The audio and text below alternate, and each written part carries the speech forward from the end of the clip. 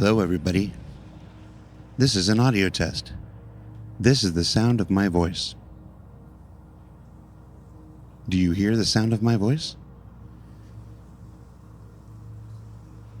If you hear the sound of my voice, in Twitch chat, please type, "Happy birthday, Jake."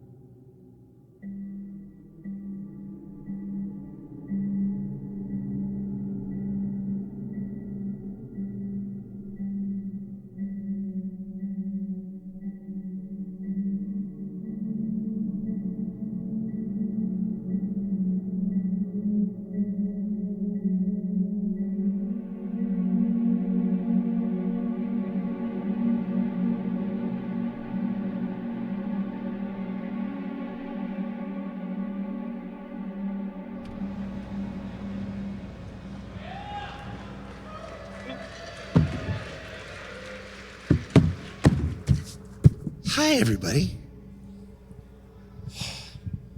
We made it. CitizenCon Day 2!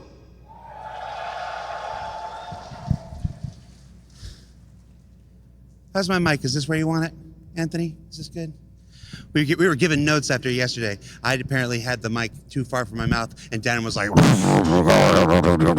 so they said split the difference. So we're gonna see what we can improve today. Hi everybody, I'm Jared. I'm the creative content lead for Cloud Imperium Games and Robert Space Industries. And as I said, welcome to CitizenCon Day 2. As one astute user on social media put it, yesterday we laughed, we cried, we doubled our dogs. On Day 2, we're bringing a whole new slew of presentations for you to enjoy. But before we get to the programming of today, it's been 4 years since we've done a CitizenCon, a live event like this. And it may have gone under the radar with the pandemic and missing a year. This is actually the 10th anniversary of CitizenCon and the 10th CitizenCon we've done. So I wanted to take some time.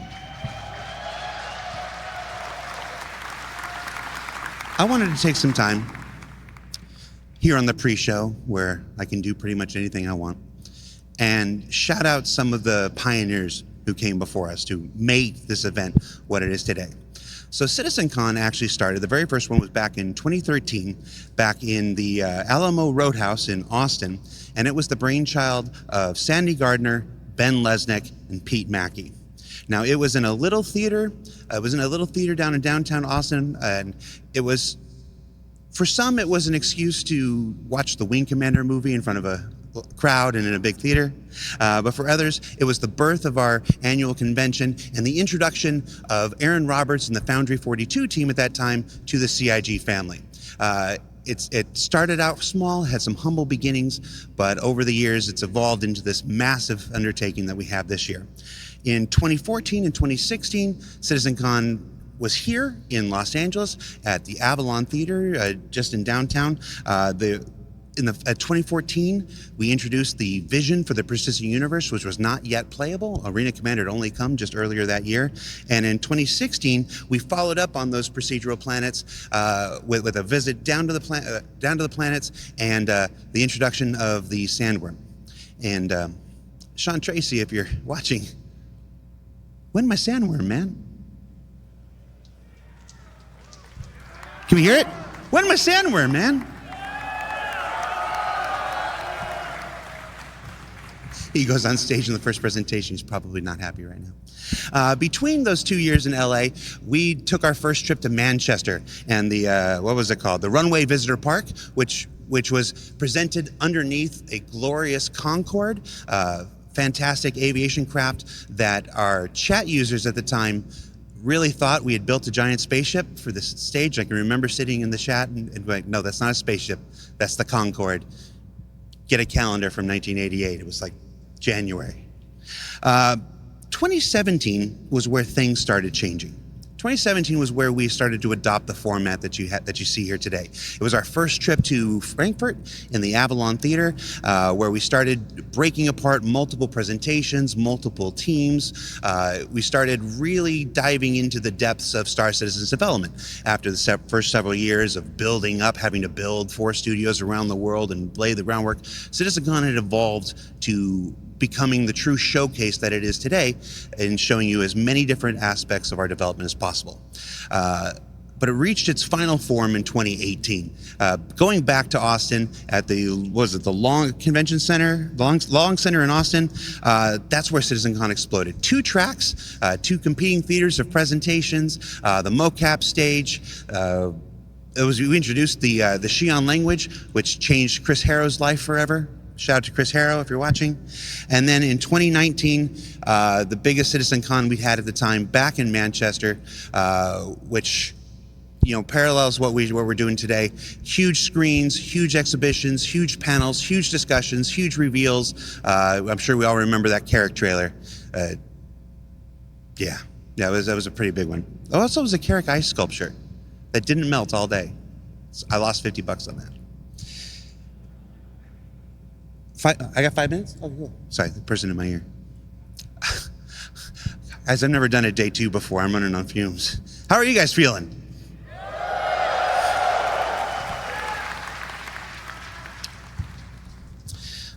I do want to take this time, so like I said, CitizenCon started from humble beginnings, the birth child of Sandy, of Ben, of Pete Mackey back in the day. It's evolved over the years with many stewards, Eric Hiron Davis, David Roth, our stewards this year. They're gonna hate me for shouting them out. Leah and Tyler, please give them a huge round of applause for Leah and Tyler, who have driven this year's event and made it everything that you guys hear live and in the theater have seen. Hall B, geez, I hope you've seen Hall B during the interstitials between the panels if you're watching from home. Leah and Tyler have kicked the ball out of the park. I mixed my metaphors there. I wonder what I'm gonna be like at the end of the day.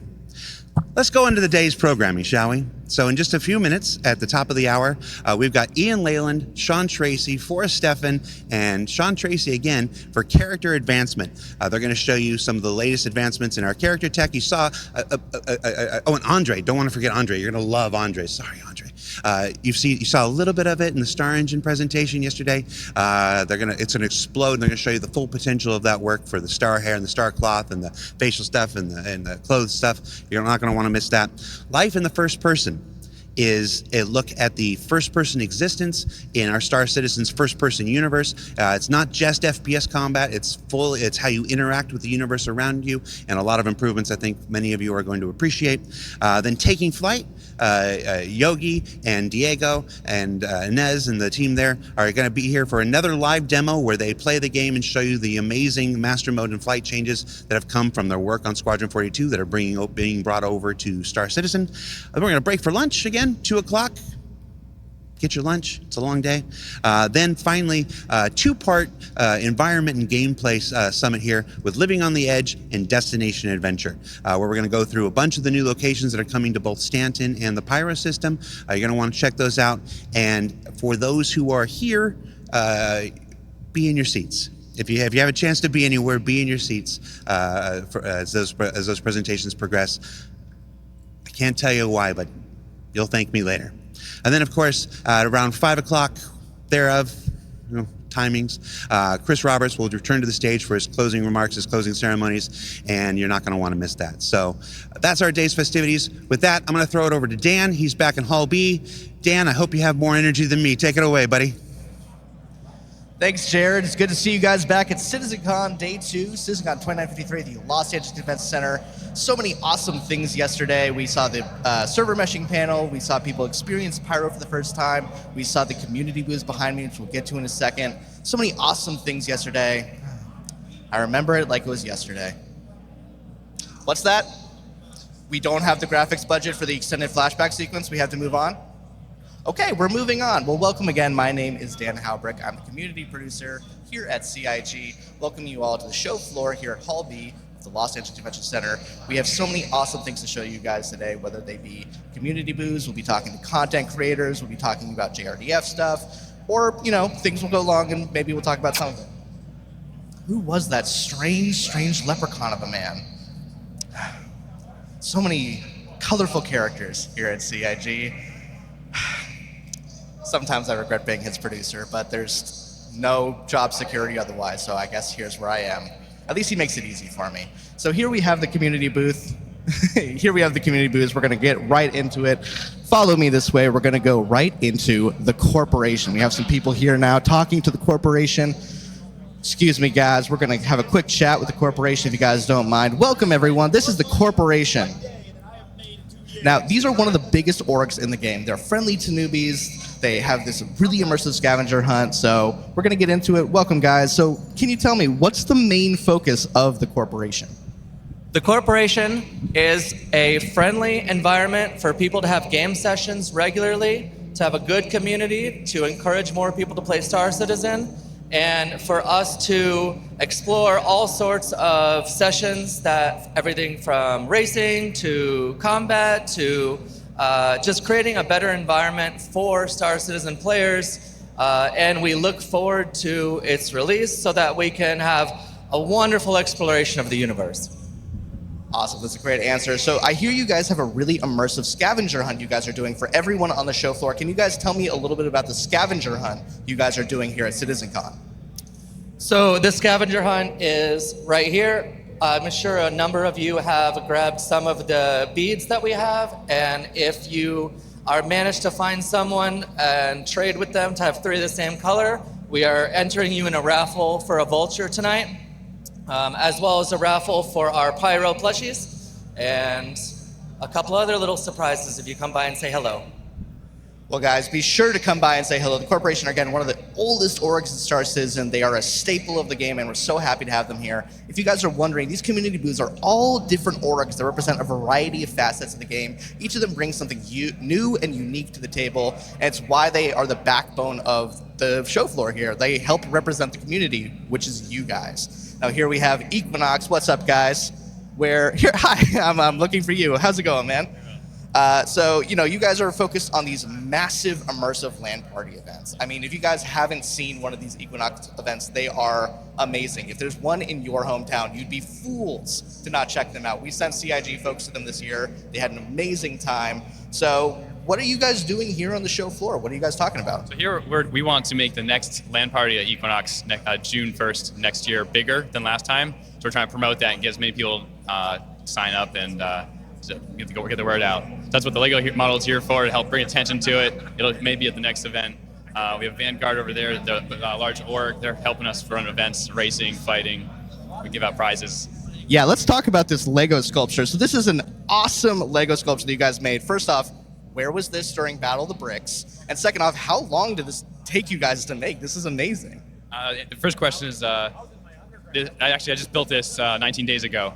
And for Battle of the Bricks, I built a Scorpius and took an updated version to last LAN party at the Equinox. What was the other question? How long did it take to build? Yeah, how long did it take to build? About 120 hours in 19 days. So that's like, an average session of Star Citizen sometimes, yeah. So Any gaming for no gaming at all. So I think you answered it a little bit, but what can people expect from Equinox in 2024? Equinox, you bring your own PC, a lot of computers to pick from, big swag bags, and a lot of giveaways. Yeah, any cool events that you're able to tell us about for 2024? You mentioned the June one. Is there anything else you guys are doing? Like activities during the event. I don't think we have anything pegged out specifically yet, but last time we had racing, PvP, fist fighting in a Origin jump or 890 jump. Just some rich people boxing. You love to see it. Well, thank you guys. If you guys are here on the show floor, again, come check out Equinox. Come check out this Lego sculpture. It's the coolest thing I've seen in probably 5 minutes. I have a very short attention span. We're going to be making our way now over to the Walkers of Sigma. Now, these guys are the forefront security org of Star Citizen. These guys provide security for major events like the Daymar Rally. They are the forefront runners, like I said, of security. So how's it going, guys? Happy to be here. Happy to be here. I love that. So how do players or other orgs go about requesting security from you guys? What's the process for getting the Walkers of Sigma to be security? Sure, absolutely. The best way to get a hold of us is to join our Discord. You can go stop by our booth and pick up a business card where you have our Discord link on the back of our card. Let me see that. That looks so cool. Look at that. That's actual wood. Is this laser engraved? Yes, sir. Laser engraved. That's awesome. This looks phenomenal. Look at that. Here you go. I'm going to have you hold that for a second. So what's it like running security for things like Daymar? Obviously, that's a huge operation. There has to be so much that goes into it. What's it like running security for it? So running security can be both very stressful and also at the same time a little boring. You're going to have some of those servers, you're securing roughly 15 different servers for something like the Daymar Rally. So some servers might not see any action at all, and you're just kind of sitting there hoping and cheering on your favorite racer. But there are other servers that can be super chaotic and are nonstop bombarded by outside forces. And those are the ones you really have to keep your eye on, make sure they have enough people to secure as many people as possible, and get any reinforcements if needed. Yeah, that sounds like a logistical nightmare, but luckily they have the Walkers of Sigma to help make it all possible. So kind of last question. Jared and other people have been harassing me throughout the convention. How do I get you guys to follow me around? I actually have one of my best guys here. This is our combat branch officers. He's going to keep you nice and safe. All right, well, I now feel safe and secure. Come follow me, guys. I got a big bodyguard now. I feel on top of the world. We're finally going to end our community booth segment. For now, we're going to go to other community booths later today. We're going to end on Asus Republic of Gamers. Now, we talked about them yesterday when we were over at Pyro. These guys are the forefront, using that word a lot. These guys are the precedent makers of gaming technology, whether they're monitors, accessories, etc. Star Citizen people alike know that Asus means quality. So I'm going to talk to some people over here. Hi, guys. How's it going? Hi, how are you? Doing great. So I don't know if you guys know this. Every single monitor in the LA studio is an Asus monitor. Yeah. Like, we love you guys, and I think the same is probably true for the other studios. What kind of stuff do you think people can expect from Asus in 2024? So actually, we do have some new products coming out in 2024, and actually towards the end of this year, we do have this beautiful OLED that's coming out. Let's take a look at that really quick. Dang, that is a nice monitor. Look at that. Yeah, that's going to be some quality. So you guys have that coming out in 2024. Anything else players can expect? So we actually launched our C790 refresh motherboard as well. That's compatible with the 14th gen recently. Yeah, that's pretty much it we have this year. I mean, that's going to be amazing. And my final question, what was it like to bring Pyro to people for the first time? I think it's great. I actually hope everyone enjoyed the peripheral and the monitors that we provide to you guys. So yeah, it's a great experience working with you guys too. Yeah, everyone I talked to had a great time. Well, I think that's all the time we have. I'm going to cut it back to Jared. You guys are going to see some awesome presentations today. We'll see you back here on the show floor later. Until then, stay safe and see you in the verse. Thanks, Dan. I'm here in the hallway audience. How you doing, everybody?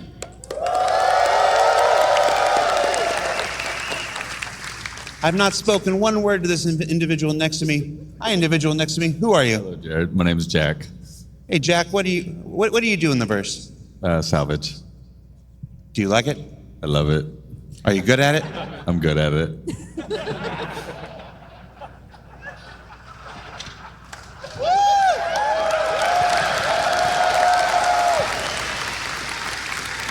Humble sort, huh? Very. Would you say you're the humblest person you know? Possibly.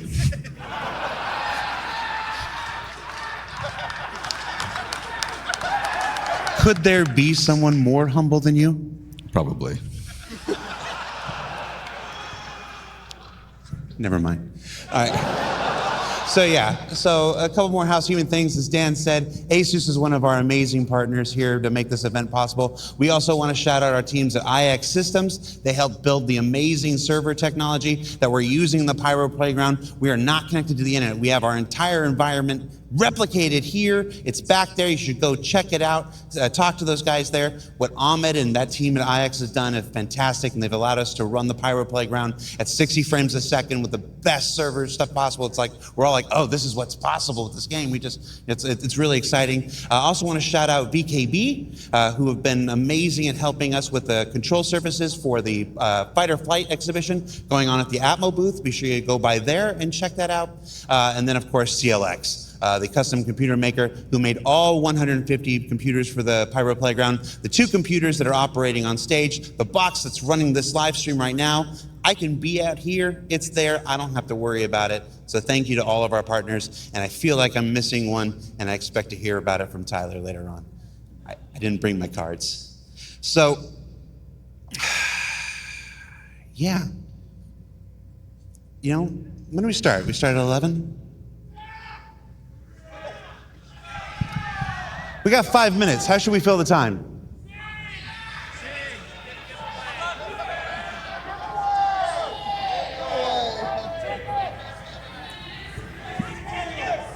All right. Okay. So here's what we're going to do. Back in 2013, we attempted to sing Star Citizen Happy Birthday. And at that time, there was a weird legal kerfluffle. It was believed that the stream got muted because we sang happy birthday on stage and Twitch automated content said, no, don't. It's our birthday. It's a little late. It's also Jake Acapella's birthday, so if all of you would join me in a rousing edition of Happy Birthday, we're gonna test the stream gods and see if we don't get muted. So ready? All right, everybody. 1, 2, 3. Happy birthday to you. Happy birthday to you. Happy Birthday, dear Star Citizen. Happy birthday to you.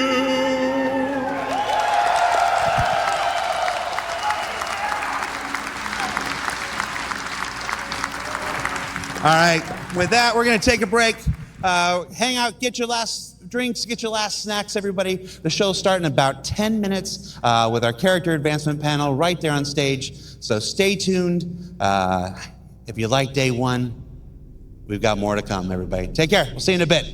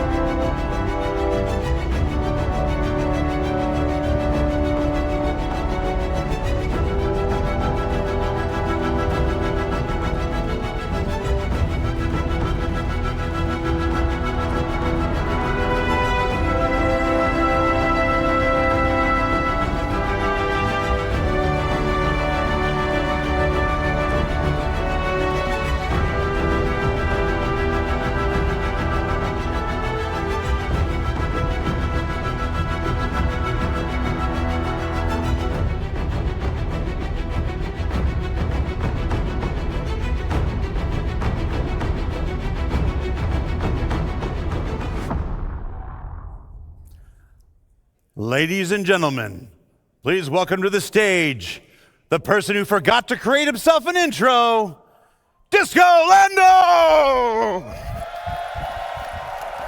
Woo-hoo! He also had caffeine in the last 10 minutes. Welcome to CitizenCon Day 2, everybody! Are you pumped? Are you psyched? Have you eaten 2 dogs? Get in your seats. It's about to start, ladies and gentlemen. Welcome to Day 2. I'm not going to take up any more of your time. Up first, character advancement with Ian, Sean, Forrest, Andre. Give it up. Bone, start the show.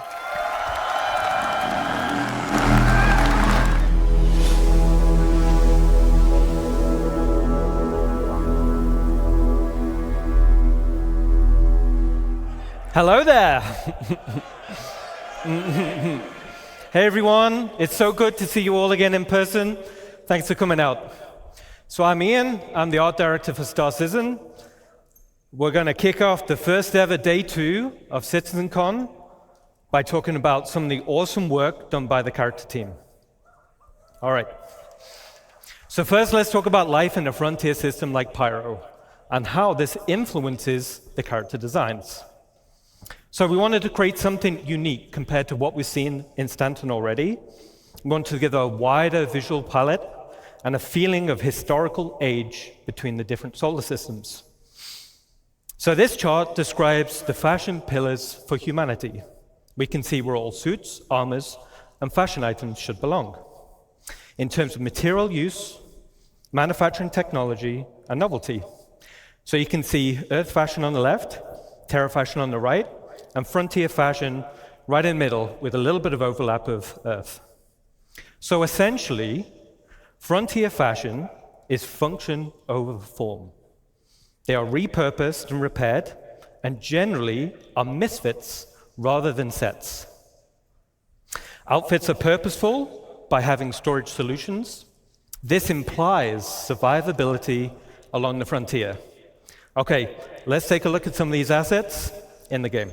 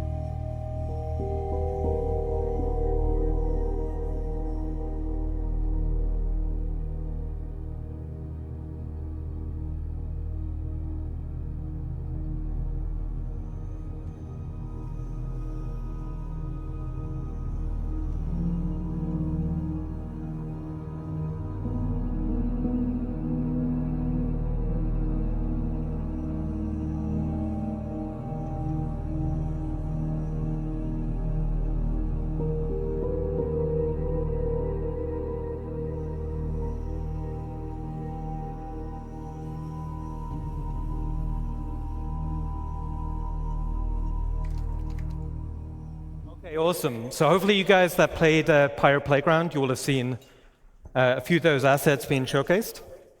So as we saw from the video, pouches and storage are a key part of the Frontier aesthetic. This drives the feeling of survivability. But from here, we thought it'd be really cool to give the functionality, but also some customization options. So let's take a look at a video we just developed internally, and this is for modular storage items on the player.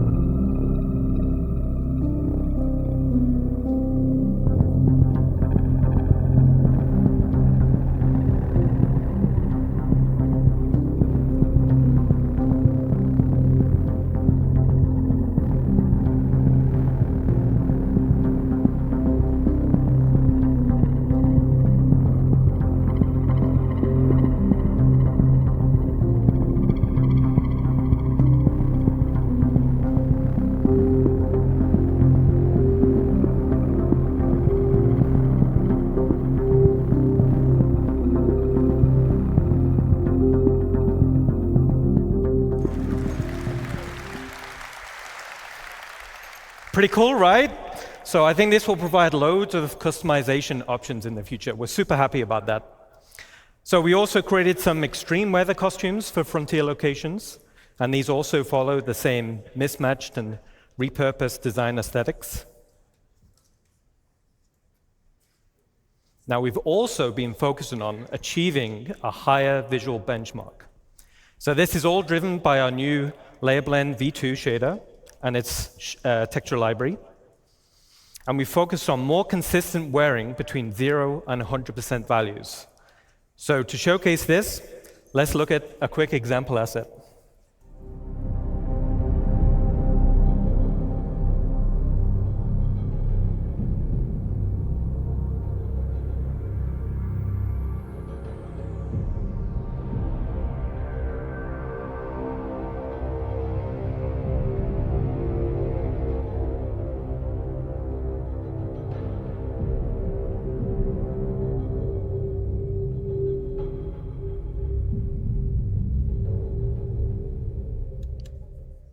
All right. So as we saw in the video, the insides of the helmets are looking fantastic. Now this is us getting them ready to animate with put on and take off.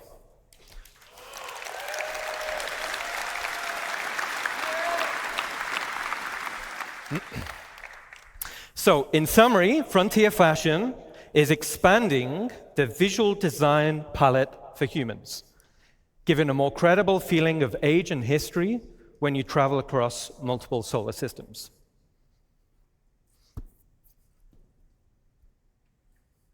All right, now let's talk about something different. Now we're going to talk about some of the gangs in Star Citizen.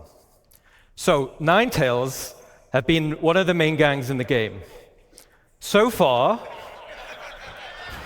over 105 million have been taken out by you guys.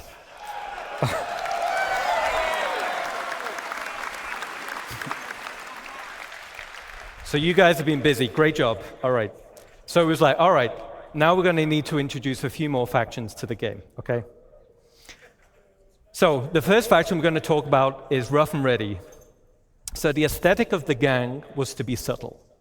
They're understated in terms of clothing, and they almost blend into their environment. On closer inspection, you'll notice their tattoos. These signify rank and progression within the gang. Let's take a look at a quick video.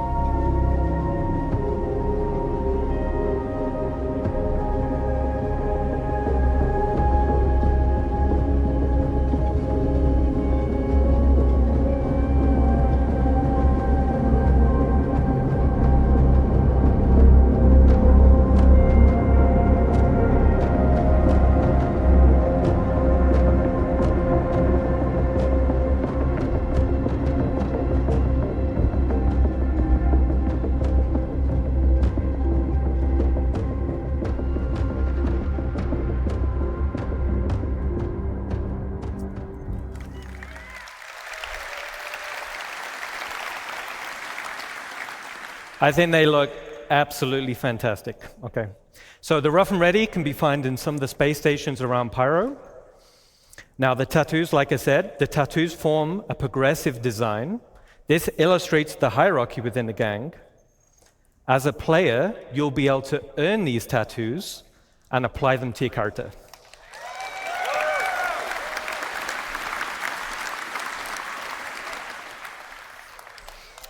Okay, cool. The next gang we're going to talk about is Headhunters. So this gang is also located in Pyro, but offers a completely different frontier aesthetic. More of a wasteland vibe with lots of personality, and this will translate into the behavior types. Now this gang is currently in production, but let's take a quick sneak peek.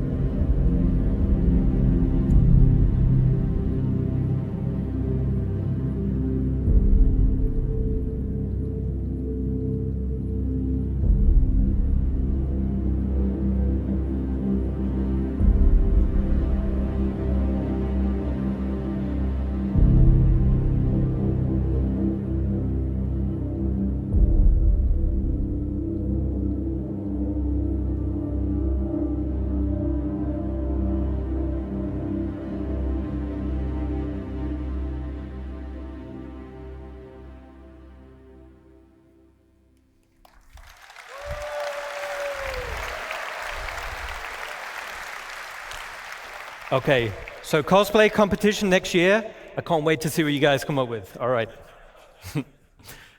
All right, so they're looking awesome. Now the last gang we want to talk about is Dusters. So Dusters are a criminal gang specializing in mining-related crimes. Now internally, I love the original Desert Nomad armor. You can see him here, right? Now I wanted to use it as a starting point to establish the Dusters design language. So here we can see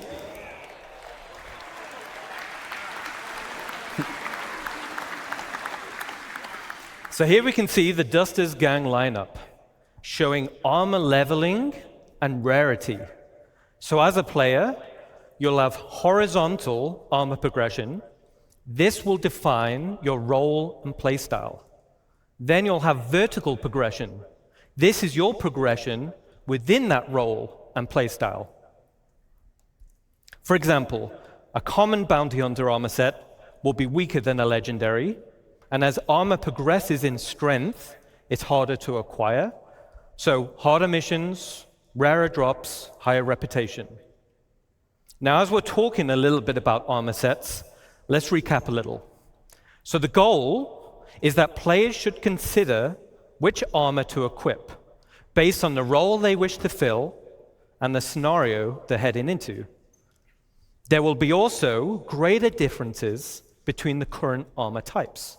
So light, medium, and heavy, and this will be in protection and mobility. New armor categories will be combat, specialist, utility, and support.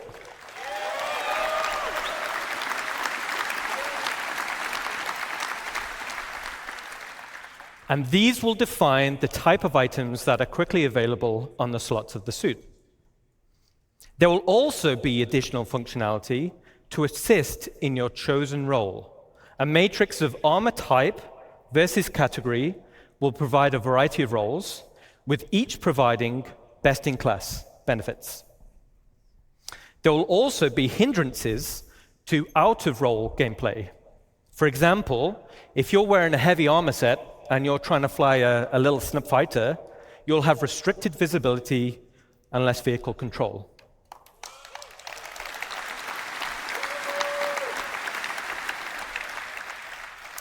So in this scenario, like a flight suit armor type with resistance to milder G-forces would be preferred. Okay. So as we saw in Ali's presentation yesterday, hygiene simulates and tracks the accumulated effects of a character going unwashed for any length of time. Poor hygiene can lead to disease, lowered health, and snarky comments. Hygiene decays faster if a character becomes dirty or wears dirty clothing or armor, and visual effects are going to be displayed on the character's skin, such as blood, sweat, and dirt. Certain usables, such as a shower, will reset the character's hygiene and clean away all of those dirt effects. So let's keep clean. Yeah.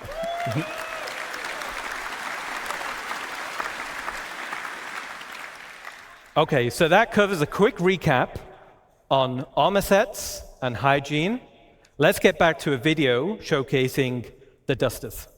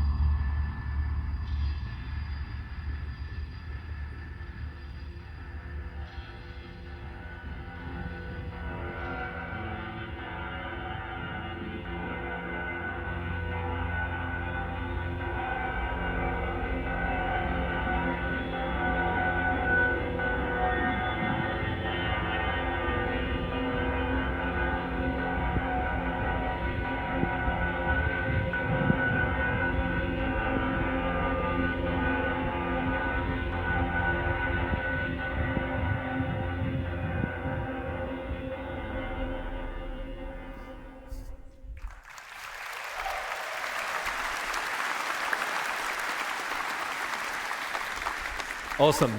So you'll be able to find the dusters scattered around various derelict settlements and wrecks in Stanton, and the dusters will be available Q4 this year.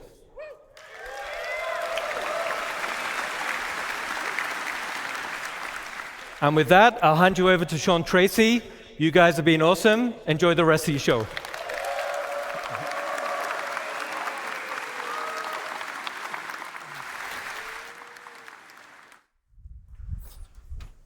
Hello, everyone.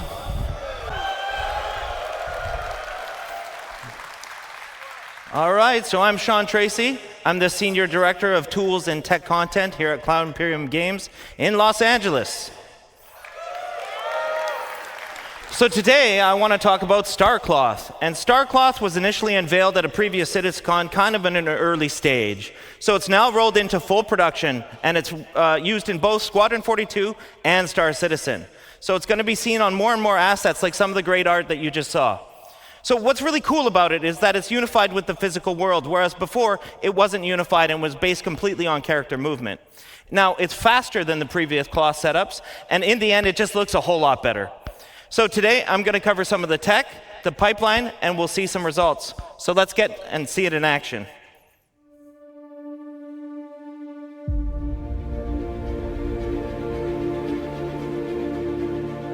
Trench coat. Cloth is hard.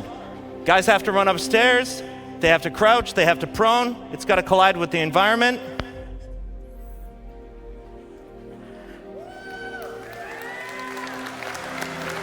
And even more difficult, it needs to hold up in high-end cinematics.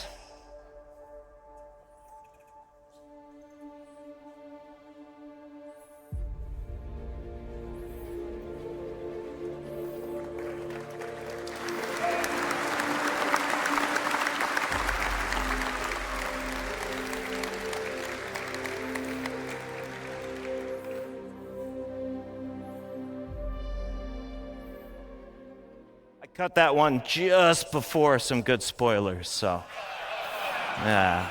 All right, so how's it all work? Well, Cloth uses two meshes, a simulation mesh or cage, and the render mesh itself. So vertex colors indicate how it's constrained to that cage, and thus the simulation. So for example, black vertex colors indicate a full constraint. Basically, it follows the skinning.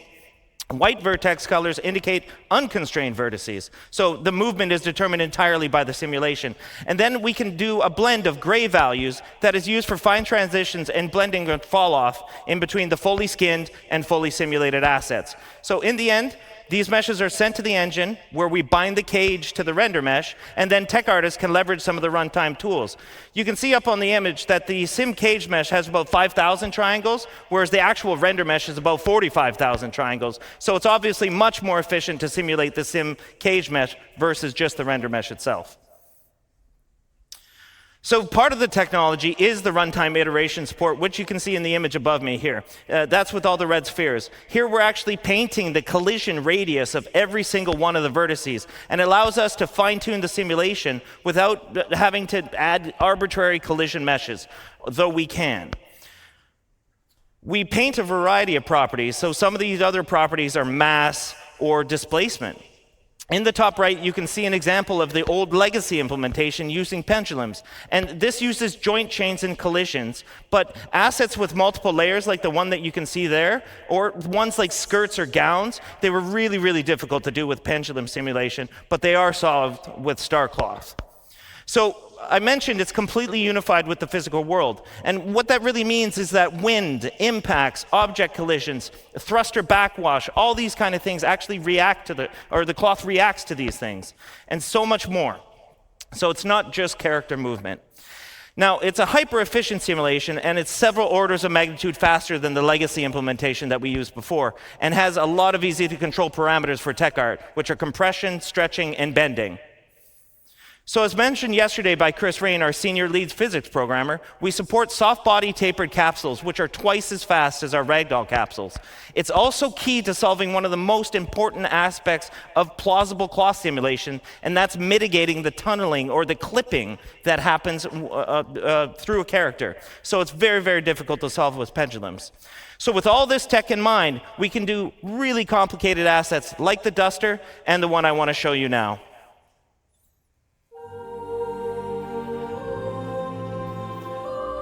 So here you're seeing about 5 different layers of cloth going on and self-colliding between each other.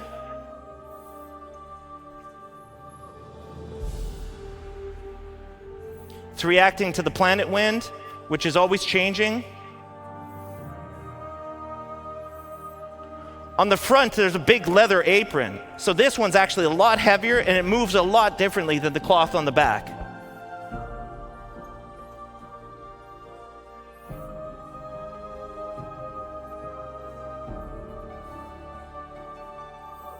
So he's walking into the wind here.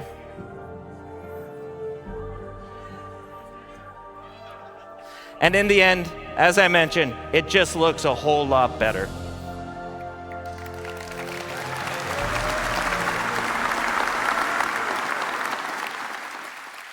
So with that, I want to hand you off to my friend, Andre Piers, who's going to talk about hair. Thank you, man. Hi, everyone. So, nice to be here in LA with all you guys. So, I want to start with a question, okay? How many of you are actually excited that we're getting new hair into the verse?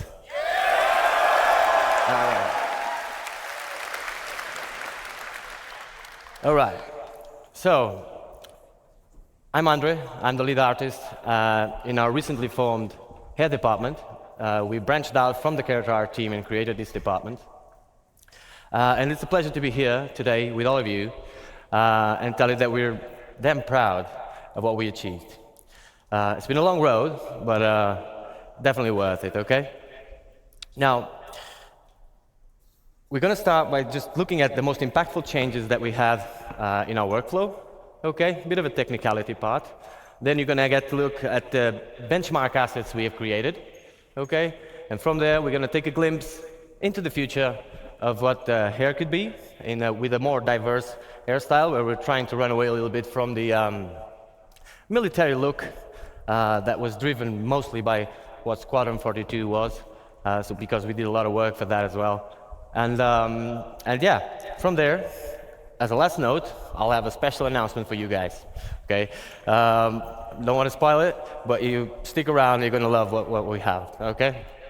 So, first thing I want to touch note, very simply, okay? Hair for games is hard. It's really hard. Oh, by the way, did I tell you these are actually game-ready assets in the persistent universe?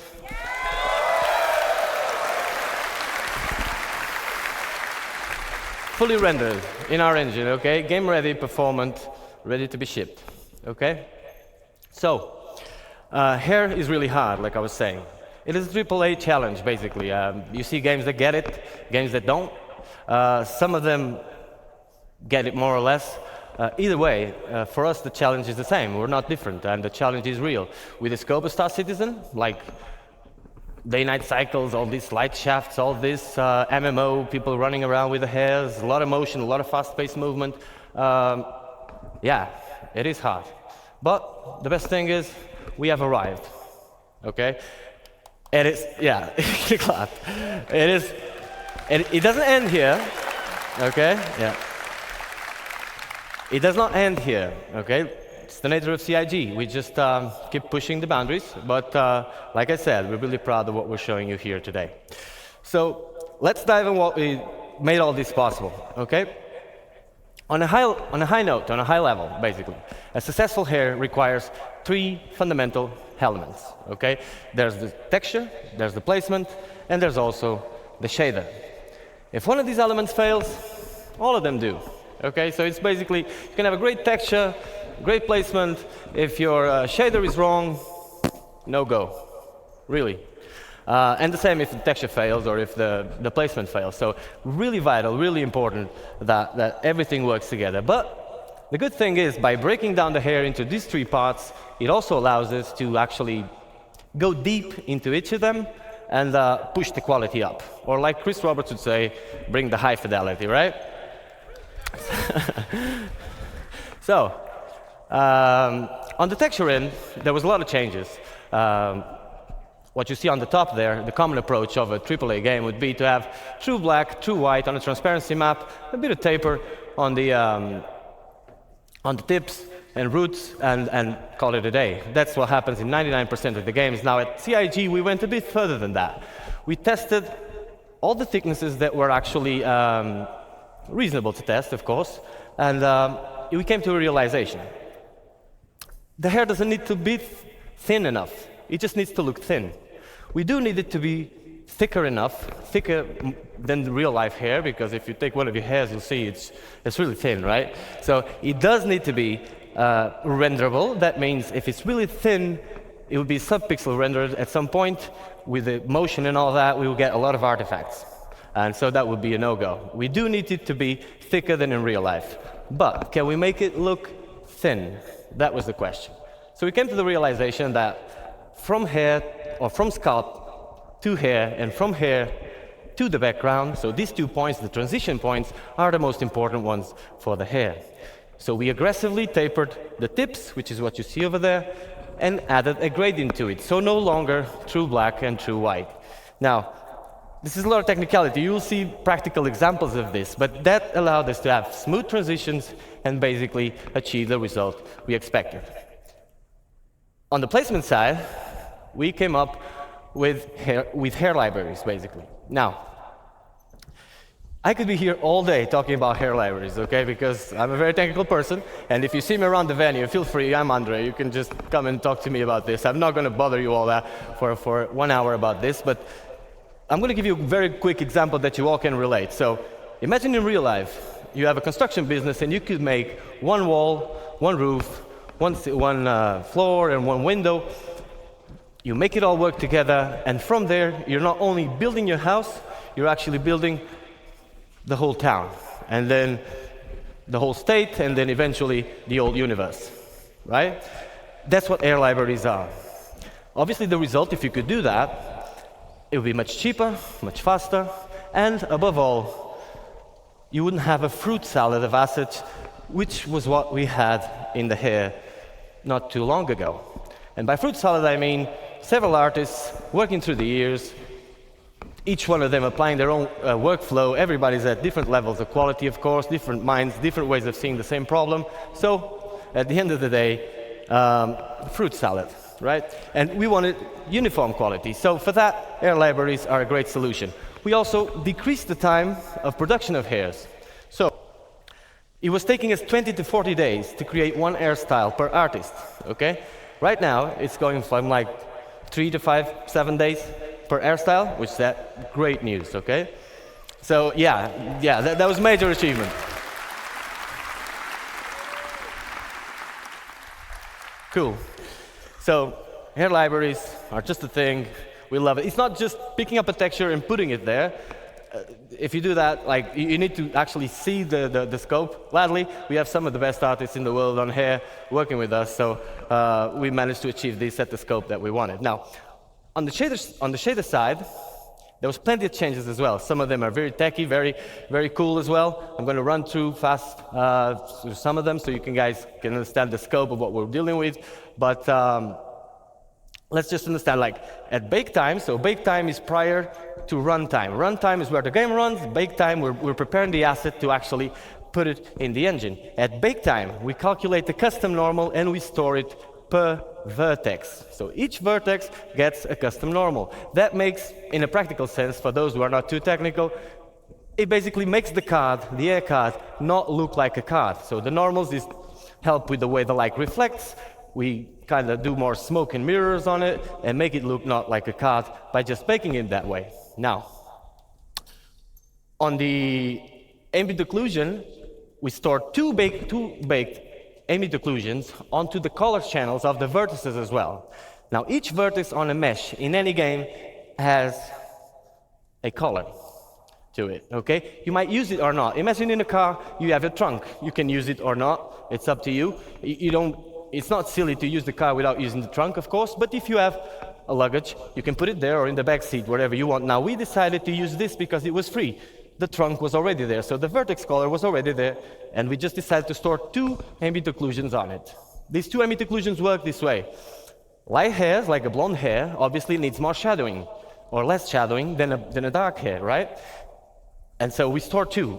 The length of the card is now baked onto the last one, and that gives us a metric of where the card starts and ends, and allows a lot of cool things you're going to see on the videos I'm about to show.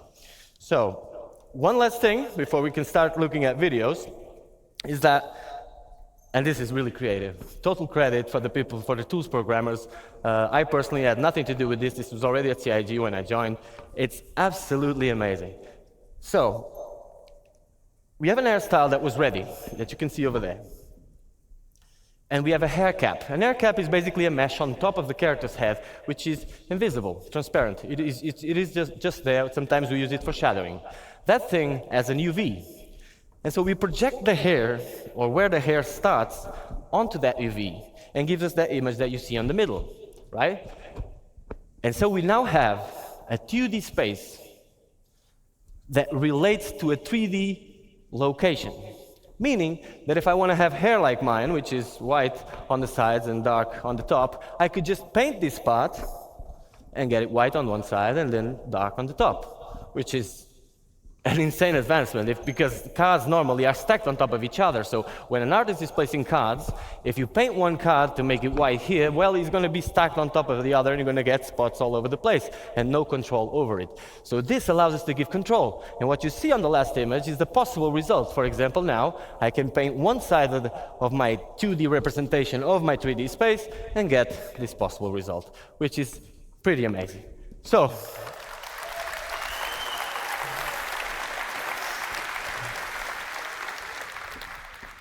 next video, we're going to take a look at our tools, okay? This is not the way it's going to be exposed to you guys in the character customizer. You'll know more about that later, okay? This is the tools we use we are able to actually create the hairstyles.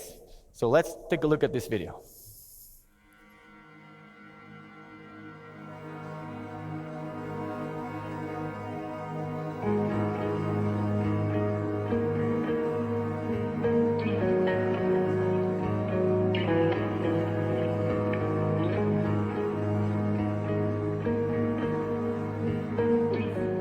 You have the full range, so you can go for full white. These are melanin ranges, so realistic ranges. Fully white up to black.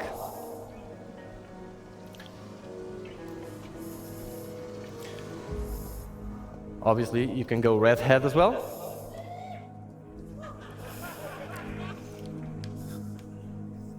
Get out of the way. You also have the dye feature where you can see all the things we talked about implemented. You can go a bit more wild on this.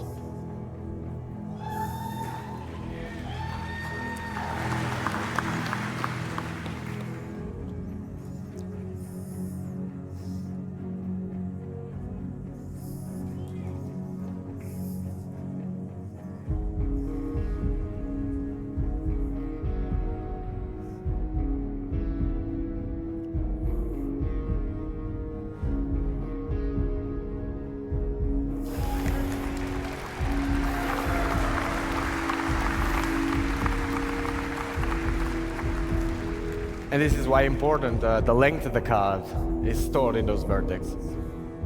And obviously you can fade it as well as much as you do. So all the possible combinations between the realistic melanin ranges and the dye layer, okay? This is how the occlusion is working, so you can see these shadowings, creating more negative spaces, more structure to the hair.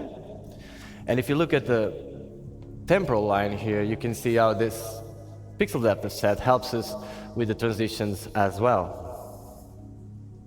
Cool.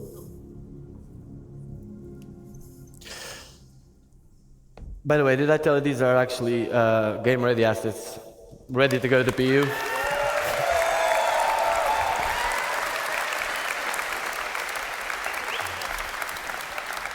So now that we understand a bit better how the hair is working, that's why the boring part that I told you just before, you can examine these images with a bit more of an informed opinion. That is basically the example. Now, that's all very exciting, but we want to show you hairstyles that are actually in Star Engine and working. So that's the video we're going to take a look next, okay?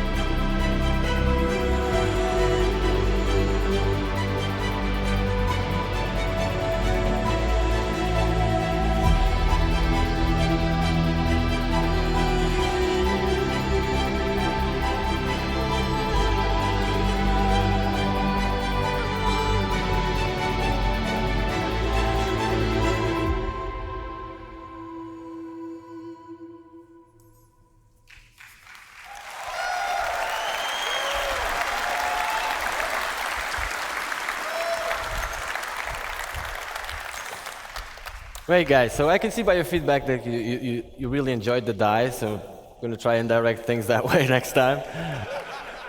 Pretty cool. Okay, yeah, these are game-ready assets as well. Now, like I promised you, we're trying to make this diverse and get away a little bit from this type of hairstyles you just seen now, which is a bit more military. And for that, we'll have the next video. Now, it's important for you to understand if there's any 3D artists, character artists, air artists out there, you will know. Some of the hairstyles you're going to see next are some of the hardest things you can do in hair for games. In a practical sense, if you can do what is going to be shown next and render it at 60 frames per second on an MMO, you can do pretty much anything. Okay? It's our glimpse into the future of what type of diversity we want to achieve. We're not only going for this style, but just showing you that if this style is one of the directions, then the full range will come. I hope you enjoy.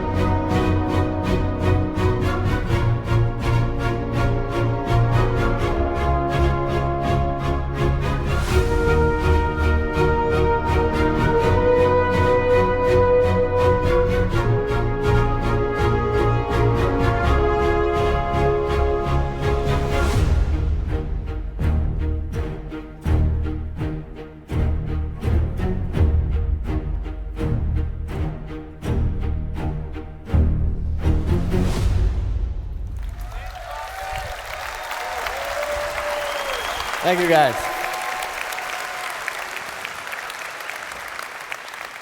So yeah, like I've been saying, these pictures you see here, they are all rendered as you see in real time, depending on the light conditions and stuff.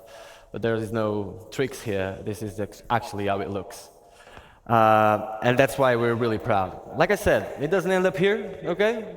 We're pushing this forward. This is just to replace the stuff that was there. I'm pretty sure you guys were tired. Nobody at CIG was happy with what we had. I can assure you that.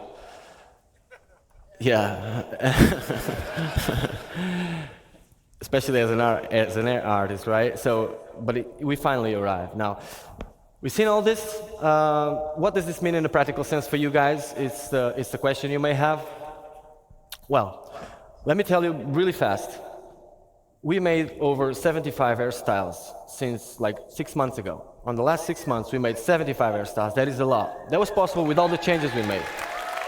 Yeah. Yeah. That is a great achievement. Now, we cannot hand them all to you right now. It's very simple. It's very simple. It doesn't end up here at the artist end, okay? After this, there's a tech art pass where they need to skin it, they need to make it work with hats, with goggles, with everything that needs to work, right? So it's a process that takes time, but we wanted to have a certain amount, a quantity that would be enough to replace all the stuff that it's there, give you enough variety for you to start, and that's what we're going to see next. Now, it also tells you when are you getting it. So, as a last note, I'll leave you with this video, and next, Forrest will come here to talk about this stuff. So, let's take a look at this, guys.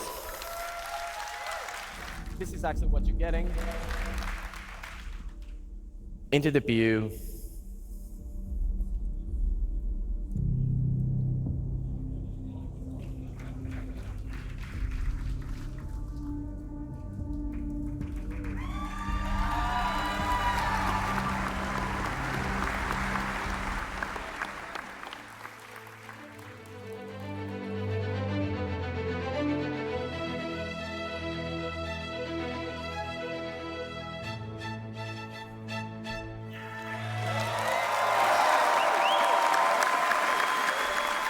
So before the year ends, you're all gonna get to enjoy these hairstyles. It was a pleasure to be here with you today, guys, and see you in the bus.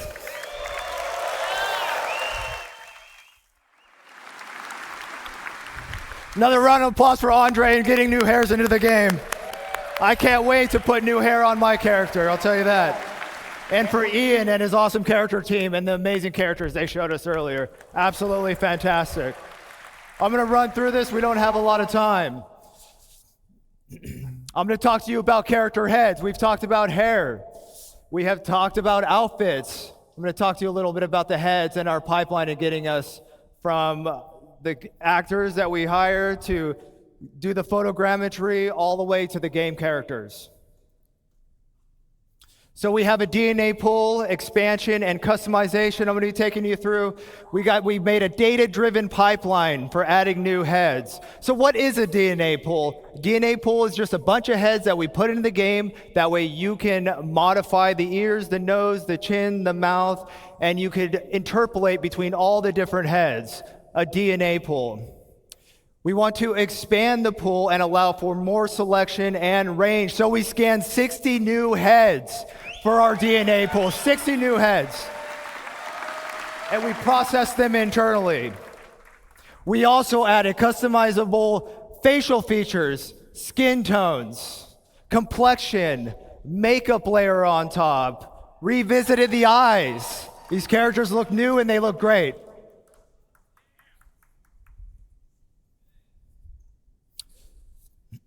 All right, so our current pool, there's the 18 heads right there, but that wasn't enough. We need more. That is our new pool.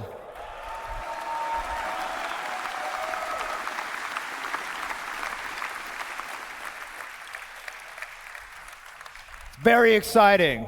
Right now in the PU, when you're playing, see that center row? You get 9 females and 9 males. And now we're going to be getting all these characters. It's for Squadron and the Persistent Universe. How do we do it? Well, we partnered with Clear Angle over in Pinewood, London. And they have this thing called the Clear Angle Dorothy Scanner. The scanner improvements allows us to get shoots done in 4 weeks of sessions. Custom coded flash that just kind of does it automatically, all calibrated. In seconds. To give you an idea, our old process for doing this took hours to calibrate. This thing does it in seconds. Talk about state of the art. Average of 4 scan actors per day now. We used to be doing 1. What this means to you is we can get you characters faster. We can get you new heads faster. Polarized image data resulted in improved spec, blah, blah, blah. Those are awesome texture maps that we could put on the head. That way we could render them, make them look really good. Photogrammetry captured in raw images at 8K texture map resolutions. Hyper accurate scan results. Now, close your eyes if you're a little sensitive to light.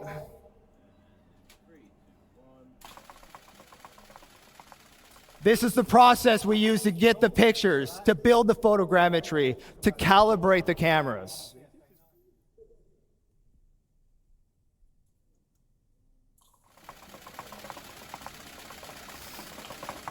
Cool. Relax. So the rig just think about All right. So we got some characters here on the screen. Those are all built using all these things that I've briefly mentioned. I want to talk to you a little bit about skin tone, though. Skin tone's tricky because we want to apply it. We want to be able to customize it. We want you to have the ability to do whatever you want. So what you see is some really weird-looking characters. We see a head with some yellow. Yellow's good in this case. What we're trying to do is we're trying to find the average skin color. Once we find the average skin color, we can figure out what that skin tone is, and then we can apply it. The blue means it's further away from the average skin tone. So when you apply your skin tone, it has less influence, keeping those high details, keeping the color, the blemishes, the imperfections. That middle one, that white head, that's where we get once we've extracted the data. It's now ready to apply the skin tone, which you see at the end.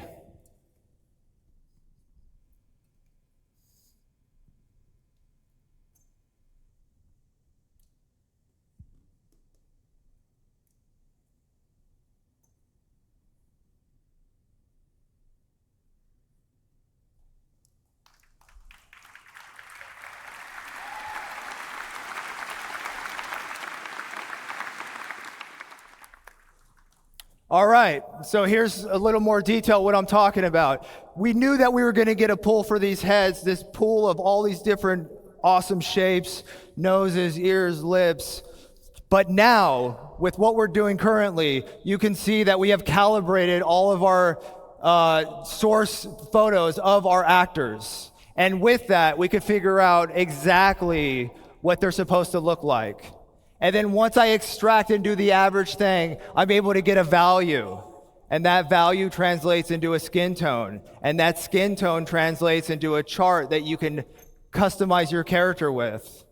And what's great about this is as we grow our pool and we get more heads, we get more skin tones. So our skin tones aren't based on, you know, whatever it should be, what should it be, what does it look like? These are real data. These are real data that we get from these incredible clear angle scans and the incredible tech that is written by our staff. And the skin tone will grow along with our head data and along with our heads. And there's an example of me just applying it and showing that in practice. And now here's another look. Here's a couple more characters that I put together with this stuff. And here's what's great about that. I did that with our brand new character creator, character customizer for Squadron 42.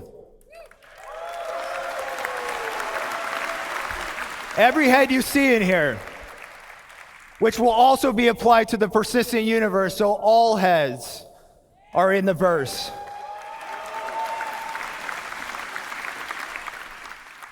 And as you can see right here, here's a little scene I put together using the outfits, using the hair, using the skin, using the heads. And I did that all with the new character creator. And here to show you that, it's a live demo of the character creator, I'm gonna bring back my good friend Sean Tracy. Thanks, buddy. Give me. Oh, it's awesome. All right, so what's this all mean to you guys? Let's show ya. Time for live demo. All right, so I want to welcome you to the Biotic Corp Calliope machine.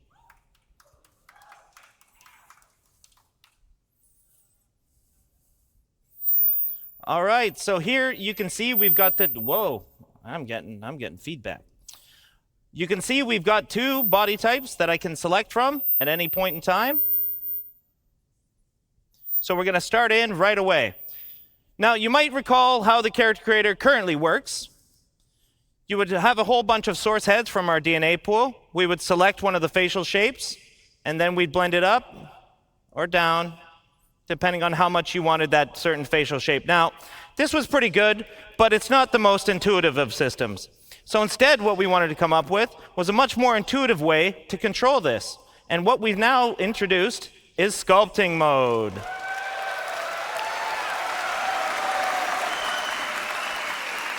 So it's quite interesting to know what's going on behind the scenes, and this wasn't an easy problem to solve, but our animation programmers and tech artists and everybody came together, and they figured out a way to basically make it so that from the DNA pool, we are making a selection based on what you want out of it. So it's going on between all the different options. Now, I'm gonna start making some changes here right away. So I wanna widen up the nose. You can see that it's all very intuitive, it's fast to use. I'm going to make the lips a little bit bigger here. There we go, something like that. I think that looks pretty good. I'm going to adjust the brow here, maybe make a little bit of a heavier brow. Now we can adjust the eye shape. We can go more almond eyes. We can go more oval. We can have a heavy lid. You know, I can find a whole bunch of different options within here. So here, we're starting to look pretty good. I want to give him a little bit more of a hero chin. And there we go. I'm liking that. Yes. That's cool. All right. So not to spend too much time on that, I want to show you some of the other features. And speaking of features, we go to our skin tone. So finally, you're not just selecting a preset skin tone. You can move through the whole gamut of the lookup table. And this is melanin and hemoglobin at the same time.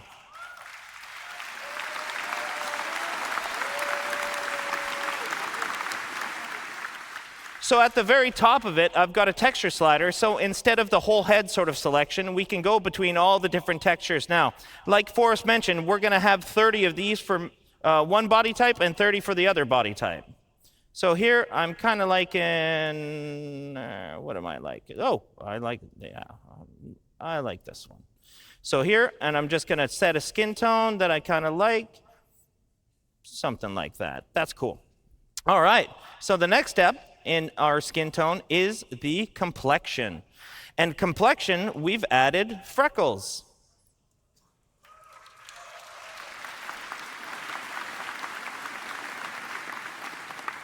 So here I'm just blending in and I'm blending out the amount of freckles. Now I've cranked it all the way to the top just so you guys can see it. But for my character here, I'm going to keep it kind of subtle, like this, but quite a few of them, something like that. We've also got sunspots. Now this is, a little more weathered skin. We'll give this sort of look.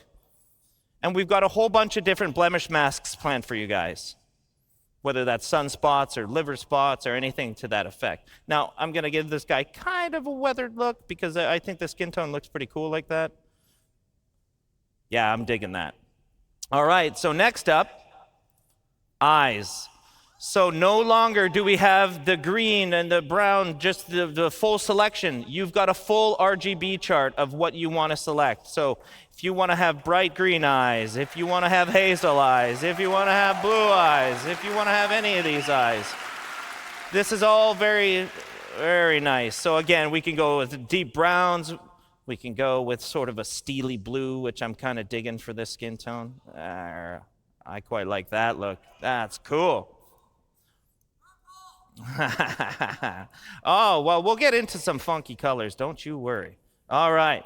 So one of the other things we've added, and it was mentioned before, we've added a makeup layer. And with the makeup layer, we're totally inclusive. Any of the body types can have makeup. Now, I don't want to spend too long on it here because we're going to get into it in a couple minutes. But I just want to show you sort of blending that in, blending that out for this particular body type. So next, as Andre talked about, we have all the hairstyles that you could want. So I'm just going to pick a couple different ones. There's a reality for some of us and another reality for another one of us. There it is. That's what I want my reality to be here. Something like this. I'm digging the mohawk, though, for this one. He's got a bit of a Mr. T look to him. I kind of like this. Yeah, I pity the fool. All right.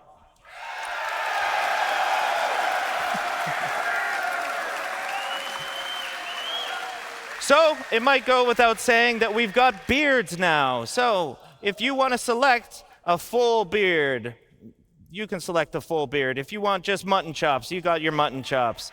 You want your handlebar, you got your handlebar. All right. So we've got all the different beard types that you could want, and we're going to add as many as you guys really want. So I'm kind of digging the full beard for this guy. Yeah, I'm digging the full beard for this guy. Even further to that, we've got eyebrow selection, which is, you could go with no eyebrows. That's a very real. You could have bushy ones. You can have a little bit more, normal, kind of straightforward ones. But it was mentioned before during the hair and with Forrest's discussion that we've got the hair dye as well. So with the hair dye, you can affect all the hair at once, and right now I've got all selected, so I can go through the gamut of all the different hair melanin that you can set. So here I'm just going to darken it up a little bit, and if I wanted to dye the facial hair, I could just dye the facial hair all by itself, setting a dye color here, something like that. But in the end, I'm really digging the jet black on this particular one. So I'm going to frost these tips a little bit. I think that's going to look kind of cool. Let's set a bit of a blonde here, turn up the dye amount. And then what's really cool about this, and I'll show this in a minute, is that we can actually control the fall off of it. So again, if I just want this on the tips, I can just blend it right about here. So there we go. He looks a lot different than how that started, and I think that's actually pretty fun. Now, there's a lot of stuff in here, and I can't wait for you guys to explore it and spend as much time as you want customizing and expressing yourself as a character. So once you're done, you've got to sign off a personal declaration that the physical appearances that the calliope process has allegedly caused are okay with you. So let's go to our next body type. All right. So I'm going to go to town here real fast, right away. And you might think it looks a little off or so, but I don't know. We're going to get there. Let's make some changes here. I'm going to adjust the bridge of the nose, maybe a little bit of the cheekbones here. That's maybe a little extreme. Let's go back here, something like that. And I'll make the lips a little bit smaller here, and I'm going to lengthen that chin for a little more of a triangle kind of face here. So you can see, you can tweak to your heart's content. You can spend a lot of time doing this. And I don't really like the brows. I like a little bit softer of a brow for this particular character. And that's looking pretty good to me, actually. So next, just like we did before, we go into features. We can do the skin tone. I'm going to select a certain texture here, just because we got to get going on time here. Let's go. Something around here is looking pretty good to me. Cool. All right, we go into the complexion the same way that we did before. So we start with the freckles. And I kind of like a real freckled appearance on this particular character. And I'm going to turn down the sunspots. So we move forward to the eye color again. Ooh, I'm really digging the green. Yeah, I like the green kind of look.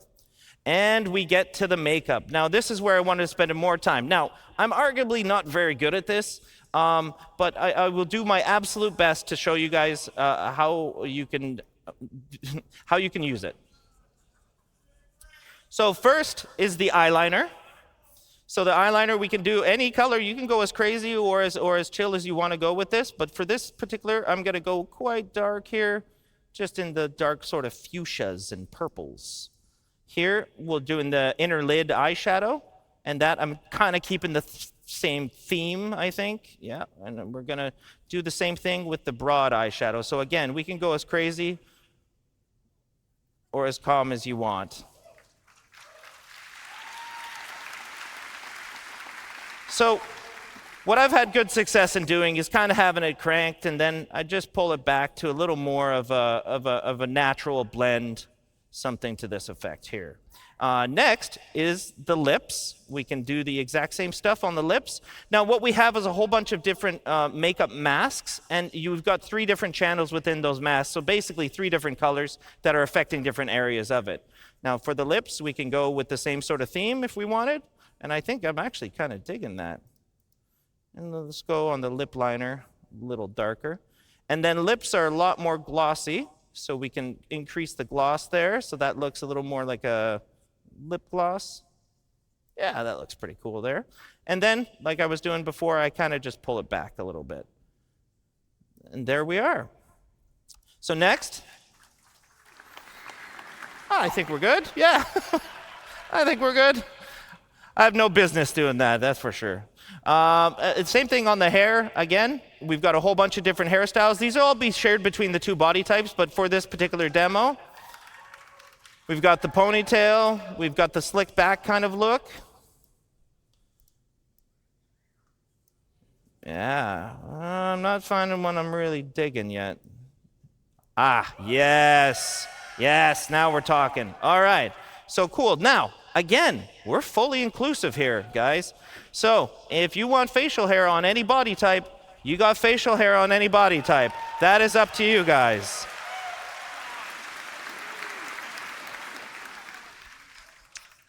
So on the eyebrows, I'm just going to leave them because we can't really see them anyways. But for the hair, I really like dyeing this hair a certain color, sort of, something in the darker range. I'm going to turn that down. I like the nice jet black. Look at the makeup bounce out. That looks cool.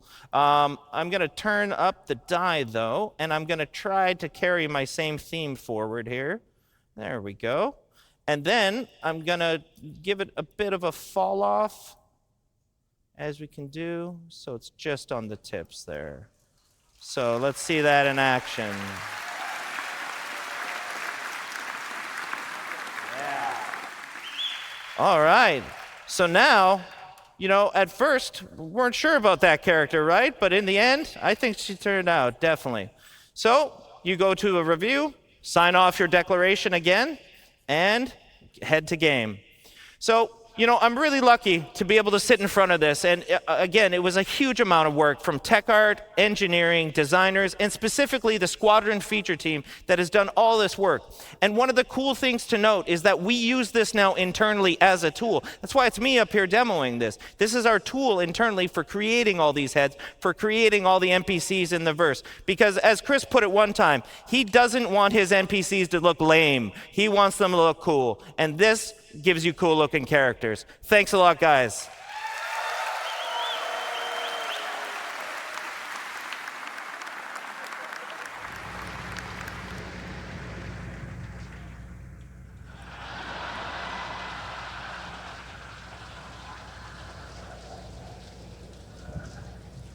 It works. All right, we're behind on schedule, so let's welcome the Life in the First Person crew. Take it away. I'll be here. I'm busy.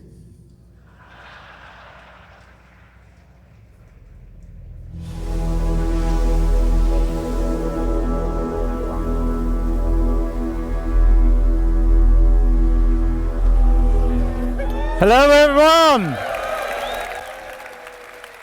Am I too early? No. It's a real pleasure to be here at CitizenCon in person. I've had so much fun. Thank you all. But my name is Jens. I'm here from Manchester. And I'm going to talk to you about some improvements to player traversal. So we're going to start in 0G, where we've been rebuilding the EVA experience from ground up.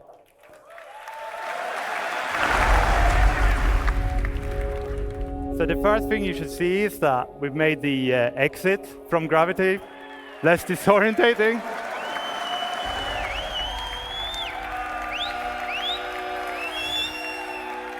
Oh, we're gonna face plant. We made it. All right, so we made the re-entry much more forgiving. So this EVA has a new prone lateral pose, and this is really important to us because it allows us to get close to surfaces, and it allows us to walk across them. So we can see that in this video here.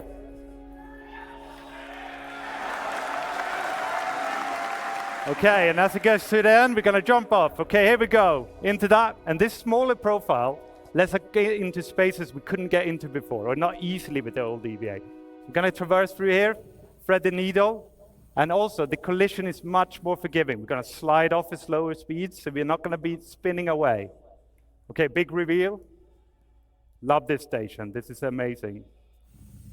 And we're also adding grips, so in interiors, you might be able to hold on to grips to do interactions and walk between the grips to get better control.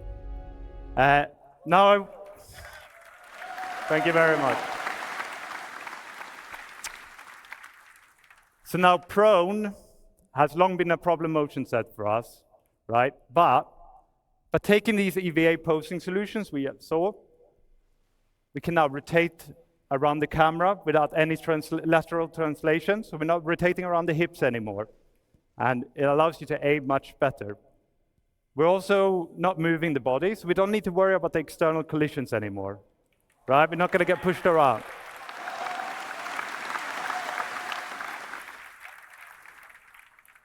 Of course, prone isn't all about looking around. We want to traverse as well, so we're going to head down this vent. And here we put in a new collision style. So this is all about letting you have control in narrow, small spaces, smaller than this. We're going to be able to push around the corners. We're going to go around tight bends. And we're going to be able to reliably go up and down slopes. And And this is where prone led the way. So we then took this and we put it into the EVA. So if I turn off gravity here, which I'm not going to do, but if I did, the EVA would have been able to traverse the exact same place. And by having these motion sets so similar, we can exchange success between them. And that could then be done to other horizontal sets, like prone light sets, for example, like the water wheel showed it yesterday. We might be able to take you swimming there one day. So. Okay, we're going to move from the horizontal to the vertical. So with ladders, we put in some new subtle and significant improvements. So we got midpoint markups that lets you enter the ladder at anywhere. We're going to let you look around so you can do 360s. We're going to let you lean on the ladders so that you can avoid obstacles or peek around corners. And this all got a full new animation set. It looks amazing, especially with all this beautiful star cloth. You know, you got both the hood and the cape there. It looks amazing. Okay, so with combat, we wanted to add more speed to the encounters. So what we've done is we've removed the weapon penalty, so you can move at the same speed with and without the weapon out. We've reduced the inertia, so you're going to be able to push up to your desired speed faster. And this is already in 320 and 321, and we got more things like this to come.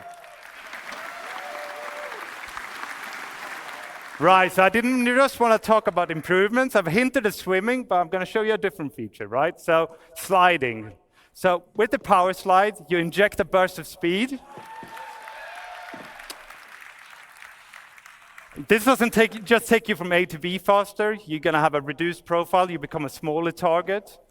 It doesn't come for free. You know, you're sprinting, so that's going to cost you stamina. You're sliding, that's going to add some stamina cost. And when I do it back to back like this, my heart rate is just pumping, pumping, pumping, right? So you got to be a bit careful. You can't just slide your whole way from the hubs to the spaceport. Okay, so another thing that is really important to us is that with the slide, it's a short duration, but we want interactivity as soon as possible. And that's true for all our motion sets. We're going to go through all of them and give you interactivity. So with the slide, we want you to be able to aim around as soon as possible. The moment you hit the ground, you're going to be able to aim around, all right? And the direction is locked. So if I was to slide from one end of the stage to the other, I would be sliding this way, but I'd be looking this way, right? Look at you guys, hey. But while I'm sliding, I can hip fire. And as I come out in the exit, I can ADS, I can lean. I could go back to sprint right away. So I could do back-to-back slides, like we saw in the last video. Okay, so moving beyond traversal, just to finish this section, I want to talk about new hazard. Now, you saw this yesterday in the UI demo. I lost my phone. Bone, can you press the button? That's it. Okay, radiation, right. So radiation, for that, is a new addition to this active status system. And we need to look at the bottom left here. So in the middle, you got the amount of radiation that being pushed on your body. If you have a directional source, it's based on your body surface and your distance to that source. So by going behind the cover here, I can completely cut off all the radiation. So I can use that. And then on the left, we have an icon that has a shield around it. Now, that shield works in two ways. Right? First of all, it comes from your outfit. So depending on what you're wearing, you're going to have a better or less accurate shield, right? It has a threshold. As long as your radiation doesn't exceed the threshold, the shield will hold true. It'll scrub all the radiation off, and you can stay there as long as you like. But as the shield starts peeling off, when the radiation gets higher, the shield will peel off. And you know the radiation sickness kicks in right at the end of the video here, and my health just deteriorates super, super quick. So yeah, that's not great.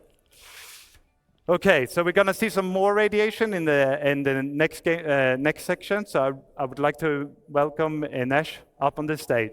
Thank you very much, everyone.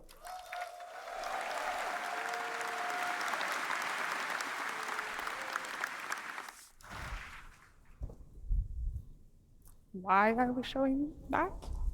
Okay. Hello, everyone. My name is Inês, and I'm a gameplay programmer here at CIG. And I'm here today to tell you all about, thank you, And I'm here today to tell you all about the features we've been working on to improve the player interaction experience with the physical objects in the world. So let me start by telling you what we've made to make it easy for you to identify and interact with these objects in the world. We have introduced in the new interaction prompts, which are AR cards that appear over the objects as the player gets near them. These, combining with scanning, will help the player to easily identify the interactable objects in the scene. So we have improved the algorithm that our interaction system uses to determine the current item in focus. So you'll have a smarter detection and selection as you move around and look around the scene. So the prompts will show you the active interaction and the key bind that you can use to quickly trigger it, like you see on the pictures. So we are trying to minimize the friction of the player to interacting with these objects. You no longer have to go into interaction mode to bring up the cursor, then drag it over, and to select using the inner thoughts. So we're removing that.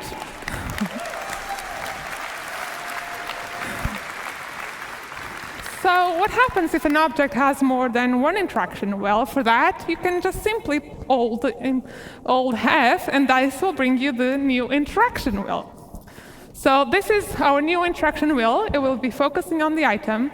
And you can see that up to 2 of the interactions have a star icon. So this is related to another system that you are bringing to you that we call in the default item actions. So this allows us to have a primary interaction, that's the one that shows on the prompt, and a secondary interaction. So these are default actions that you can easily trigger using shortcuts. So these actions will change based on the combination of the item, the player, and the environment state. And although designers do choose the default actions that we bring to you, you are fully able to customize them to fit your preferences and playing style. So let's take a look at this in action. Here you can see the prompts that change depending on your focus. So let's bring up the wheel. And I really like my plushies, so I want to inspect them when I find them around. So I'm changing that to my primary. And you'll see that does not affect only the item they're interacting with, but any item that falls into the same category.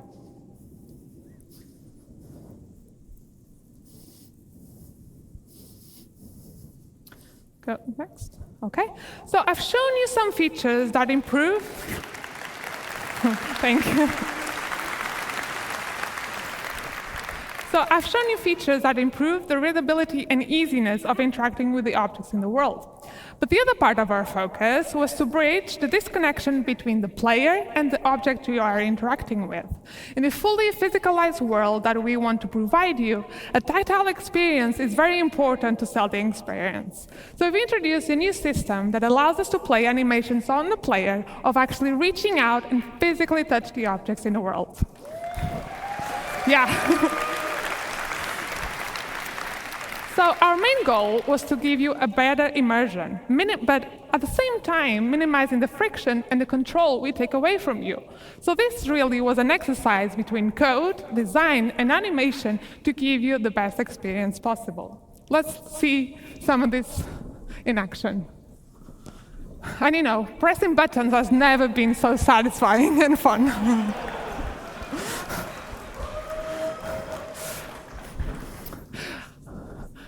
I just kind of like go.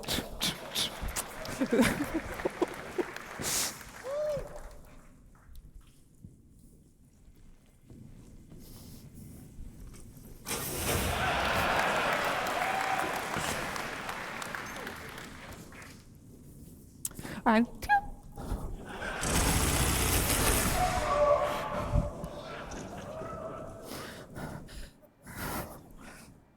OK, so let's continue with this theme of tactile experiences. The next thing I want to talk to you about are usable interactables. So usables are objects that have existed in our game for a very long time. And designers have had a variety of tools to build these really interesting and complex sequences for the AI. But up until now, what we could do for the player was very limited. So this past year, we've been building up our tools that provided for designers that designers could build these really interactive experiences, but for the player. And the advantage of using the usable system is that anything that the player will be able to do, the AI will also be able to do. So let's have a look of a simple demo that one of our designers put together to see what we can now achieve. So in this scenario, the player has to go forward but can't go forward because of the toxic water. So he has to go over to the valve to turn off the water. So before we could maybe play a simple animation when you interacted, but now designers can give full manual control to you. So you, by pressing the specific inputs, you will be driving the system. So, but this is not enough. We needed to be able to give designers a way to translate what the player is currently doing and affect other objects in the world in specific ways. So this is what is happening here. As the player is turning the valve, is controlling the flow of the water that's coming from the pipes. And what should happen when the player is no longer in control? Do we want to keep the state, revert back to the initial one, or maybe trigger something else altogether? Well, it's up to designers to define the type of experience they want to bring to you. So let's finally turn off that valve, rush over before that broken valve starts turning off, and then see another small example. Oh, let's go. So yeah, you'll see another small example where you won't be able to open the door by a press of a button, but you have to manually interact with that pump and manually open it. So you'll have to time your inputs to slowly open the door. So this is just a small taste of the level of interactivity that we can now have with these objects. We had really nice results for Squadron, for the mess hall line, and I can't wait to see what the PU designers will create and bring up to your hands. Thank you. Thanks. Okay. Let's quickly talk about kiosks and terminals. And let's be honest, it's really hard to interact and get a good view of these ones. So we made a small little changes to make it easier for you. We've created a new focus mode that will walk the player to perfectly align with the kiosks. So we can better perfectly frame the screen on the viewport. At this point, the interactive screen will steal the input focus until you actively chooses to leave. So let's take a look at this in action. And look at that. When you trigger it, I'm like, yeah, so this is a very small quality of life improvement, but it will make it much easier for you to interact with these kiosks. And finally, let's talk about looting. This is our new looting screen. It's not replacing the inventory, but it will be used when you're looting a body or any other lootable that you find in the world. It was specifically designed to improve this experience. So since looting is a common action during FPS combat, especially if you haven't fully prepared ahead, we wanted to make it as easier and quick as possible, so you could spend the minimum amount of time to grab any items you need from your target. So it displays the current loadout and a simplified version of the inventory. Looting favors speediness, while the inventory is there so you can fully manage your loadout. So we're still actively working on it, and this is especially on the UI and art, but I want to give you a little sneak peek how this all works.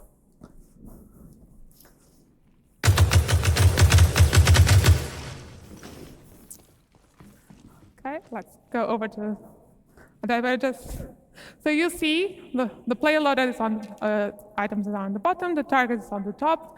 You can hover, if you hover the different widgets, you'll see a tooltip that with the different quick actions you can do. You can just simple press. Yeah, it'll be so much easier. So yeah, you can quickly press to just equip or swap. You can even use your mouse wheel if you want to change the target.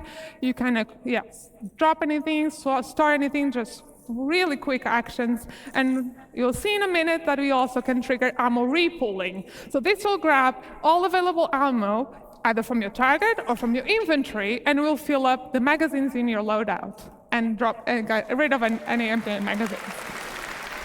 So yeah, it's looking really good.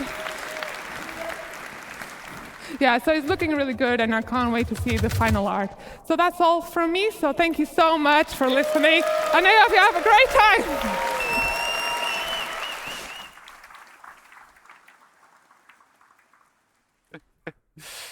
Right, hello everyone. For those who cannot remember, my name is Jens, and I'm now going to talk to you about some changes we made to our stealth gameplay, and I'm going to give you an update on weaponware. Right, so takedowns is an important part of our stealth encounters. So this is where we're going to add some player skill progression. So it's going to move you through different action sets. You're going to start out by struggling. You might fail. Of course, this sort of added time and the extra noise you're making is really going to increase the risk of detection. You're going to get faster the more you do it, and then you're going to reach maximum efficiency. Check this one out. So he's so fast you can barely see him do it, and then he guides the body to the floor, so it makes almost no noise, right? We're going to explore some more variation beyond our unarmed and our knife takedowns, like sedative injection pens and contextual takedowns. So this guy on the railing here, let's see what we can do about him. So by using the environment, we can do a more efficient takedown than maybe our skill level would have allowed. And it certainly looks a lot cooler. And we're going to be able to use this to get to enemies that might be otherwise difficult to get to with our normal takedowns, like a pilot strapped into his pilot seat, sneak up on him and take him out. Okay, so in that last video, we incapacitated that enemy a lot.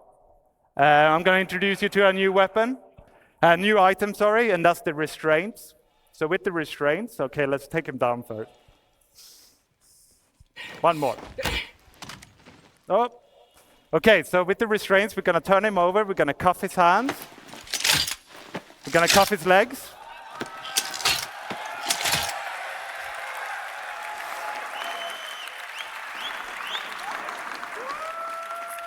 Now, if he wakes up, he can't chase us down, right?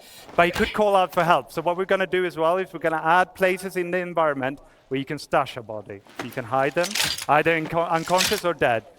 And that way, it should be easier to remain undetected and keep you in that stealth bubble. Now, this is another thing we talked about in the UI demo, which is the ping. And we saw it in Inesh's presentation, how she did a short ping to highlight a door pump. Now, of course, we allow you now to charge up that ping. And by doing so, we can see further, and we can see through obstacles, and we can populate more information into our data bank that then shows up in our box outs here. So you get the name, and you maybe get the race, and maybe the faction. And you can use this information to figure out where is the weak link, which enemies can I take down without being discovered. There's a risk here, okay? So there's a charge up time. Means you can't do it all the time. It's going to recharge slowly. You see the bar at the top slowly going down. Until that goes all the way down, I can't ping. I can't even do a short ping. And it's going to spike my emissions or my signature. So an enemy with the right equipment or tech level might discover me. Okay, so let's move on to some talk about weaponware. So here we're going to see a simulation of a weapon getting more and more worn over time. We're going to expand this beyond weapons to other FPS items like your armor, your clothing, your helmets. In actual game, this would be triggered by weapon usage, right? So the more you fire your gun, the more worn it's going to get. And this is going to affect its efficiency, it's going to affect its reliability, and it's going to reduce its resale value. Each item is going to wear at its own rate and persist at its own rate. So you could have a worn rifle with a pristine scope or a pristine rifle with a worn scope. Check this one out. There you go.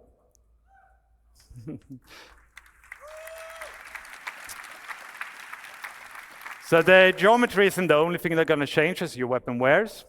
So here we're going to see a pristine Gemini pistol in the little window and a worn one in the big window.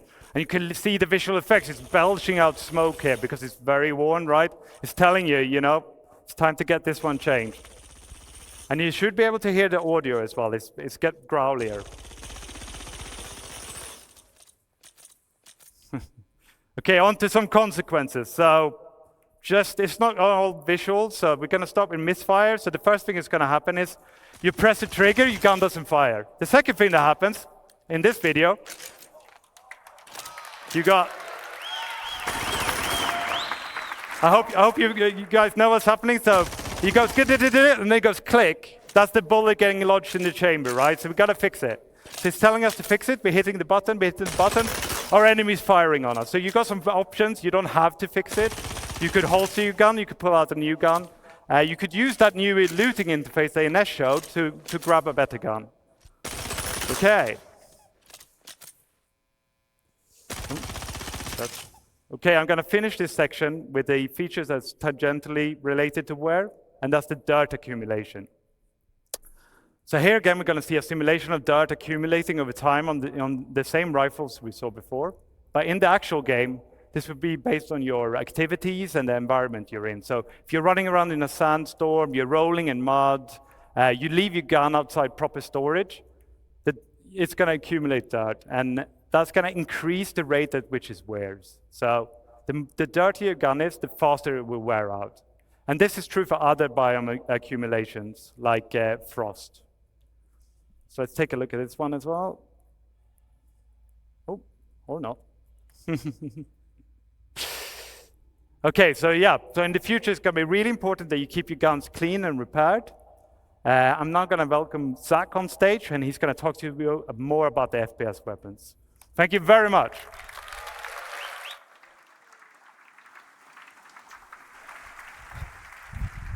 Hello, I'm Zach Priest. I'm a senior FPS game designer. I'm here to share some of the new, interesting FPS things we have to bring you.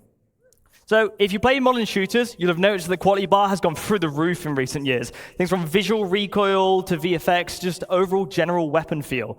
As you know, we recently did a pass on our weapons to get them a bit more up to speed, but we couldn't hit that quality bar that we really wanted to. Because guns are violent in nature, and we couldn't portray that as much as we wanted to. So we made a new tool. And it allows us to show the violent nature of weapons while, creating greater weapon-to-weapon variety, So, this new tool also integrates better with other systems. For example, you just saw like wear and dirt and things like that. And I'm extremely proud to show you the new weapon recoil. So this is the old P4. It kind of falls a bit flat. You're not really getting that like oomph that you want, but you've probably shot this a million times. Now the new P4, it has these nice little bop downs, and you feel it getting close to the camera, and the overall aggression of the weapon is a lot more there. It feels a lot more visceral when you fire it. This new tool gives us granular control over the movements of the weapon. So essentially what we have in one of our tools now is almost an animation tool where we can control the rotation and the location of things. So this is the old PA SMG. This is a new one. And in general, it's bringing the house down now. So recoils are just, in general, easier to tweak now. And they're a lot more impactful, and we can create weapon variety in just far new, more and interesting ways. Cool. Okay. Thank you very much. Cheers. We also have new procedural animation over our ADS. So previously, if you play right now, you basically have a linear pose-to-pose transition. And sure, it's there, but now we layered some of this procedural stuff on top. So for example, if you have an SMG, it can come up a lot quicker, it can flick up, you feel really cool. LMGs can be a lot more heavy. So before, it basically just do, move from pose to pose, but now we can keep it longer down here, bring it up slowly, and overall, it just feels like you've got an LMG, or it feels like you've got an SMG. We're just using things like, ease in and ease outs, and just give more life to the overall weapon. Oh, there we go. And we also have new iron sights. So sci-fi weapons are chonky. They're full of detail. They look really cool, but a lot of that detail can potentially get in the way sometimes. So you've seen, this is a change to the Kana, where we have raised the weapon sight and given what we call the target acquisition window more room to breathe. So if you're aiming at somebody, you can just generally see a lot more, so optics aren't a crutch anymore. So you can see this on the Ravager, and you can see this on the Custodian.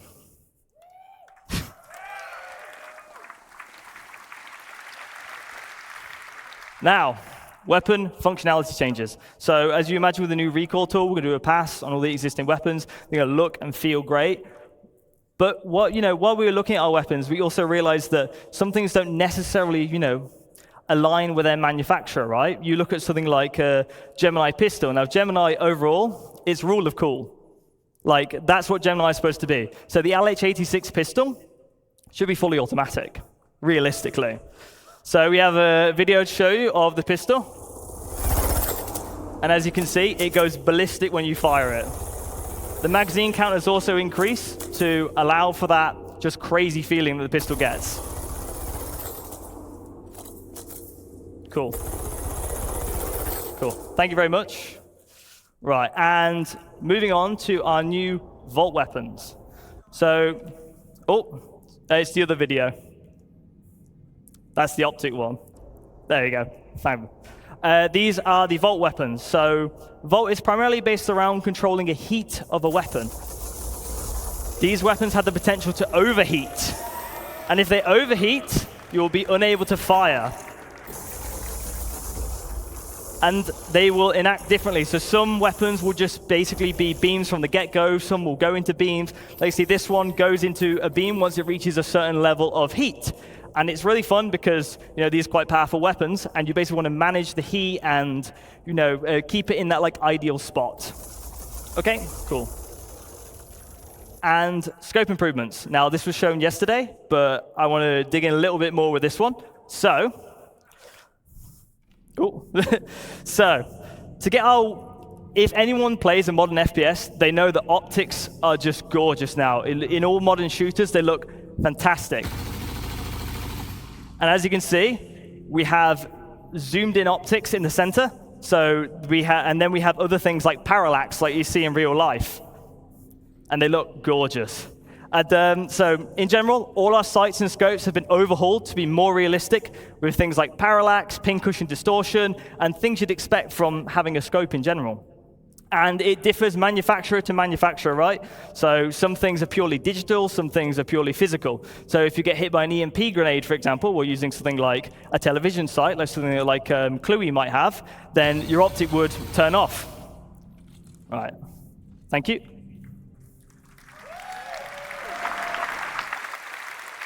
Cool. And weapons are ultimately as only good as they sound. I'll be quiet for this next bit. But as you know, we've done a lot of work on our audio propagation systems and just in general how guns sound.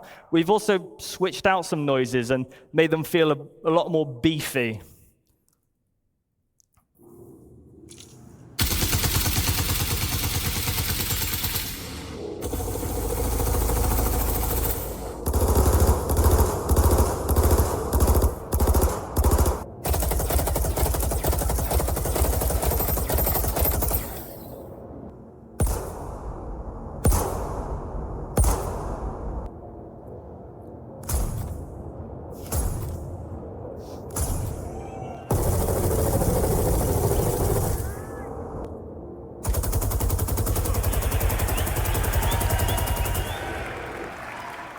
Fantastic.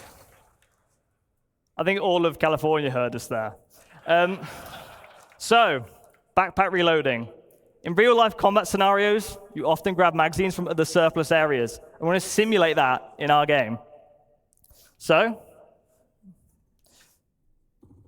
to show you this, we have something called backpack reloading. If you run out of ammo in Star Citizen, you have to open a menu, put things on. It's a little bit clunky, it's a little bit awkward. So if you have magazines in your backpack, you will now be able to grab them at the price of a longer reload animation. You will also be able to tell when you have a backpack reload coming up because it will be displayed on the inventory with the backpack symbol. So there's no surprises, no catching of. You have all the information you need. And this has been shown, and it's been teased a little bit, but the dynamic crosshair.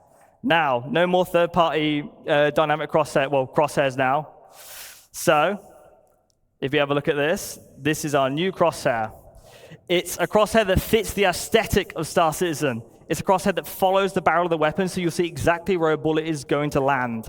And it's projected from the visor using AR. Some visors won't have access to this crosshair, but some will use modified combat lenses. So if you don't want to use the crosshair, you can just use a different visor. As you can see, it works with recoil, and overall, it just looks gorgeous.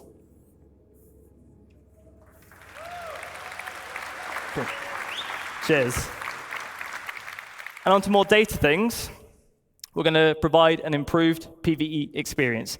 The accuracy calculator for NPCs is coming over from Squadron 42. Some people have been playing it in the venue and here, and I've been harassing them, whoever's doing the hangar mission, to get their feedback, and it has been overwhelmingly positive. We also have new NPC archetypes, what we're temporarily calling the Juggernaut, which is basically a very high damage resistant enemy that has an LMG or a shotgun. As soon as they see you, they fire, they walk up to you. And overall, it's been playing amazingly, and I'm really happy for you guys, well, I'm really excited for you guys to get your hands on it at one point. PvP, we want to increase the time to kill. This allows for more varied weapon balancing. You know, we can lay into like sort of different aspects of the element more. It leads to higher skill ceiling and less unfair deaths. It will no longer be a game of whoever shoots whoever first. Speaking of which, force reactions. We're reworking them. We're aware it's frustrating, and we are going to rework the system to work beautifully. And we're also working on some other highly requested PvP changes. I'm very happy to say a lot of this work has been dialed in for Squadron 42, is in a very good state, and we're bringing this to you soon. Now, over to the AI director, Fran, to share some exciting updates on combat AI.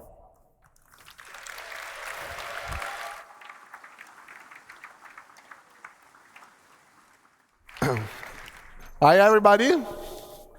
So I'm Francesco Roccucci, as you said, and I'm the AI director in CIG. It's a great pleasure to be here with all of you guys. It's fantastic.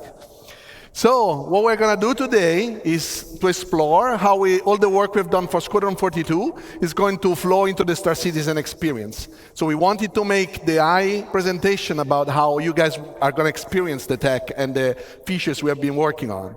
So from the player perspective, you've seen how many new opportunities you have. And now it's interesting to see how the NPC are going to react to that. So the goal of Star Citizen is to build a breathing and living environment where your actions matters, and the NPC you will find in the universe needs to have the same opportunities and same limitations that you have. So when we play a game, we want you to spend the time that feels memorable, that feels special, right? Something you can remember and talk about. So we want you to give you a challenge to overcome, but also a challenge that is fun and doesn't feel repetitive and boring. So when we look at FPS encounter, we want to build variety. We want to give the designers, like Zach, the ability to craft combat scenarios, not just to put NPC in the level. And we need to make sure that he can tweak something such that he can experience the unique play style and the play space that you have.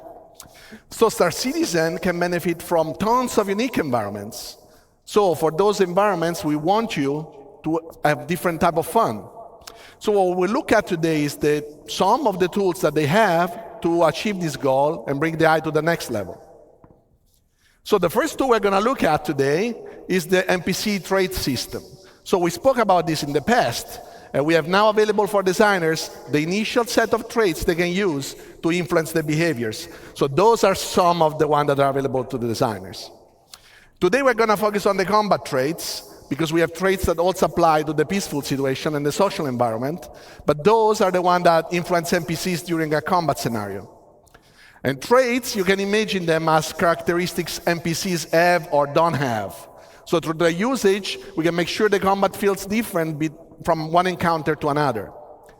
Traits in tech-wise, are just traits and tags that we can apply to character instance, character classes, but code can also apply them automatically based on specific rules. For example, if you see somebody with a rocket launcher, those will apply, an example, the sentry trait automatically, because those weapons are weapons that work well at range, so you want them to not push forwards to you.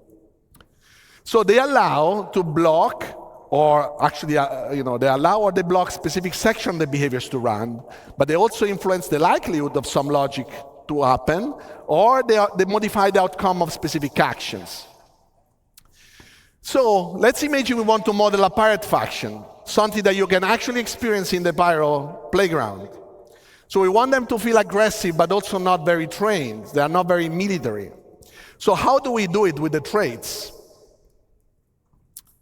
We can start adding to this faction either the aggressive or reckless trait.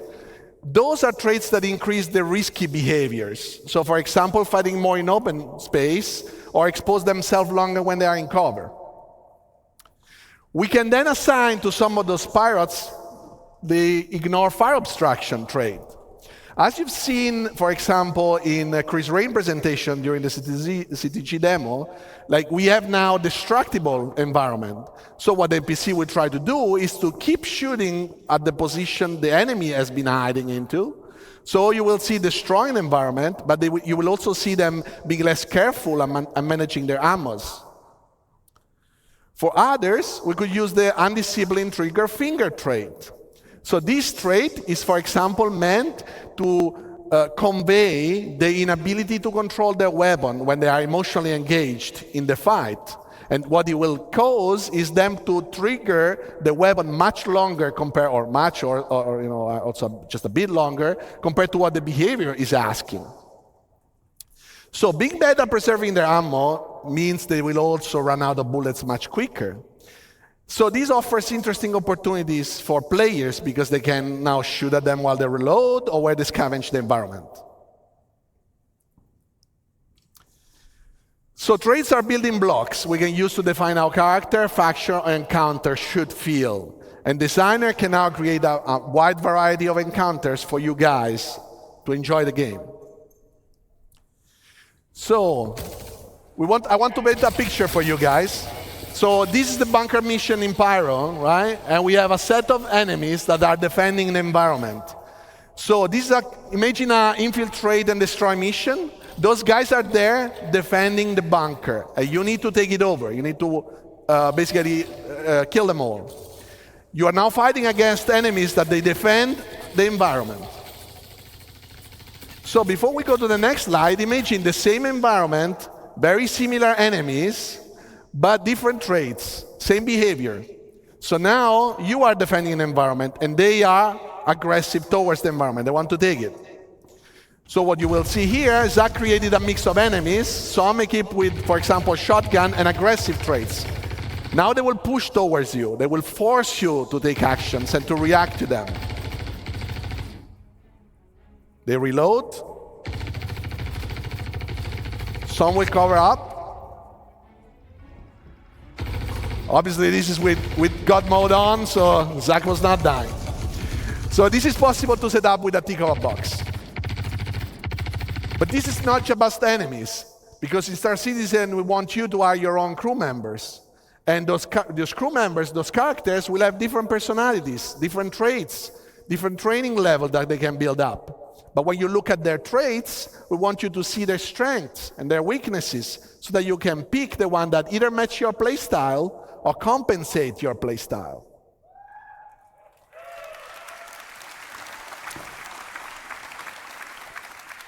So one good thing that we want to show you today is the medic. So there are some NPCs that can carry, obviously, med pants, but not everybody is able to use it well or wants to use it in a specific encounter.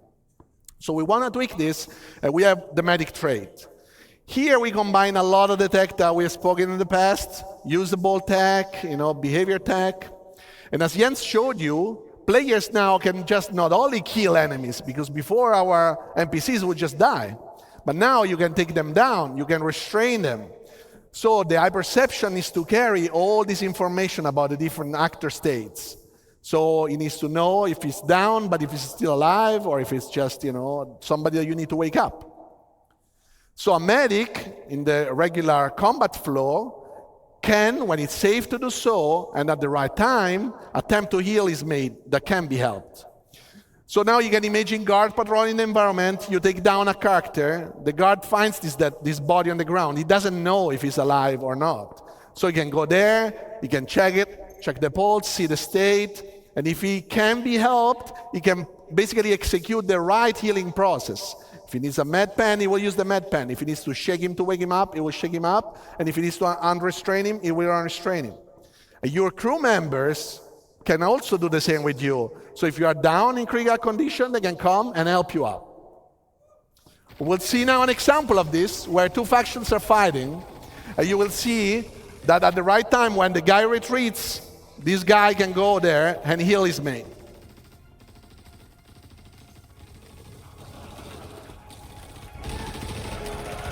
And obviously, he needs to pick up a new weapon because he just dropped it. So as we mentioned before, and as you've seen here, NPC can run out of bullets, but can also lose their weapons. So what we have to do right now is that, first of all, we want NPCs to have a concrete ammo pool to use. We don't want infinite ammos anymore. So the ammo pool is actually constructed by the ammos the NPC carry in their weapons, the one that they carry, the one that might have, and all the magazines they carry. They don't have any more bullets out of that. So NPC must properly use those items to fight. And the longer the engagement, the more likely it is they will run out of bullets and they will have to scavenge the environment. How do they do that? It's through the NPC, the usable system, as you've seen with Ines as well, the Ines presentation. You see that anything the player can interact with, the NPCs actually can, in the same exact way. So the dead bodies can be looted, same as dropped weapons. Ammo crates will have physically inside some weapons, magazines. They can provide you with items. And the NPC can understand where you can find ammos that are actually functioning with their own weapons. And they actually can decide. For example, if it's better to reach an ammo crate and gather some new ammos, or if that is too far or towards the enemy, they can decide to pick up another weapon. So you will see that also already in Pyro, you might see it. And once they decide to do so, obviously they don't have bullets, so they cannot fight you. What they can do, they can also switch to their sidearms. And the sidearms is less effective, obviously, compared to the primary weapon, but it is still better than nothing for them to protect themselves while they go around and they loot the environment. So we'll see here an example where some NPC run out of bullets. Obviously, in this video, we give them a chance to go and loot as well. And this is a proper ammo crate that allows them to get back magazines. And another NPC arrives, and he will loot the dead body. This is the same dead body you might be able to loot, and you will not find ammos after that. But you will probably find it in the other one once you kill it. So, last but not least, another tool in the FPS arsenal is grenades. Grenades are a great tool. NPC can now fully react and use grenades in the environment. So grenades are a great tool, especially when an NPC needs to counter a player that is camping or a player that is hiding or say in a location that the NPC cannot reach. So grenades force the movement and keep the action going. But they're also very dangerous. You've seen in Ali's presentation and my presentation that a grenade can make electronics explode, ignite a fire, and then the fire can propagate in the environment.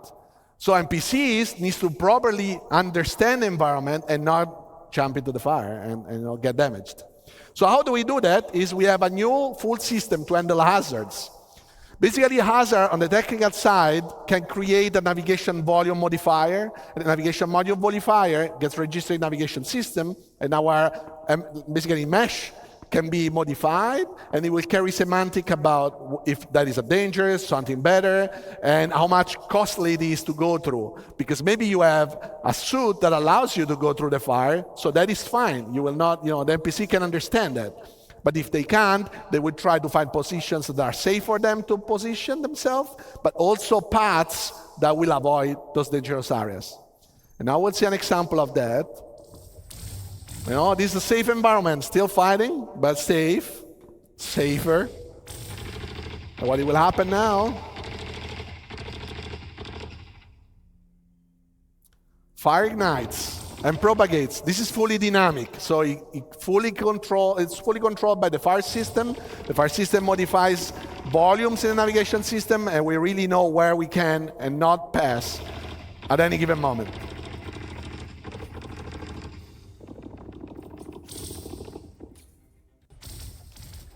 So this is a subset of the things that we worked on and we wanted to show you today. Thanks very much for listening. And now back to Jens.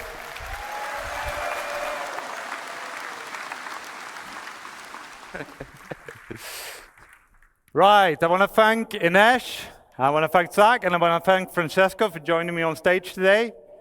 We want to extend a massive thank you to everyone who contributed to, supported us, and made it possible to show what we showed today. Now, with relentless optimism, we're looking forward to bringing you this all to the Star Citizen and more. Okay, we're going to leave you with a quick peek of a demo in Hangar 14 of Checkmate with some of these new features. Enjoy.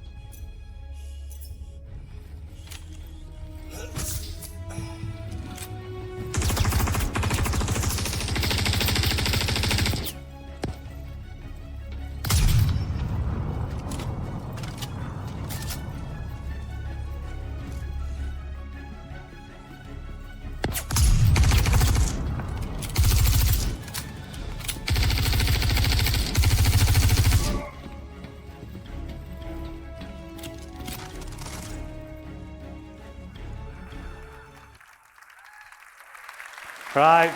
Thank you very much.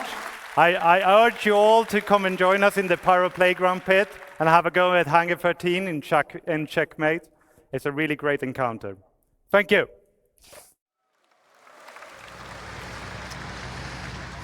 All right, so that was live from the first person. We're keeping this train running because we got a lunch to get to. Up next is Taking Flight with Yogi, Inez, and more. Let's get it started. Boop.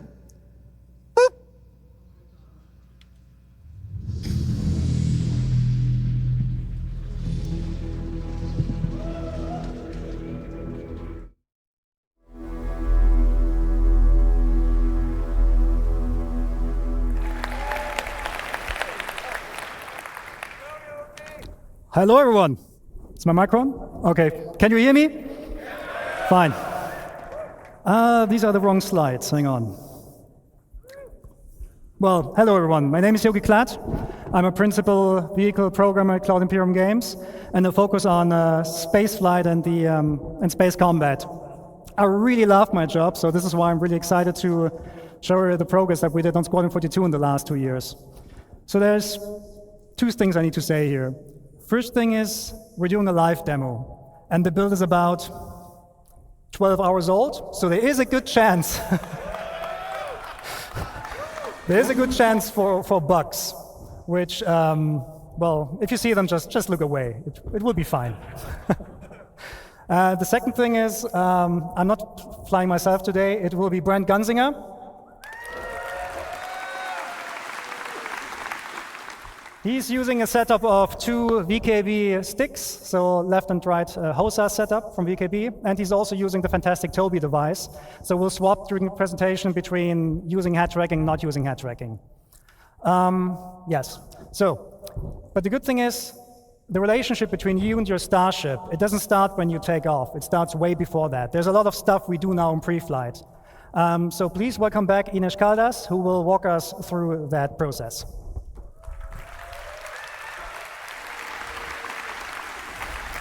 Is this working? Yes, okay. Hello everyone, it's a privilege to be here back on stage to tell you all about what you can expect about the player interaction experience inside your cockpit. If you, like I've told you before, how we've been working towards improving the player interaction experience all across our game. And we wanted to bring these improvements to what happens inside the cockpit. So we wanted to give you a greater immersion and Okay, yeah, the slides are not, sorry about that. Yeah, so you want to give you a greater immersion and give you a closer experience to what pilots go through in real life, not only when you're flying around your ship, but the moment you take your seat at the cockpit. So to achieve this, we've created when you enter your ship, you'll be put in what we call a new relax pose. So in this pose, you'll have free look enabled, so you can easily look around the cockpit and your dashboard. The prompts will be showing over the buttons, so you can easily find the ones you have to interact, and you, the pilot, have to press all the different buttons to get your ship ready for flying, and the character hands will be lowered away from the control stick. So all of this blends neatly into our new player animated interaction system, whereby any button is now physically pressed. So this new system uses what we call a CDIK approach. This stands for code-driven IK, or inverse kinematics, and gives full control of the IK setup to the code. So this, among other things, allows us to record the path of the hand relative to its target. So we can have more detailed animations than just simply blending the hand into position. So for example, we can open a flap and then press the button. But you know, enough of me talking, let's go jump into the demo and see all of this in action. So now. So Brand very kindly will get us into the ship, where you'll see the new enter sequence. And you'll see the new animations we have been working on.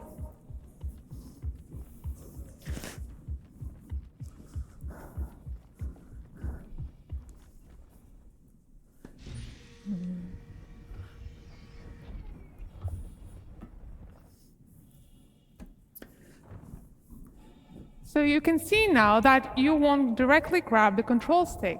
You'll be put on this relaxed pose with free look enabled. And you can see the different prompts appear over the buttons. So let's get this show started and get your ship ready for flying. So Brent, if you could close the canopy so we don't go flying around with that open.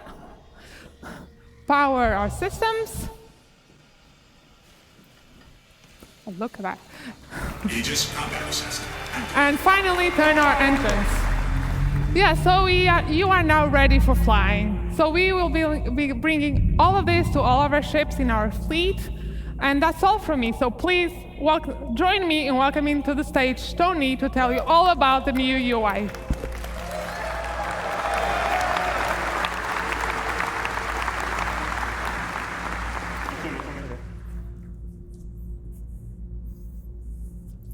Hi everyone, my name is Tony. I'm senior UI programmer here at CIG. And I'm here to explain some of the spoilers that you saw yesterday about our new ship UI. So, are you ready to see the ship UI in action? Right. Bone, play the demo. Brand, continue with the demo. So, as you can see already, this ship has less intrusive UI, with more space to enjoy the stunning vistas that planets can offer, and less cluttered views so you can focus during combat. This also means that the UI elements are now more relevant to the situation, linked to the operator mode. For example, when we change to scan mode, the crosshair has scanning information about your target, and even the MFDs have changed. Some of these elements can be customized, but we'll see more about that later. For this demo, we're showing the UI developed for this Gladius. Basic information related to navigation will always be available on your view, and this Gladius displays all of that with holograms around the dashboard.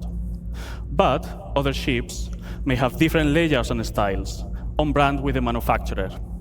For example, the Drake, that makes more affordable ships, rather than fancy and probably expensive holograms, may use physical screens, dials, and light indicators. This dashboard shows your current speed, the remaining afterburn, and some decoys available. On both far sides, we have status indicators that will show things like if your landing gear is on or any other flight systems. Worth mentioning that we have prototyped these for the demo, so right now they're holograms, but on the final design, these are going to be physical screens.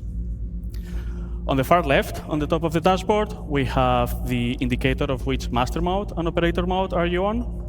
So let's change that to combat and talk about these new MFDs. So we have reworked all of these MFDs from scratch with brand new views using our UI technology building blocks.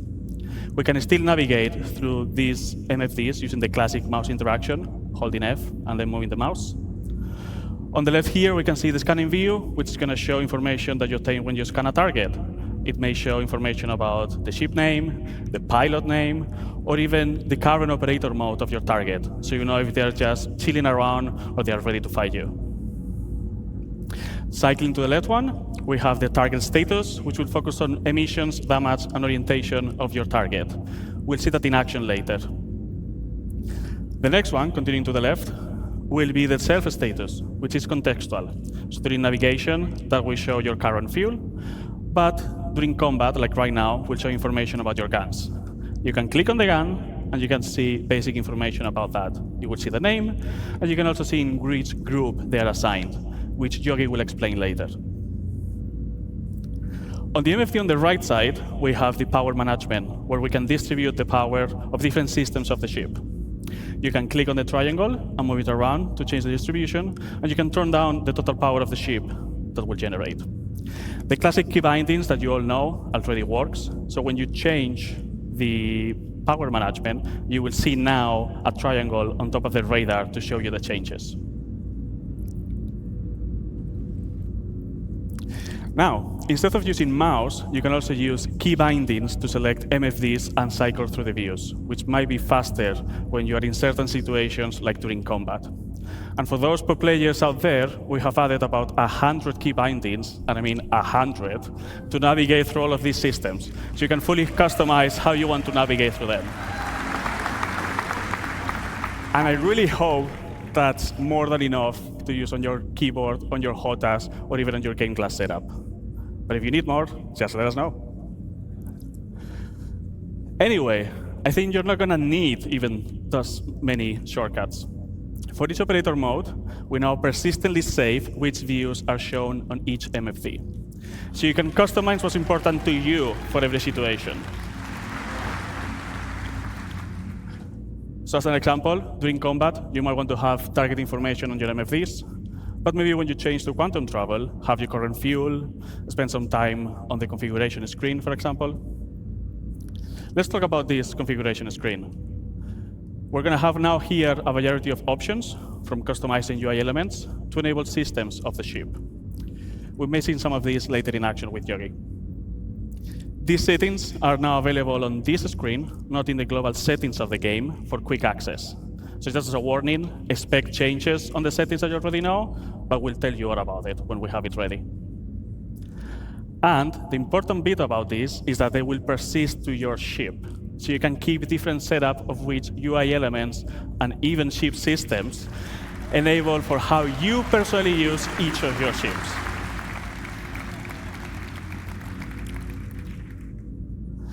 Now, some of you might be thinking that this Gladius doesn't have enough MFDs.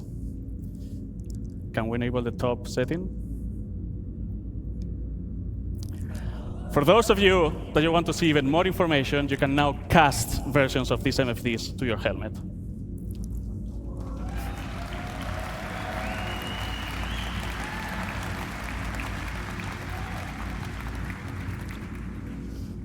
For this, you're going to need to equip the appropriate helmet, so it's connected to your ship and I can get all this information. You can use the key bindings, as I mentioned before, so you can select which cast do you want to control and how to cycle through them. So you can pin views that are important to you that will move with your camera. So as you have seen, if you're aiming at the target or if you're moving with your head tracker, those views are going to be always with you. With all these tools, you can customize your experience and have it ready for every situation that you encounter with your ship, always displaying the relevant information to you. So for example, during combat, you may want to have all the UI elements enabled, all the pips, all the crosshairs, so the information of your ship on the physical MFDs, and maybe focus on the target information on your cast, so they're always on your view. But maybe when you go to quantum travel, you can turn those casts off so you can enjoy the vistas. That's all from me. Now we have MFDs ready, and let's bring Yogi back to tell you all about flying your ship. Thank you very much.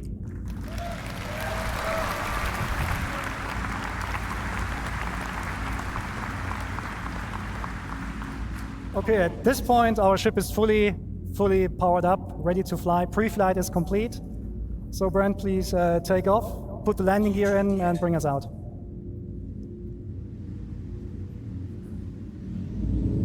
Have you seen the interaction? This is great, isn't it? Okay, so one of the problems we always have in space games is to produce a sense of speed. Space is big, and the sense of speed is always produced by small things going around you. So although it's not very visible here, the VFX team has actually added space dust, so in the future you can tell where your ship is going, even without looking at instruments. Another thing we're focusing on as well is G-force reactions. So Brent, if you could come to a stop for a second. When your ship is sitting like that, and you strafe left and right, you have these small head motions that basically make your head and your body react to the G-forces they're currently enduring. We're actually increasing them now. We also added rotational G-forces into the mix, so if Brent is now rotating the ship to the left, you also can see that your head is swaying a little bit. Things get a little bit more interesting when Brent is actually taking boost into the mix. So if we now boost forwards, we now added camera shake, we added FOV changes, and this all then plays together with the other things like the other exhaustion effects that we have. So overall, the ship should now feel a little bit more reactive than before. The same thing, sorry. At the same time, we reduced the extensions that that the look-ahead code is doing. So we basically narrowed it down a little bit so it mixes better with G-force reactions, so that even when you don't have a head tracker or something like that, it will still feel pretty good. But this is just a minor change. We also improved the flight controls themselves. So take a look at the speed gauge, for example. It's a little bit twitchy today. What that speed gauge is telling you, the number that's currently moving, is what kind of speed goal Brent is actually putting in. If he puts his stick all the way forward, the left one, you will now be able to see and read the number that you're asking IFCS to speed and forward momentum. This also allows us to bring back the sticky throttle we had pre 3.5, where now, if you play with mouse and keyboard, you can press W and S to increase and decrease your speed and let go of the key, and the ship will not automatically come to a stop. Of course, this is all completely configurable, so you can enable that or not if you want.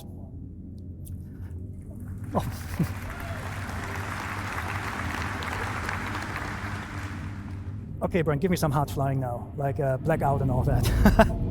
Okay, so another thing we changed in the flight model is that we actually looked at the tricoding exploits. These are really important for PvP and racing players among you, because tricoding gives us a mathematical problem that we're trying to resolve. On some ships, when you tricode, you get actually up to 50% more acceleration. That huge difference actually makes a lot of the ship difference meaningless, so we're cutting back on those. So a first implementation of that is already available in the master mode testing areas in 3.21, I think, but we're improving the algorithm right now so that it actually is less punishing in future master mode builds. This is actually a current version, so as long as you go roughly forward, you get the full Gs from your back engines. Okay, so now the biggie in the room. We're talking master modes. Master modes is by far the biggest change we're doing on the ship gameplay. In general, all of your ships will be put into, or will get a master mode setup. And the master mode is affecting basically everything surrounding everything on the ship. The ship itself, the flight model a little bit, but specifically the items and what they do. And there are two master modes we're going to talk today about. One is SCM, which stands for Space Combat Maneuvering, and the other one is Navigation. So let's look into SCM. SCM is the mode that Brent currently has active. So you see the, Brent, can you go into the indication, please, for the master mode? Just point with the mouse there, if you can. Yeah, so this is your current master mode. It says SCM. When you use SCM for basically all the gameplay that is not traversal. So combat, mining, salvaging, you're using it for that. You have full access to your combat system. Your shields are working, your thruster boost is fully active, your weapons are working. It's the high performance, high alertness mode that you're in. However, we will heavily restrict how fast we can go. We can go with your ship. Okay, Brent, go to full max speed. So this Gladius on max speed and SCM can reach about 225 meters per second. That might seem slow compared to what you have in the PU right now, but it's still pretty fast. However, you can extend that speed. Brent, if you just go forward and boost. So the Gladius can extend up to 550 meters per second. On this slide here, you can see the speed spaces we're talking about. So if you're just flying around in SCM, which is like the max speed of your ship, you can reach the 225 meters per second. If you boost, you can reach up to 500 or 550. However, that boost space is not spheric. That means if you boost forward, you reach higher speeds than if you boost backwards. That is really important for space combat maneuvering, or for dogfighting in general, because it discourages backstrafing. It actively actually punishes backstrafing, and it creates more interesting combat maneuvers.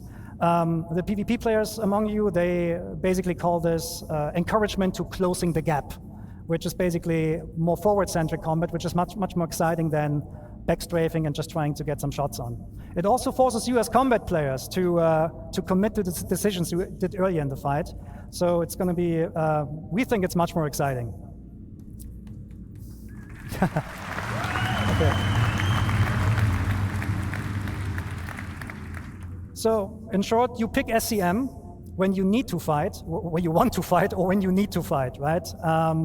The thing with the master mode switches is that they do not happen instantly. They take a while to move over. So we're now going to put our ship into the second mode, which is navigation. So navigation mode is basically the opposite of SCM. What this does, it gives you a high-speed, low-performance mode. Your shields, they will collapse. Your weapons will not be able to fire. Your defensive systems will not be functional. But you have higher speeds. So in nav mode, you can still reach the speeds of what you have currently in the PU, something, I mean, depending on the ship, sometimes 1,000 meters or 1,400 meters per second. But all your regenerative systems, so regenerating the weapon capacitor, your thruster boost, will be inhibited. So this means when you want to go fast, you need to be very, very careful when you want to swap over. So imagine you're in a fight and you want to escape. You should not do it right away, because if you just swap to navigation mode in the hope to flee, you are being left with no shields. And the first thing that will go offline when you are hitting with distortion guns is the quantum drive. And that is important, because the quantum drive will spool automatically up when you enter nav mode, and it will then unlock the higher speeds. So this means when you're in nav mode and you're fighting, you're very vulnerable, so you should get out as fast as possible. Luckily, navigation mode not only allows you higher speed, but also gives you access to the new quantum travel experience, which we're going to show in a minute. So that is nav point that you see there on screen. This is the point where I want to go to and quantum travel to. Before we do that, I need to quickly explain what this is about. So currently in the PU, when you quantum travel from A to B, you're actually not really moving. You're going on a spline, and you're teleported in every frame along that spline. So there's basically no meaningful gameplay we can add there. The new quantum travel experience is fully physicalized. Physics is always on, which means when you quantum travel from A to B, you're actually accelerating using our awesome physics engine. And because it's physicalized, it gives us a lot more meaningful gameplay we can play with. So Brent will start the quantum travel in a second. What will happen then is your quantum drive will initiate the jump. You will see an effect that distorts the space around you, and you will accelerate forward. During the acceleration process, so this is the time until you actually reach your cruise speed, the ship will experience forces, and you as a player, you're responsible to counter these forces. So there is an element of failure. Okay, Brent, let's show that. And take your hands off.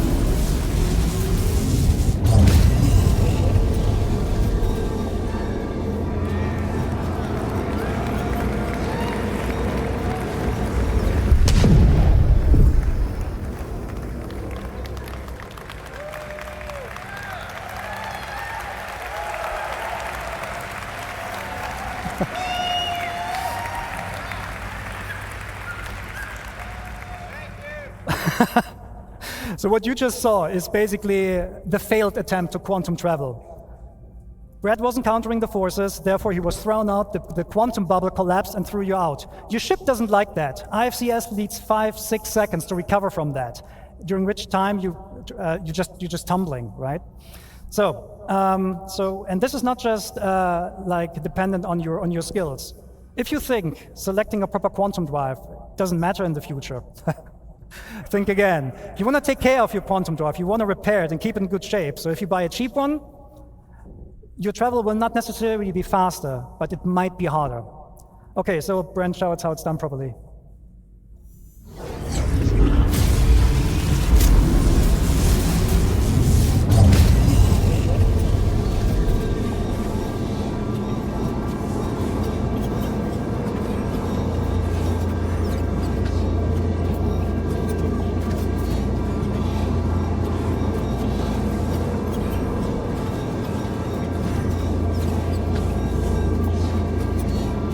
Bubble is locked. You can now go hands off.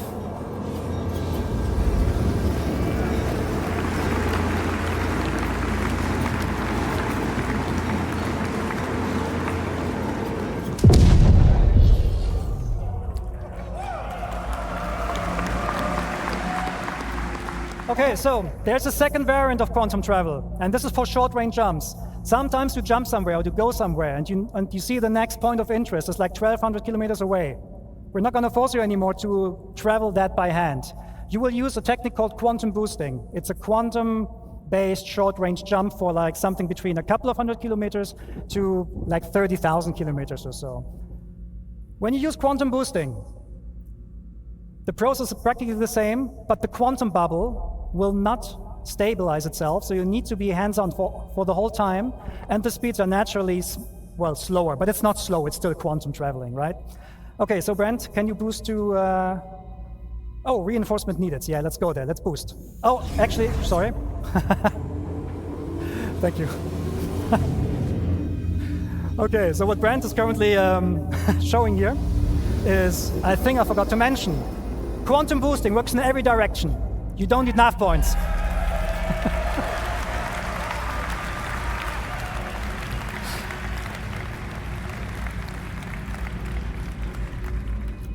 Brent is awesome, thank you. Okay, so now please boost to reinforcements needed. So if there's nav point and you boost, your quantum travel system will pick that knife point to go to. Welcome to Pyro 3.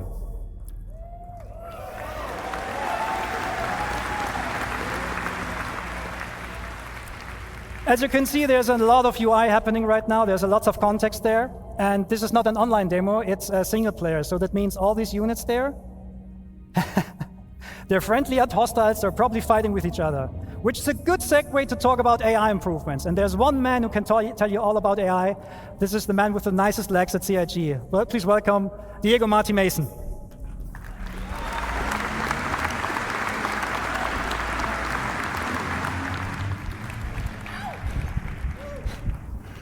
So who's excited to see the new AI changes?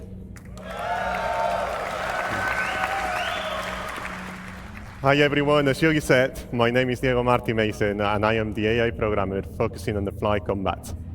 Over the past year, we've been working on delivering a thrilling experience to the AI encounters. Let me first walk you through our journey. We first started looking at the current AI behavior in the PU. We quickly realized how uniform fighting was and how we were not using all of the tech available to us to make a more interesting experience. We had the foundations and we wanted to learn more about how you, the players, do your combat encounters in the verse.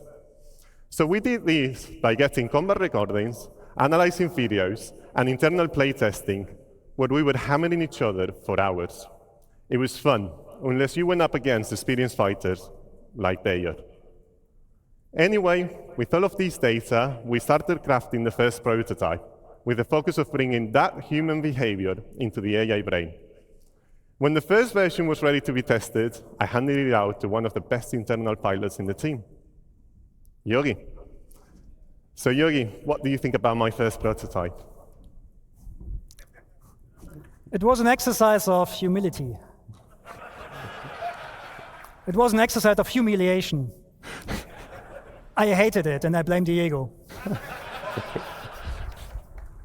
So this was due to the AI being able to keep a good range control and a perfect orbit around their target while maintaining a constant firing solution. Come on, it's a computer. We learned a lot from our initial prototype, and it really helped us to define what we wanted to deliver. A combat experience where the AI, yet challenging, makes mistakes, just like us, humans. We want players to leave every combat encounter with a feel of satisfaction by encouraging you to keep on the move and make use of the vehicle systems available to you, so you can at least try to win the fight. Let's see how we brought this new iteration of combat to life. We broke down in multiple stages. The first one, interception. Then the main engage phase, which we broke in different tactics: strafer, jouster, chaser, and finally, disengage. Let's switch to the demo. As you can see, Brent has encountered a skirmish. Let's talk more about the combat flow there.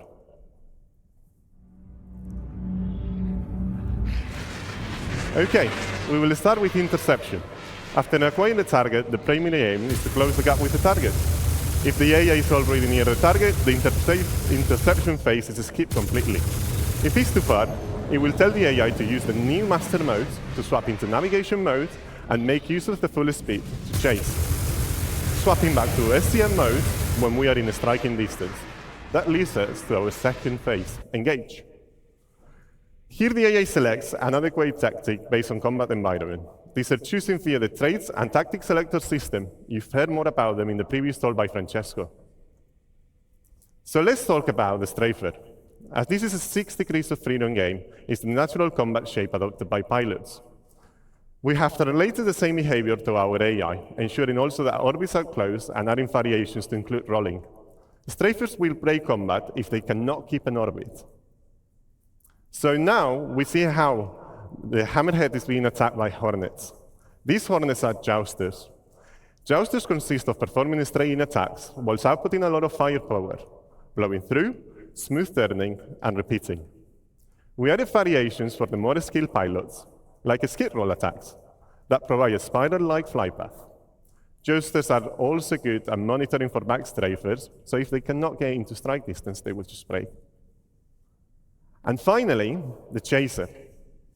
Now, Bren is going to get there in a second, but the chaser is going to be the cutlass, which is following one of the hornets and is allied with the hammerhead. Now, we are really far away, 10 kilometers.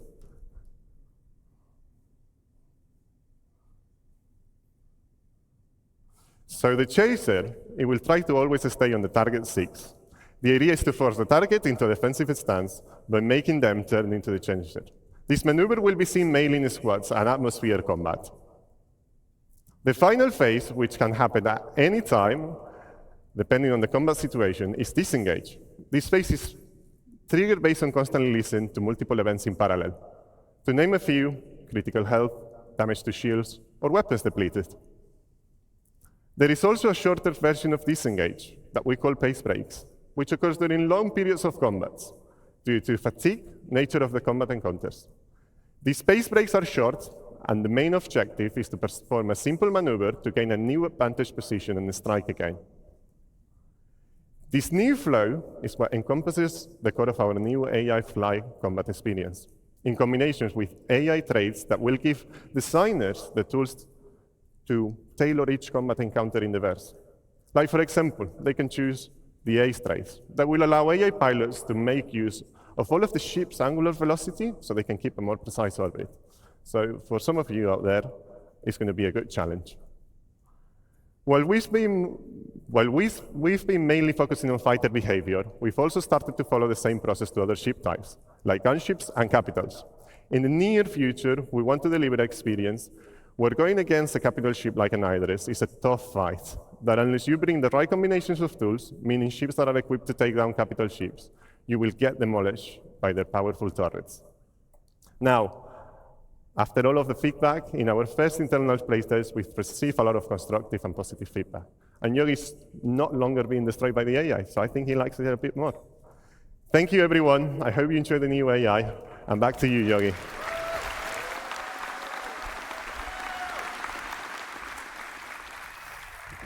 Thank you, Diego. Okay, so now we're going to talk about, we heard about how AI makes my life hard. Now let's talk about how to return the favor. We're talking weapons. So, the weapon and aiming systems in squadrons, they went through a lot of changes. I can only mention a couple of them, so I will go through them relatively quickly. First thing on our to-do list is basically weapon tuning. At the moment, almost all weapons in the PU are practically the same. In Squadron, that's not the case. Almost all weapons have different properties. They have like different projectile velocities, different DPS numbers. But they're not just different in terms of these numbers. They also feel different.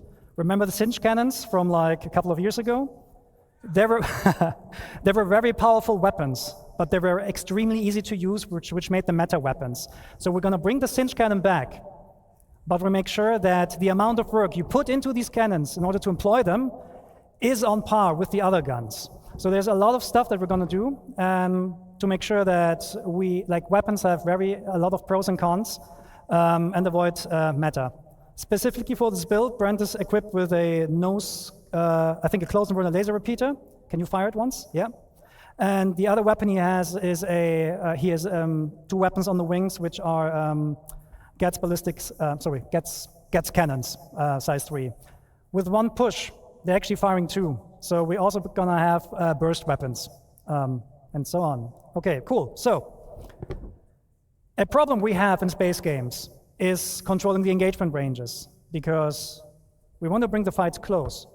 But the problem is that, well, how do I put this? Weapons usually, in order to bring them close, what the game devs usually do is they just restrict the ranges. Like in the PU, a lot of the weapons have exactly a range of 1,400 kilometers, which means often the fights occur at 1,399 meters. This is not a good way for us to control the weapons. And we tried out things like damage fall off, so that bullets get more damaging the closer you are. But the problem there is, how do you communicate that to the player? So we're going to do a couple of different things with that in the future. Let's see when the graph comes on. Okay, so show of hands or show, which of you has an Ares? Okay, as an Ares pilot, you might know the following problem. You have a target. you're going to aim at it. And then you, this is, what the? Okay, I need to go back. Okay, there's actually some stuff not there anymore, I don't know. What happens when you aim with your crosshair over the pip is that you actually not aiming at the pip. The legacy system gives you a pip which does not show you where the weapon needs the pip. The new aiming system actually produces the pips based on where the weapon sees them and reprojects them on the target. That means the aiming information you're getting is actually much, much more precise. And this is a very interesting, sorry, I said the completely wrong thing. I'm sorry, I'm nervous. Okay, controlling weapon ranges, sorry. I'll do it now, sorry.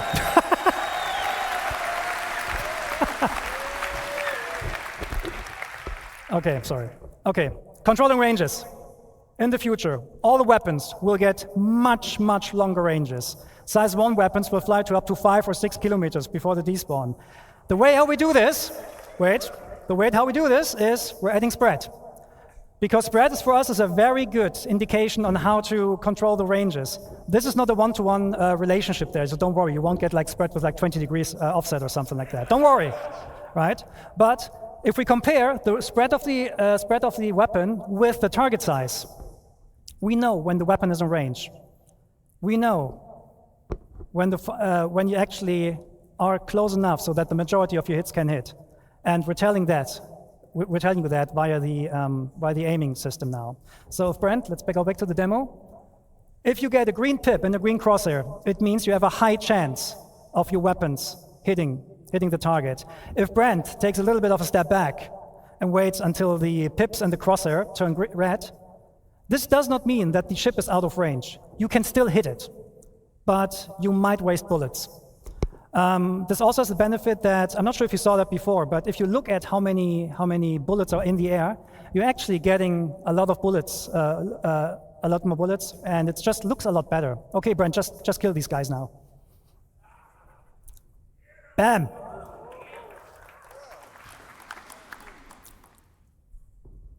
Oh, well. Okay, so that was this one. Okay, a thing you might have seen is that Brent is loaded with size 3 guns on size 3 gimbals.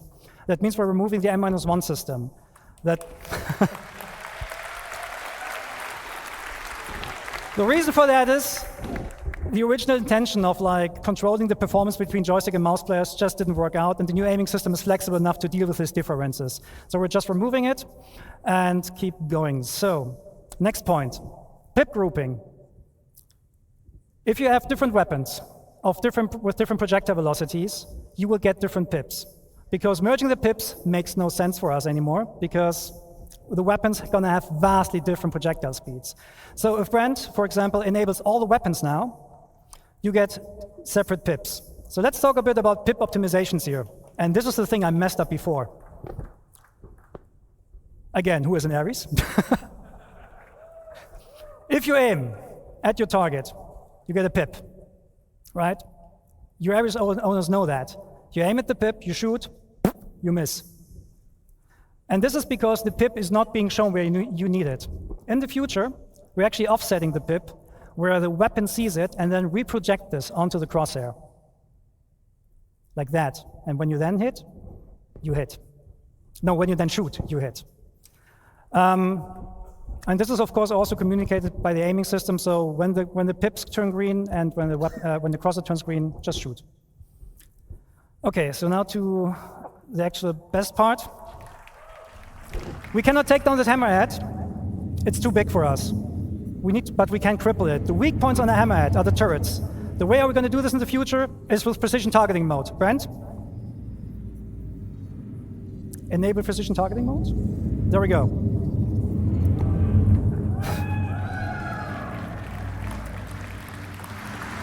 What this does, it does 3 things. You get this full zoom on the target.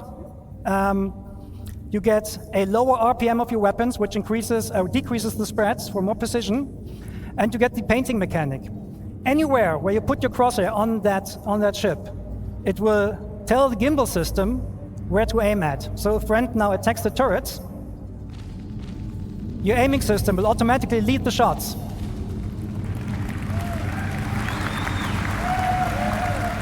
Bam! One turret down.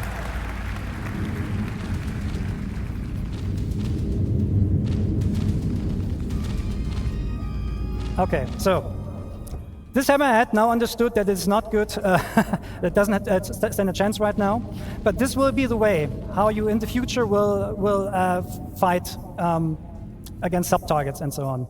The good thing about this, it also works even without painting the target directly, so you can do very, very precise warning shots, and there's no aim assist that kind of like destroys your aiming processes. Okay, so the fight is now over. Sorry, I need to rush this a little bit because I messed up stuff before. And we're going to look at Pyro 3. Okay, Brent, switch to nav mode and bring us down to that landing spot. So Pyro 3 is also called Bloom. It's a very big planet with a nice atmosphere. And, oh, something wrong with the throttle. Oh well, something's wrong with the throttle. We'll try to go down as fast as possible though.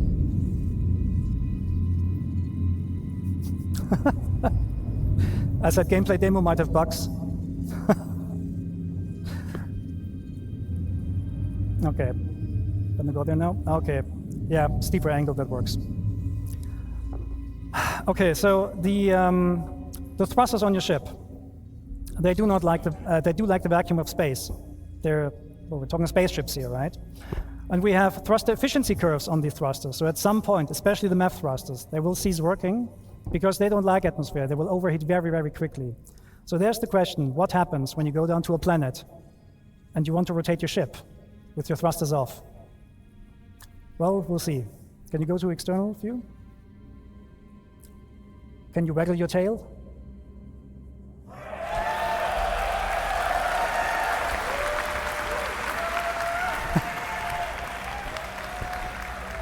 Okay, back first person. Okay, so what you see here is the new aerodynamics model. Because obviously our left stick is somewhat damaged or so, we can't be as fast as we want. Actually, Brent, can you try W and S on the keyboard instead? Oh, it doesn't work. Oh. No, it doesn't. Yep. Okay. No, the stick is affecting us. Okay, anyways, we're going to go down as far as possible. So the new aerodynamic system is a complete replacement of the aerodynamic system that you currently have. And you need your control surfaces to actually turn the ship around. It simulates the airflow over your lift surfaces, and therefore the slower you become, the less effective those control surfaces will be in order to turn your ship. So we can demonstrate this. So if Brent just sits here and yaws left and right, you will see he cannot go further than that. That is in line with what real airplanes also experience when they're trying to use the rudder to yaw left and right. So what Brent can do here is he can roll and he can pull to actually change his direction.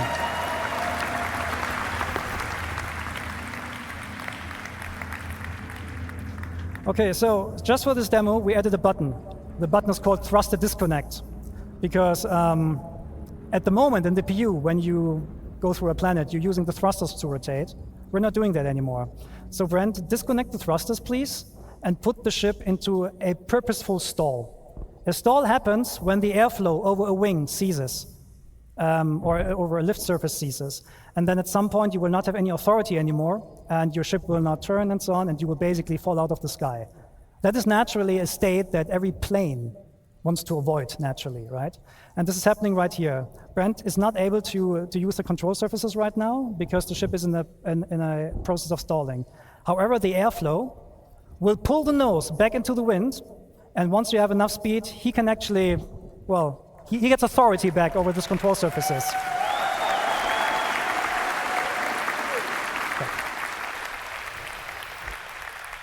That means for you as players, what you can actually do, you can do aerobraking, you can do pure gliding if you want to. You can even do like competitions, like, I don't know, like drop ships out of orbit and then see how far they glide. This is all possible with a new system. So let's talk about the problem. How do you come to a stop now? To come to a stop with the new system, you need to purposefully put the ship into a stall. But don't worry, when we don't have the thrusters disconnected, IFCS will help you. So you're gonna bring down the speed more and more until you're reaching stall speed, which is about now. And then the thrusters will kick in and catch you. That means, however, you are now in a state that the thrusters don't like, right? So at the moment we have turned this up, but in the future you will not be able to hold this for long. So if Brent, for example, now from a hover, strafe is left, more left, more left, more left. The wind flow again pulls the ship over, and you go forward again.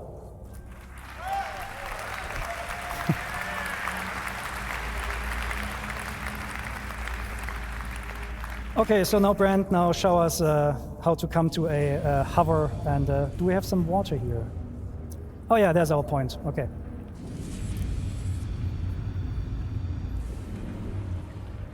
Highway to...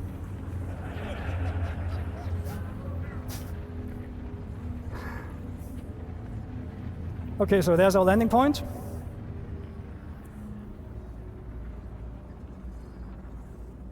Can become a little bit slower, I don't know, 100 meters per second. So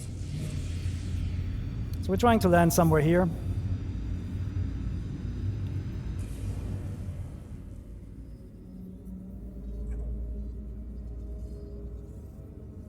Whoa, look at this.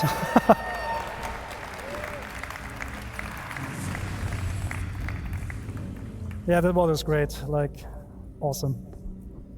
Okay, so now we're coming to a, so now Brent will try to land with a broken throttle.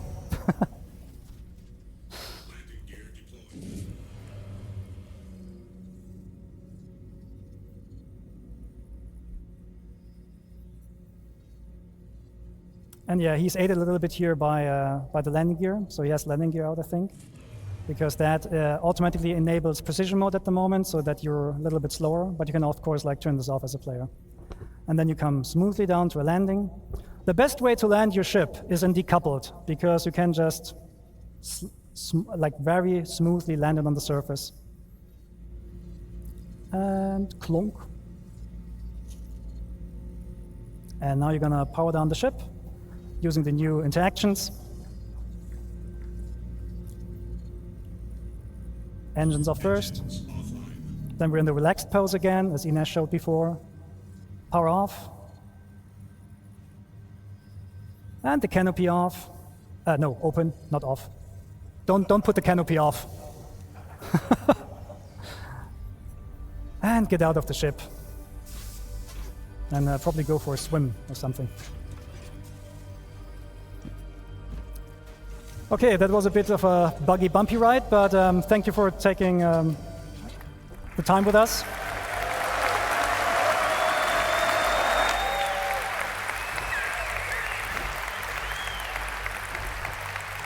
And we'll see you in the verse. Thank you.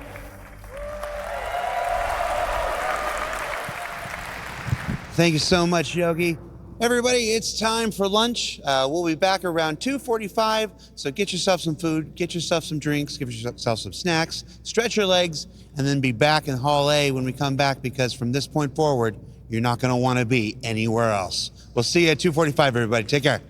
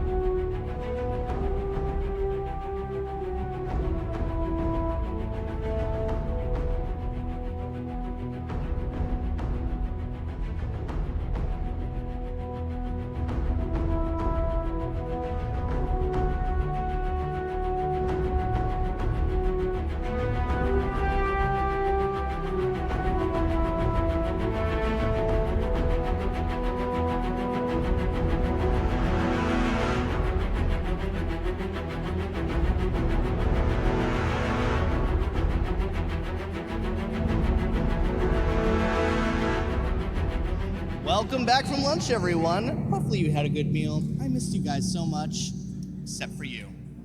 You know who you are, and you know what you did, and I will never forgive you. But for everyone else, I hope you had a good lunch, and welcome back.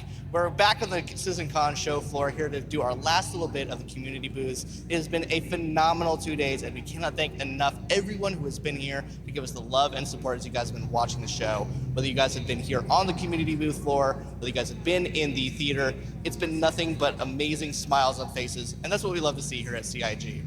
And so we're gonna go over to a place that makes everybody smile, Soul Citizen. Now this is a group that is all about diversity and inclusion in Star Citizen. You know, gamers, maybe not the most polite people sometimes. So we want to have an org where diversity and inclusion is forefront in their mission statement, and no one does it better than Soul Citizen. These guys are phenomenal. We got my man Griff here. Griff, how is it going? How are you, man? Doing good. Awesome, man. It's so good to see you guys.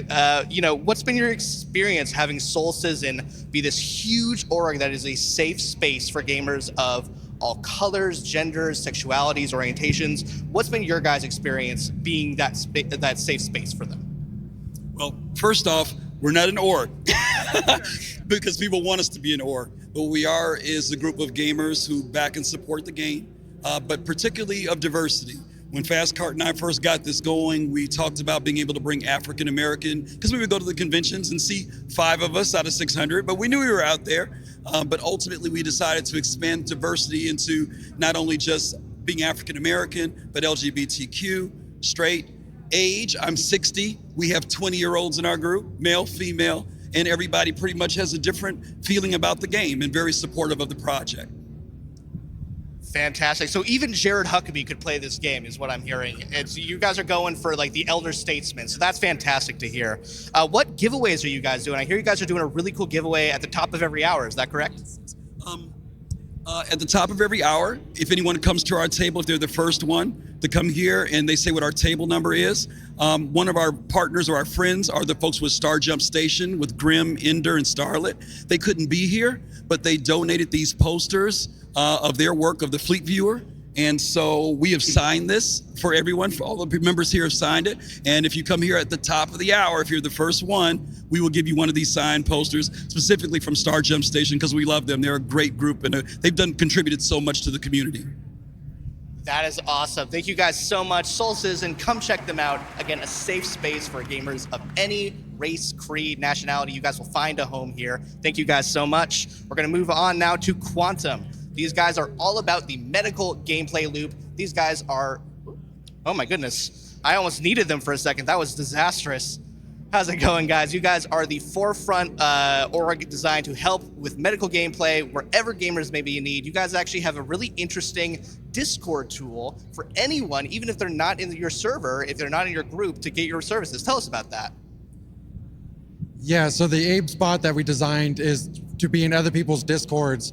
One quick, easy command will actually send the ping to our Discord as well as all of our partners through the Alliance Initiative Beacon System Bot, or ABES for short. And say that one more time, just so everyone's clear. What is the name of that bot? The Alliance Initiative Beacon System. The APES bot. I love that. Where you can go ape for the APES bot. So what can we expect to see from Quantum in the future? What do you guys have next on the horizon as your guys' org is expanding ever greatly? So every time we get any type of information, we always try to think about how it's going to affect us. Yesterday, we saw the fires on the ships and everything, and we already started talking about a fire rescue unit. Firefighters in space is the coolest thing I think I can think of. Thank you guys, Quantum. You guys rock. Everyone here has been phenomenal so far, and we are going to end our last community booth segment for the day with Imperium. Now, when I say these guys have an amazing set piece that has wowed everyone at CIG, I mean it. Let's take a look at this amazing Bengal carrier. Like, guys, this is phenomenal. Let's see if we can get a good shot of that. Make sure we get a great shot of how detailed that Bengal carrier is. It is sleek, it is sexy. God, I just want it for myself. So, man, that is just so cool. So with me are some Imperium guys. What's up, guys? So, you know, let's say a young, charismatic host named Schman, for example, wanted to steal that Bengal carrier. Where exactly is it going? Well, if you live in LA, it's actually going to be staying right in here. It's going to be down to the Santa Monica office, so it's going to be present inside their studio. If you go check it out after CitizenCon, it's going to be there in perpetuity. Yes, suck it, Austin. LA wins, finally. So what has your guys' CitizenCon experience been so far? How have you guys been repping Imperium here on the show floor? Well, I mean, obviously, very well is the answer. So it's been fantastic, man, having everyone here. This is about half of the people we've had present. So it's been a fantastic showing from our organization. It's been a labor of love putting this together, being present, answering questions. It's been great to see everybody coming around, showing support. It's been fantastic. So thank you. Yeah, we've been seeing you guys build this throughout the past 2 days, and to see it finished finally, for those of you at home, there are no easy words to say how cool this thing's look. The level of detail here is immaculate. So thank you guys at Imperium. I know that everyone at the LA office is going to appreciate this so much. All right, we're going to toss it back to Jared momentarily. Thank you guys again so much for checking out the community booths. We'll see you guys back here again. In the meantime, stay safe and see you in the verse. Oh. Alt what? Function F4. Function F4? There we go. Hi, everybody. I'm at the Pyro Playground. I said, hey, at some point during the 2-day event, I want to get out from behind backstage and, come see what the thing's all about. So I'm here in Pyro. Why don't you come around here and see? I am, of course, an expert Star Citizen player. Come on over here. You see what I'm doing? I am attempting to open a door right now. How do I open the door, Daniel? It's not this door? That's not the door? Also, you're not Daniel, are you? You're Adam. All right, so we are here. What station is this, Adam? No, remember.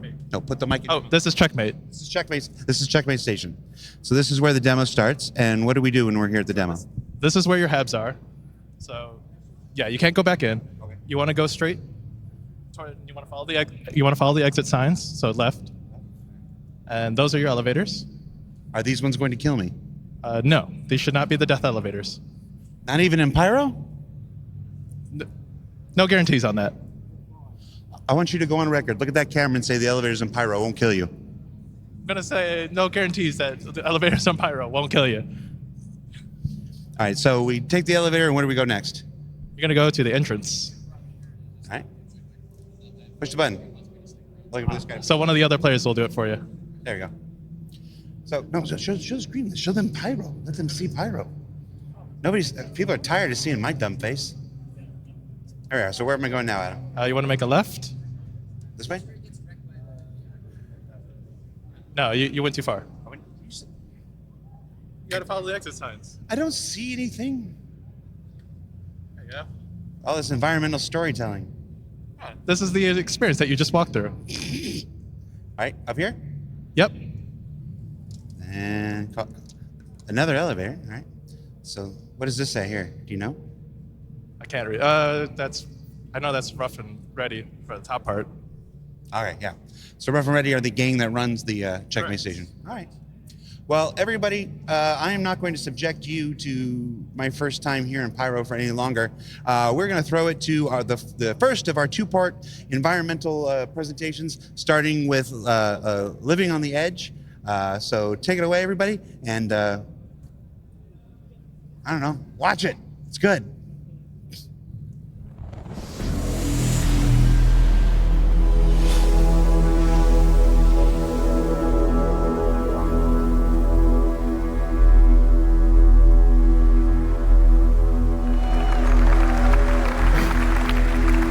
Hi, everyone. My name is Khan Chakut. I'm the lead level designer for the PU. I will give you an introduction to our locations when it comes to the design, a high-level overview of the design of our locations. I'm going to describe you the processes of our workflow and the goals that we aim to achieve. So, to break down our process a bit, this is very high level, but it starts out with a pre-production phase, an ideation phase. Here everything starts out in the mind. We bring it down to paper, sketch, write, formulate a plan based on our overall design goals. And then it moves on to the blocking stage. You might have heard of this, like the white box and gray box phase. This essentially contains all of the gameplay that you would see in the final product. Basically, the way it's meant to be played And we test this out with a lot of iteration and yeah, a lot of testing. And it's basically the white box is not in a stage where it's presentable, but that comes now. So on the right, as you see, the food court that Adam is going to be showing you later. Yeah, this is the final product, VFX, lighting, and everybody had their pass on this. And level design or other designers still maintains the space and makes sure that the systems that get created are being retroactively implemented. All right, so one key aspect of game development in general is the balance of narrative, visuals, and gameplay. So all these interplay, they interconnect, and it's the foundation that runs through all game environments. So it's important to communicate context. And here in this draw-over, you see that narratively, we see sort of a dangerous environment. The spiky shapes here are sort of threatening. We see defensive structures. We can expect some enemy NPCs here, but it's also an old village. Maybe there's some exploration, some loot to be found. And then what's also important is communicating goals. So goals can be the pathways that you take, the gateways that bring you from one step to another, and so on. Okay, whoops. Yep, there we go.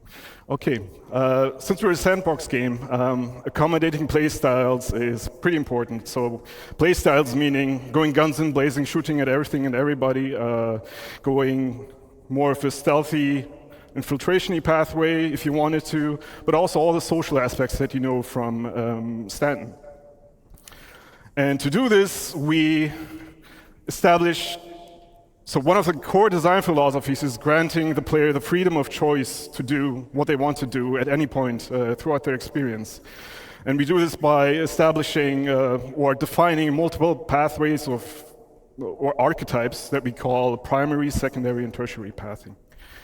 So the first one is pretty straightforward. In a social setting, you have the goal right in front of you, and it's a single goal, such as here in the Habs. In a combat setting, this is very exposed, so it's dangerous to traverse this route. Where it gets more complex is when you have, such as with this outpost here, when you have multiple goals that can be equally important to the player at any given point. This is where we need to have a bit more design put into it with, for example, the landmarks that serve as orientation points. So to help you orientate yourself wherever you are in this location. And leading you to these locations by utilizing shape language and composition. The second path is, these are secondary pathways, so these are alternative routes. And these are options that are offered to you as you traverse the area on the primary path, for example. And so you may know this as a tourist when you go to a new city and you look around the corner and you see an alleyway that sort of looks nice and it evokes your curiosity and you want to investigate. In a combat setting, these are covered approaches or opportunities for you to flank the enemy to get to your goal, which could be this building on that sketch. Yeah. Versus more open spaces, when you have, in a combat setting, in open spaces, you tend to be a bit more stationary because you want to feel more secure, unless you're in a vehicle. The third path is tertiary pathing. So these are more hidden infiltration routes, especially discoverable throughout the rundown stations that Adam will be presenting later on. And these are mostly discoverable to the attentive eye. You can explore these, find loot, or different routes to traverse through the station. Environment interactivity. You might have seen this in a previous presentation. It's very important to ground the player to their environment, offering them ways of interaction, being able to change the state of rooms, to toy with the AI, or just simply being able to unblock your pathway. Where it gets a bit more complex is when you talk about resource network systems, such as in day one when Torsten mentioned that we are planning to implement this as well in locations. And this will allow the player to engage with their environment in different ways. They will be able to power up or down entities such as turrets, gates, and doors, and also alter life support systems. And also, this ties into security systems. So being able to power up or down certain sections of a security system. And security systems, in turn, will be dependent on security tokens that you will be able to grab from other NPCs in your environment to then gain access to other terminals, to security terminals or other areas. Reputation is a big topic for us, especially with Pyro. So reputation, what does it mean? It means that it's basically your standing, your relationship with factions, and factions are the UEE in Stanton, or outlaw gangs, especially now in Pyro. And this will define your play style within this environment. So it will define how you experience the location that you're in a more social context or in a more combative context. So we talk about reputation gates as well, especially in the later presentations. So in the case of the food court, in the rundown station, we have multiple floors. So the first floor is the gang floor, and that might require you to have a better relationship with the owner of this location, which then will give you unique mission givers that you can go to and accept a mission that are offering you missions themed after the faction or the owner of this location, but also give you access to unique gear, collectibles, ship weapons, and items. You might have seen these locations in the demo if you've played it. So to close this all off and move on to the other presentations, the glue behind all of our locations is the content. It is the reason why you go to these locations in the first place, and our main goal right now is to not have that divide between social and gameplay as much as we do in Stanton, but mix it up a little and make that dependent on the reputation that you have with the factions or the owners of these locations. And yeah, we're looking into more content. As you've seen listed there, there's a bunch of new stuff coming as well. With the later presentations, for example, with the logistics hubs in the second portion, we're also looking into rates.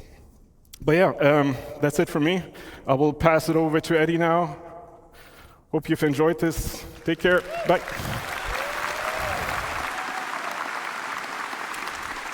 Hi, everybody. So, I'm Eddie. I'm an assistant art director on Star Citizen for locations.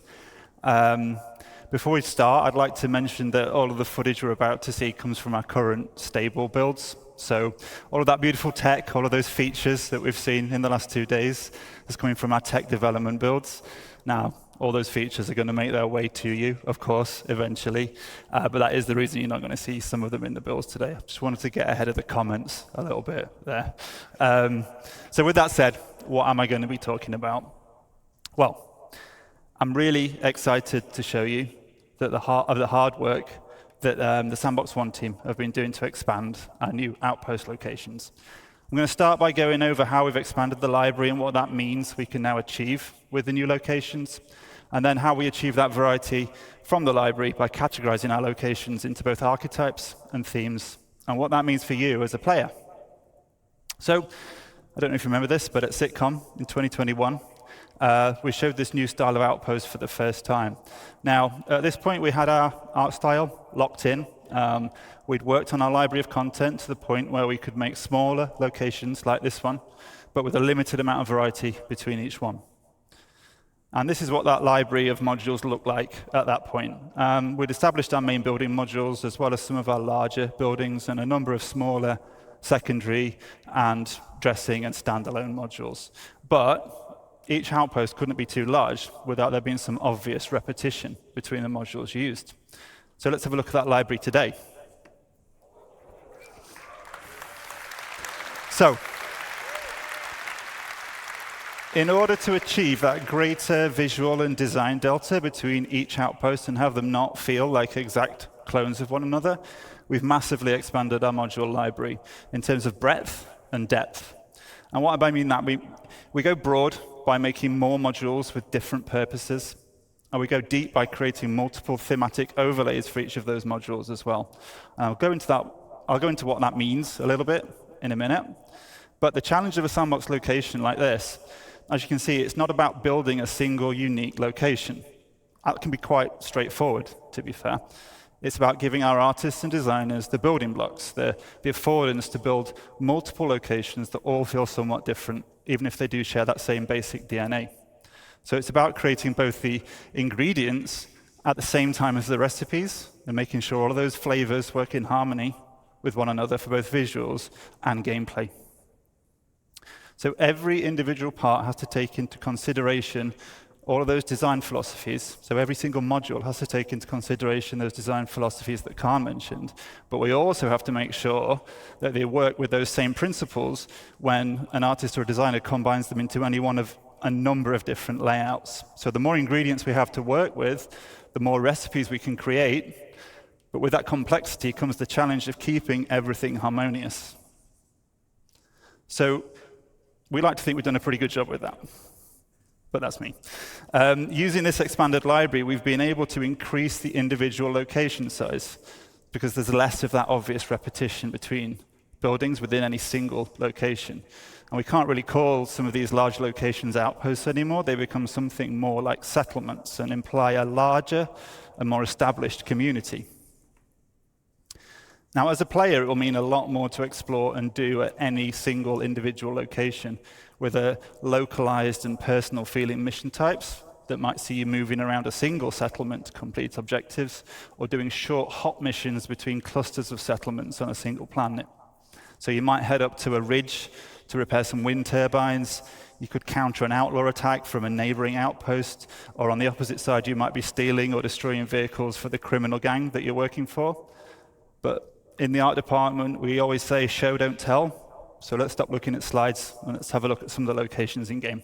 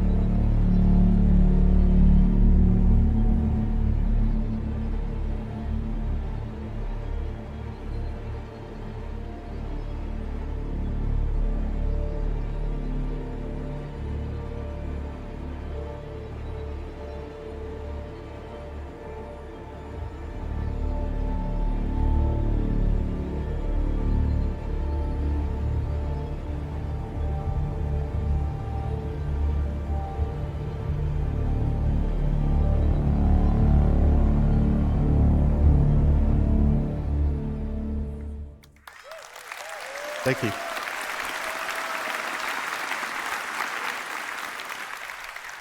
So what flavors of outpost did we just see there? Well, we categorize them in two different ways, as I said, and then we mix and match those categories together to provide that variation. Now, the first and primary category is the archetype, and they provide that core gameplay hook and define the main function of a settlement. So scrapyards have a landing pit module for repairs and refueling. Mining operations can have a refinery module and ore extractors for resource and commodity trading. And trading posts themselves allow a broader range of item purchases through the dedicated trade building module. And I mentioned earlier some more like general mission types that you might find that would be agnostic of archetype. And the archetypes themselves reflect that primary gameplay function of a settlement, but there's also a middle layer. Of course, we don't want these locations to just be a glorified shop or repair station.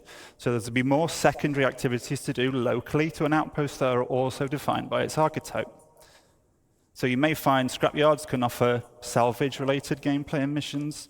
Trading posts can also offer delivery missions or hauling and cargo gameplay. And farms can offer crops and fauna as resources for gathering or trading.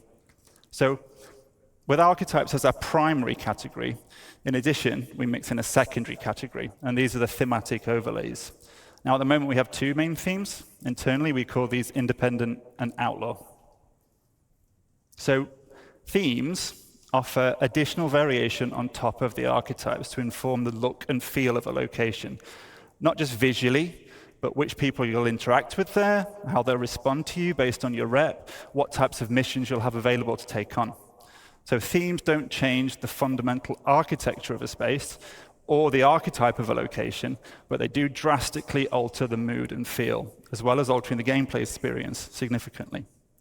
And again, let's take a look at the first of our themes, our independent theme.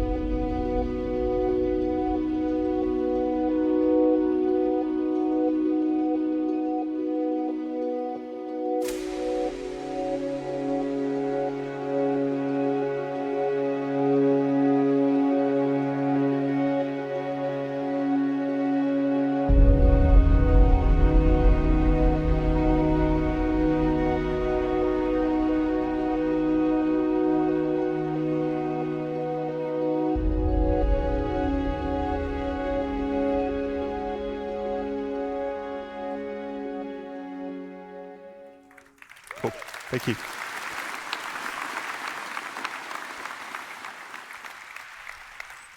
So, as a neutral player, the independent theme presents a much more social, visual, and gameplay experience. The primary visual read across both themes, so across both Outlaw and Independent, comes from those common architectural forms, and they're generally all more rounded and soft in shape, and the building manufacture techniques are more robust and primitive, with single-story dwellings built from stucco and bare metal. But for this theme specifically, we use soft textiles, warm lighting and color palettes, foliage, decoration that layer on top of those utilitarian structures to give that sense of home. And I use the word home for our independent theme quite a lot because we really want to get that feeling that this is home for the people that live there despite those harsh realities of frontier life. And in contrast to that, we have a theme that lies in a direct opposition to the independence, which we call the Outlaw theme. So let's take a look at that now as well.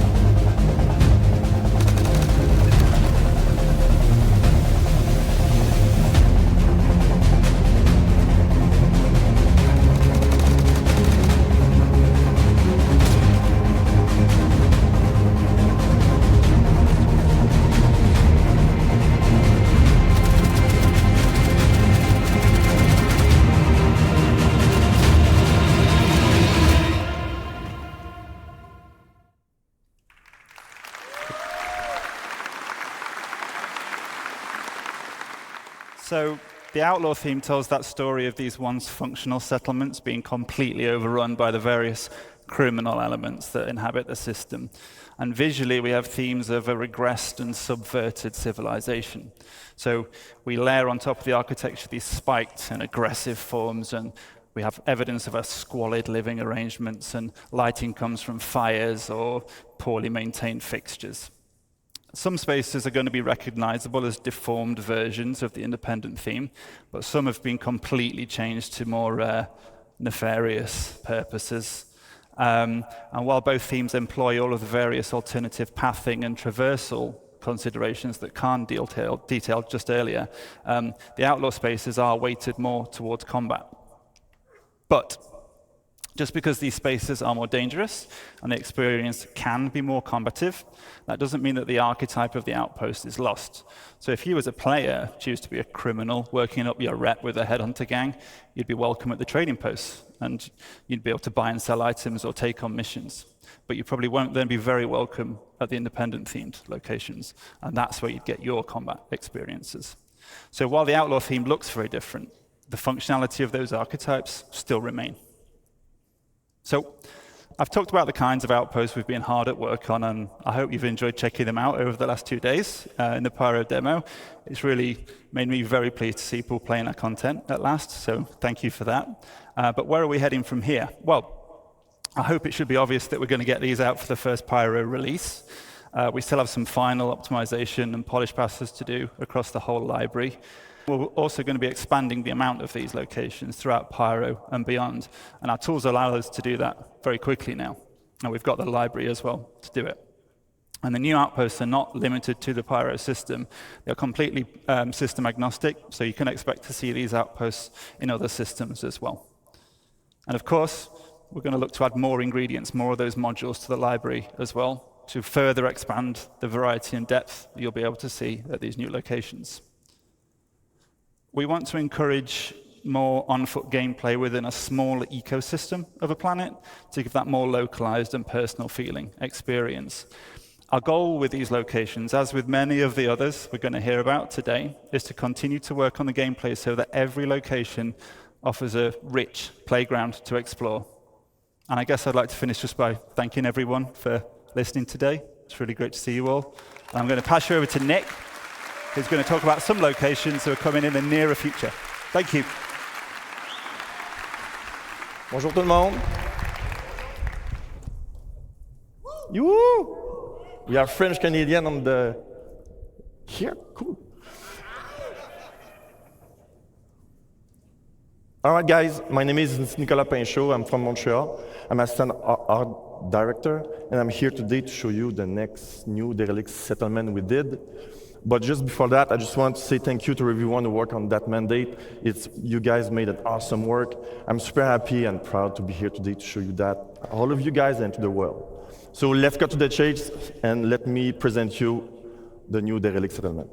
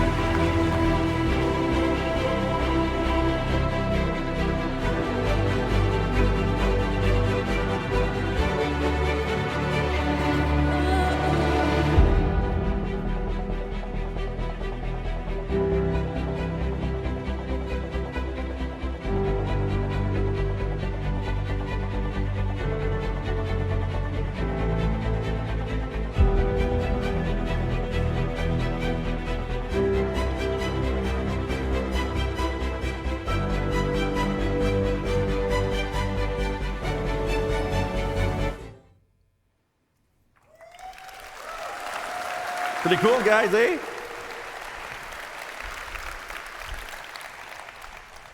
Oh, by the way, we made more than 4. It's not just 4. We made more than that.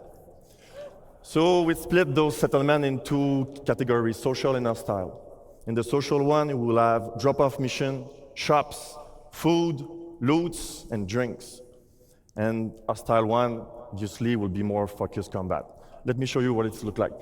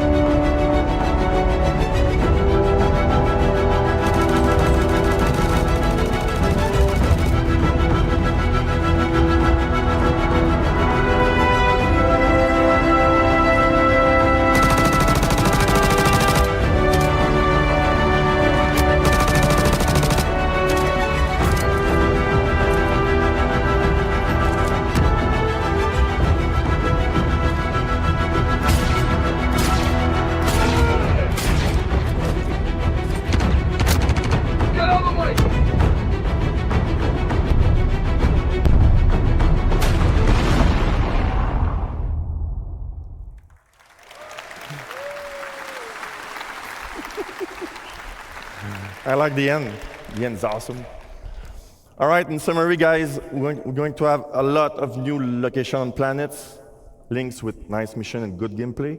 And the most important, all those locations will be in Q4 this year, available in the game.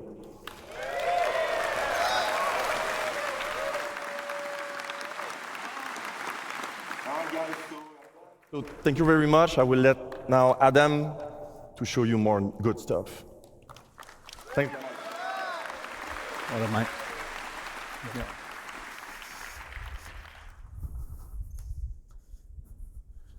Hi, everyone. All right. So, welcome to Rust Stop Stations. I'm Adam Sanders, lead environment artist for EUL1. We're excited today to show you our efforts for the Pyro Rest Stop Stations. So, what are Pyro Rest Stop Stations? Well, these are stations reinvented. These have new themes, archetypes, and gameplay to support new and interesting experiences.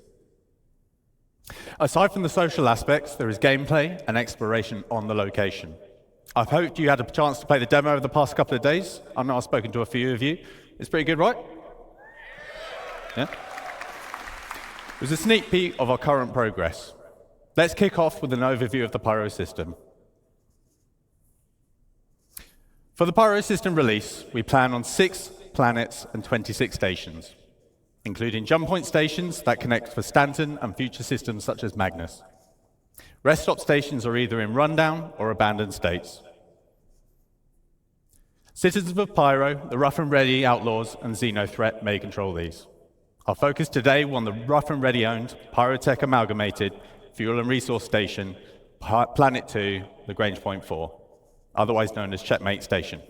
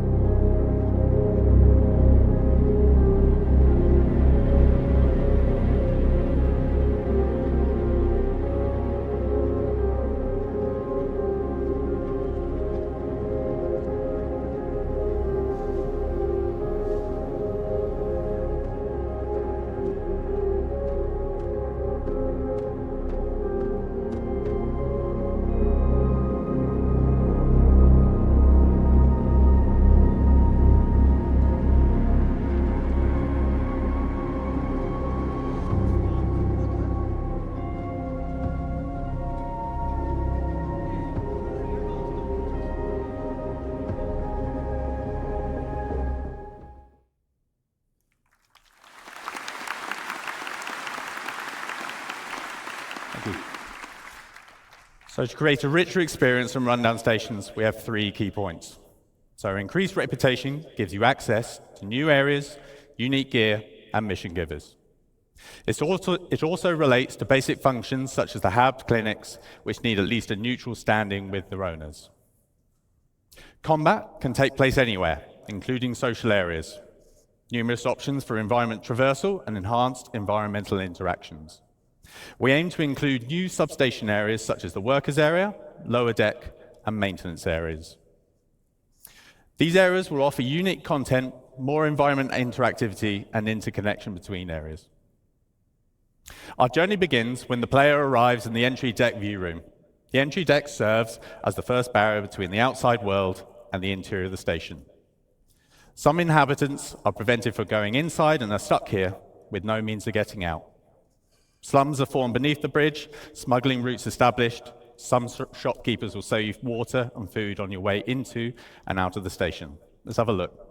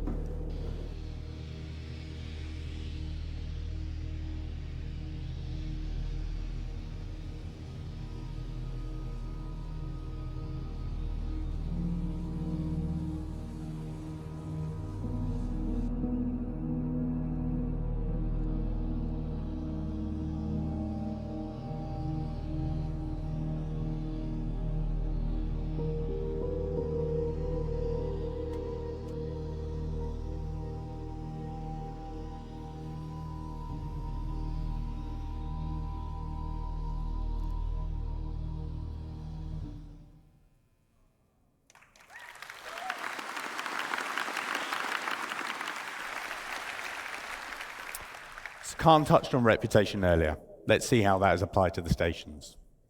So how does the reputation gate in the entry deck affect gameplay? What happens if we have good reputation? So if you had good reputation, you could go straight through. This is no fuss, and it's the quickest way to maneuver through the station. However, you've got to put the time and the effort in to get to this point. What happens if you neutral reputation? So you might be waved through, maybe you have to pay a bribe, and you don't want to pay, so you're going to have to find an alternate pathing. Or you're going to have to build up your reputation. If you have bad reputation, and for all you naughty ones out there, I know some of you exist, this applies to you. In short, you're going to have a tough time, but you have options. So stealth via other pathways might be one of those options. You build your reputation up from scratch, or you could probably fight. Let's focus on those alternate pathways. The modules in the station are broken up into several traversal areas. As with the other location archetypes, we define these spaces as secondary or tertiary routes, as opposed to the more official primary paths. Most modules are interconnected with vents and maintenance shafts. These reward the players with infiltration and exploration paths, as well as potential loot. So what alternative routes exist to access the station? We'll offer the opportunity to access the station through multiple EVA points on the exterior. It gives you the choice on how to tackle missions and reputation issues. These alternative entries allow the player to circumvent the ATC loop completely, useful for when your reputation with the owners would normally prevent you from going through more official ways.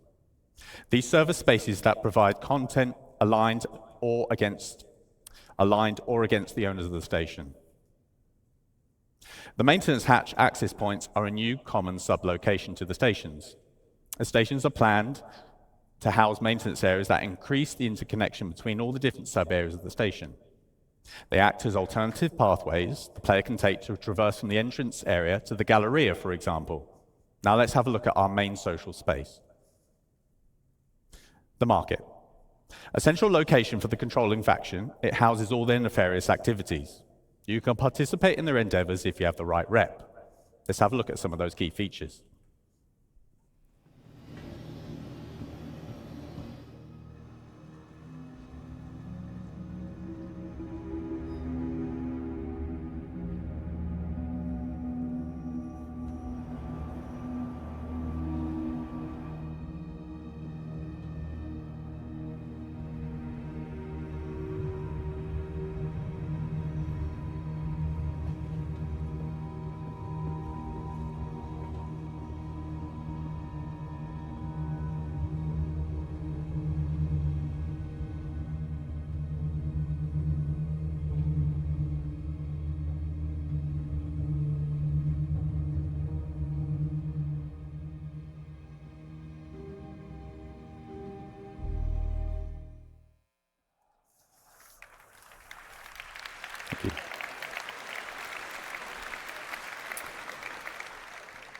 So the market is a social hub and a good example of mixing social and gameplay space, as mentioned by Khan earlier.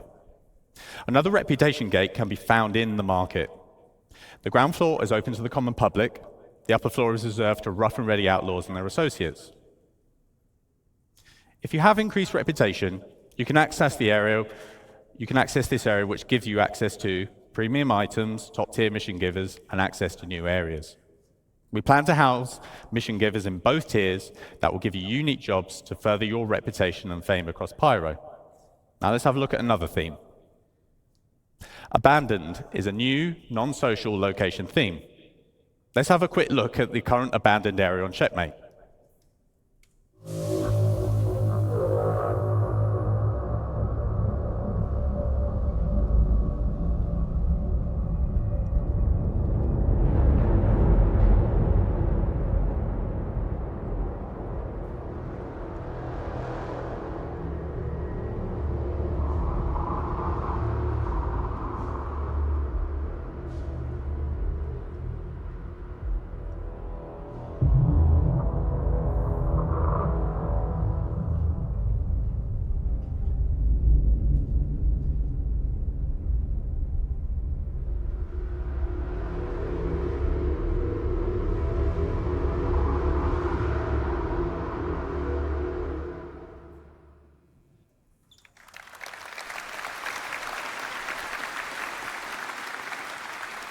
Thank you. So we have entire abandoned stations as separate locations. On top of that, there are abandoned areas within the rundown stations. much like the ones you probably see in the demo. There will be around 15 of these around the Pyro system. These are accessible through airlocks and breaches or other means. We aim to enhance all the space locations with a lot more gameplay content. Loot runs, exploration, creatures, missions of various types with PvE and PvP content, just to name a few. We're also laying a focus on environment interactivity with potential retrofitting of occupied stations. With the future addition of security systems and the resource network system, we will have the means to further improve the experience within these spaces and offer new challenges. With power, life support, and gravity playing a key role to give the player a unique experience, especially in abandoned stations. So, what do Pyro rest stop stations bring to the game? So lots more variety in space stations, with more gameplay opportunities within a station location. Opportunities for exploration, hidden areas, multiple options for access or traversal. These are faction-owned, and reputation will affect the location and gameplay. These feature lots of new mission opportunities within social space and multiplayer opportunities for combat on location. So I hope you have enjoyed this sample of what stations will offer and had a chance to have a go on the demo the past couple of days. That concludes the Living on Edge presentation. Thank you for your time.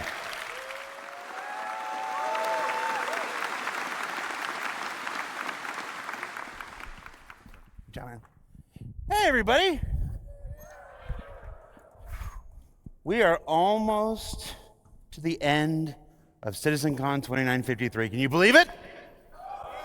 2 days? Pyro? Star cloth? Star hair? Star citizen? All right, we still got one more presentation to go, but I have a couple announcements I have to make. This was just handed to me by the facilities team, so bear with me.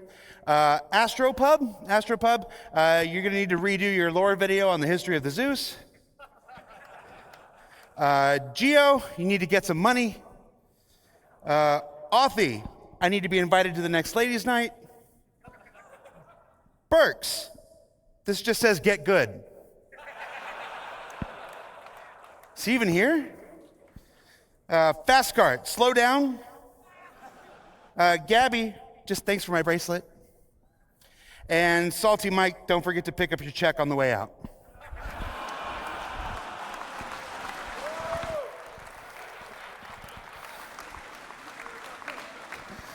You know, that joke is so old, we would never, ever pay him. All right. So the only real announcement I have is that Hall B is closing at 4 o'clock. So that's approximately 15 minutes. So if you wanted to get merch or anything else, you wanted to peek at one last community booth, you've only got about 15 minutes left to do that before we close Hall B. In Hall B, the last 2 days, we've had our good friends at Atmo Esports. We're running their fight and flight competition. So I would like to invite 2 of the members of Atmo Esports, their founders, their creators, the big cheeses at the top, Crucian and Corsair. Come on up, man.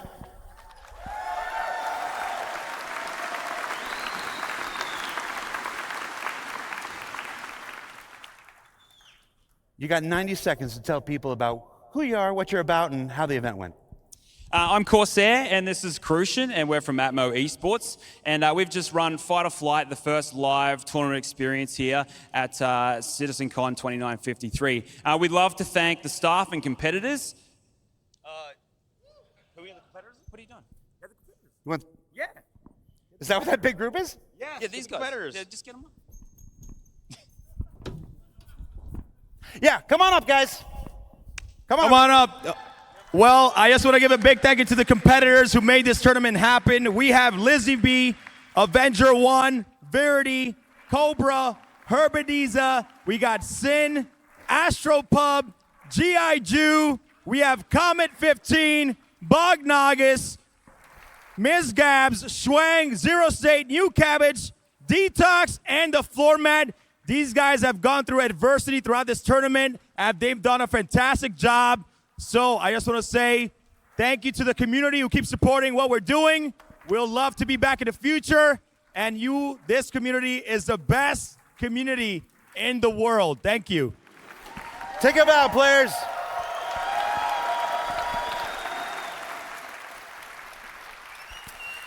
And of course, if you were here watching this, you can check out the stream, the Hulk event, up on their Twitch channel, I presume. Yep. I should have checked beforehand. Thank you very much, everybody. Watch your step on the way down.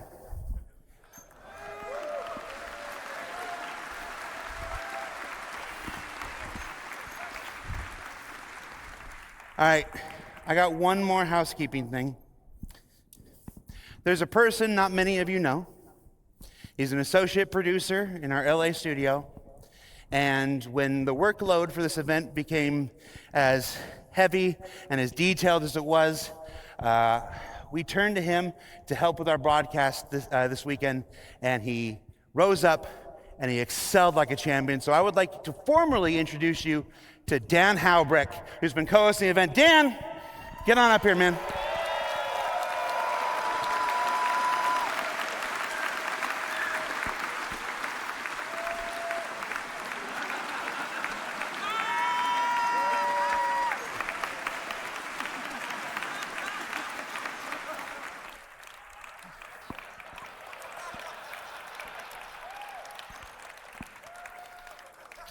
Keep walking.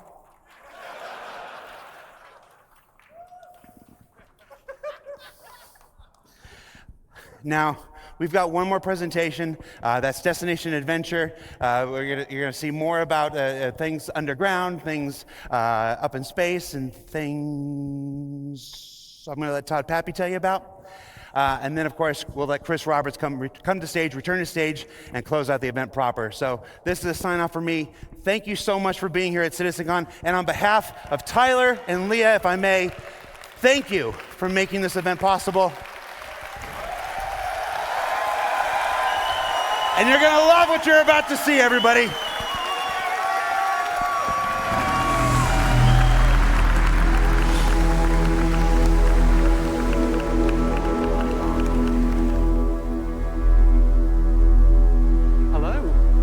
Hello and welcome to Destination Adventure. My name is John Griffiths. I'm the lead environment artist for EU Sandbox 2, and I'm the product owner for the distribution centers. Before we delve into, I'll put my slide on for a start. Before we delve into it, everything that you're going to see is currently in gray box, so just keep that in mind. So, these distribution centers, what are they? Well, first off, they're the biggest location we have on the ground outside of landing zones. The reason why they're so big is intentional. We wanted them to accommodate as much world and mission-based gameplay as possible. Each location supports multiple landing pads and hangars, making them accessible to as many players as possible at any one time. There's even a road network to support transit from the planet's surface, into the main building and to any berth ships. So every distribution center will be owned by a faction. Depending on the faction and where the distribution center is located on the planet will determine its specialism. Now, each specialism will lend itself to different missions and gameplay opportunities. So let's talk about some factions for a moment. So, an example of a major faction would be the UEE.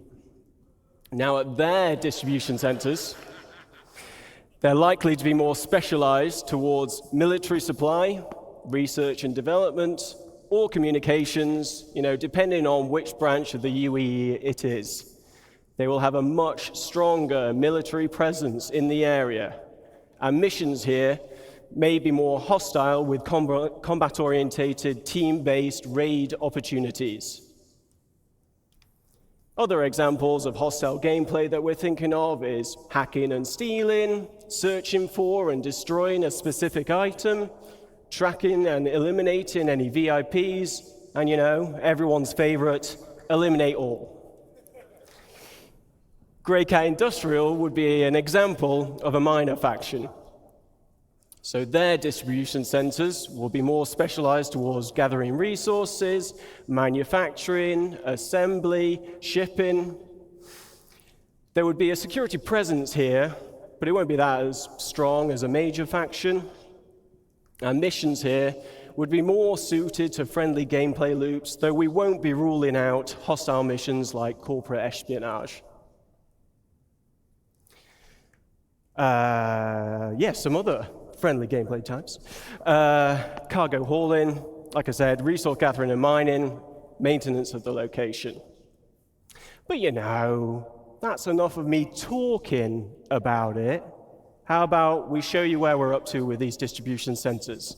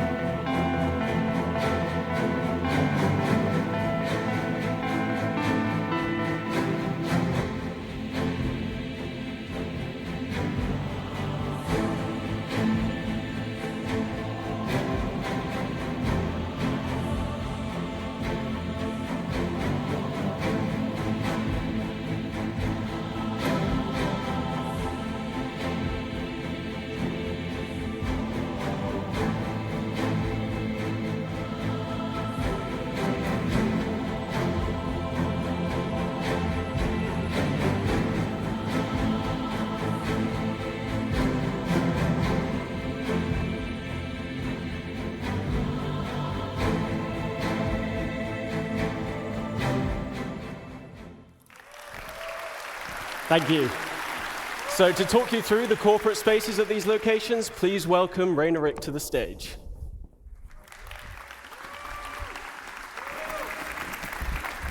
Hello, hello. So my name is Rainer Rick. I'm a lead environment artist at the Montreal studio, and we've been working with John's team on the distribution centers. So John just showed how massive these locations are. He also presented the industrial sections on the ground level, and I'm here to present the administrative area of these facilities that the Montreal team has been working on. So they're located above ground, just below the tower highlighted in the picture. Inside, you'll be able to explore the corporate office space and interact with the administrative personnel. Accessible via the lifts and the hangars, and also the industrial sections we saw earlier. In addition, we've added also landing pads in front of the lobby, specifically designed for smaller ships and ideal for short stays like pickup or delivery missions. And we can't ignore the fantastic views we have from these platforms, a reminder of the vastness of these facilities. Now, let's step inside the lobby. You'll find the atrium, which is a central point of the administrative area, providing access to various locations of the corporate space. Within this space, you'll find the reception desk, and as a newcomer, you'll be expected to report here first. So here you can hand over your deliveries or pick up packages and earn reputation points with that faction. So also expect to see corporate ownership reflected through branding, color schemes, and product placement throughout the corporate hub. And with the use of overlays, we'll be able to swap these out depending on the ownership. And here's an example with Grey Cat showcasing their vehicles and some shiny armor. And back on the topic of reputation, as it grows, you can expect to gain access to the executive office spaces. From here, you'll meet with unique quest givers And depending on your reputation level, you'll receive various mission types, either friendly or hostile. And finally, the distribution centers were designed as an evolving location. We've built this with future expansion in mind. And in the back of the lobby, for example, doorways could eventually lead to additional office space. So, enough talk. Just before I show our progress so far, I want to give a big thank you to the Montreal team for their work on the administration area. Thank you. And as John mentioned, we're still in gray box phase, so just keep that in mind. But let's take a look.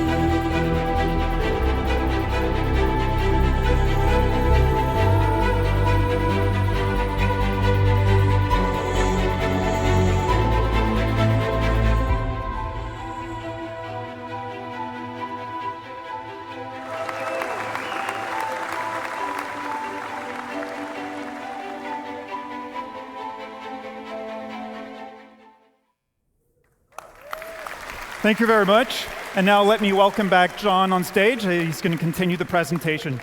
Thanks a lot, guys.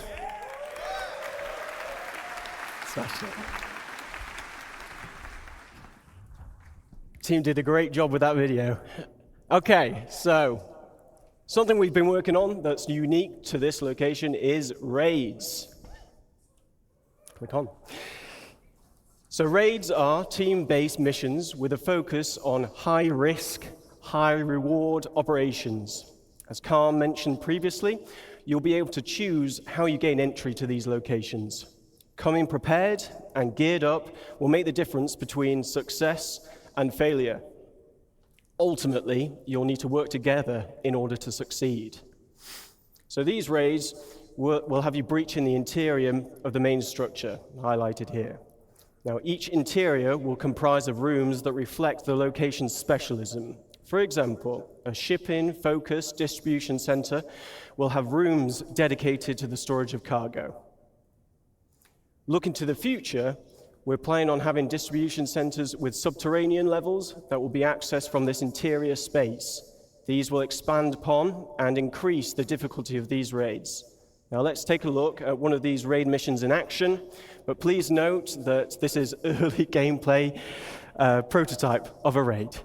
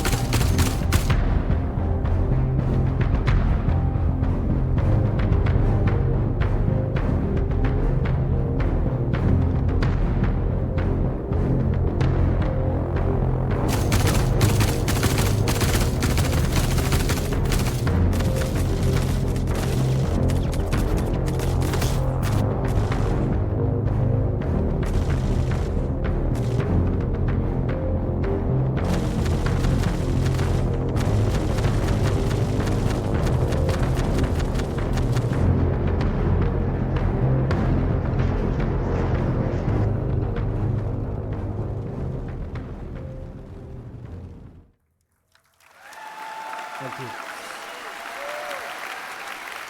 So, as you saw in the video, the team took a more aggressive approach to getting inside and taking what they wanted. But this isn't the only approach you can use.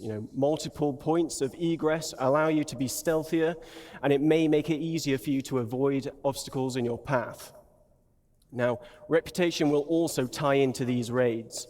Missions will have varying objectives depending on the player's reputation level, and dynamic events may also be triggered during the raid, so players will need to adapt to an evolving situation.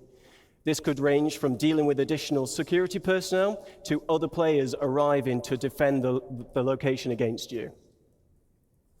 Something else we've been prototyping is how we can utilize the multi-tool to create gameplay puzzles. Physically interacting with the environment around you changes the puzzles for everybody.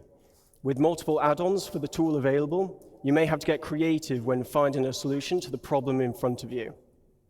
In this next video, we show you how using the tractor beam attachment can open up new paths to your objective, but it's up to you to decide what path you can create with what is available. Let's watch the video.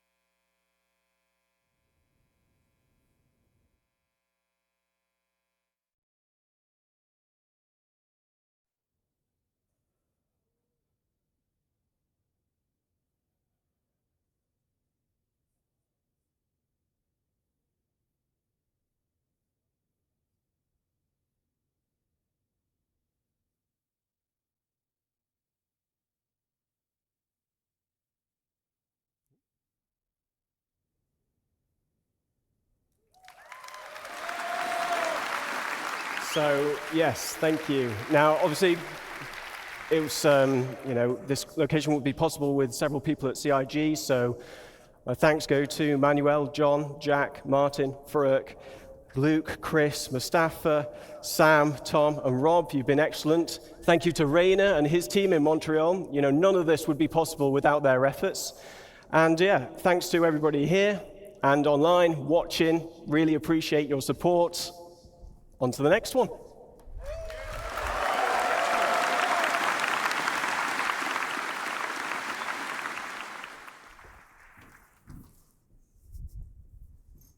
Hello. This is a good segue from the distribution centers, as I'll be talking to you about different aspects of cargo and freight on behalf of Art and Design.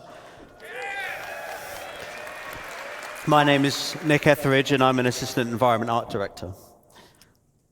So obviously, cargo isn't just about boxes. It's a big part of the game.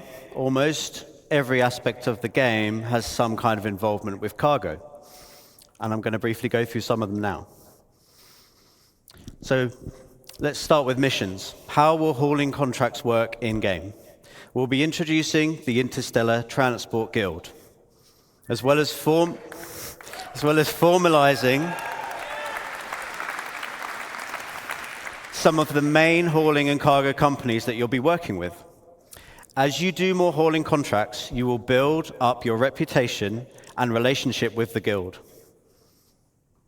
This will lead you to gaining more lucrative contracts for specialized cargo and destinations, such as different forms of hazardous cargo, perishable cargo, riskier routes, and more. So what do I mean by hazardous and perishable?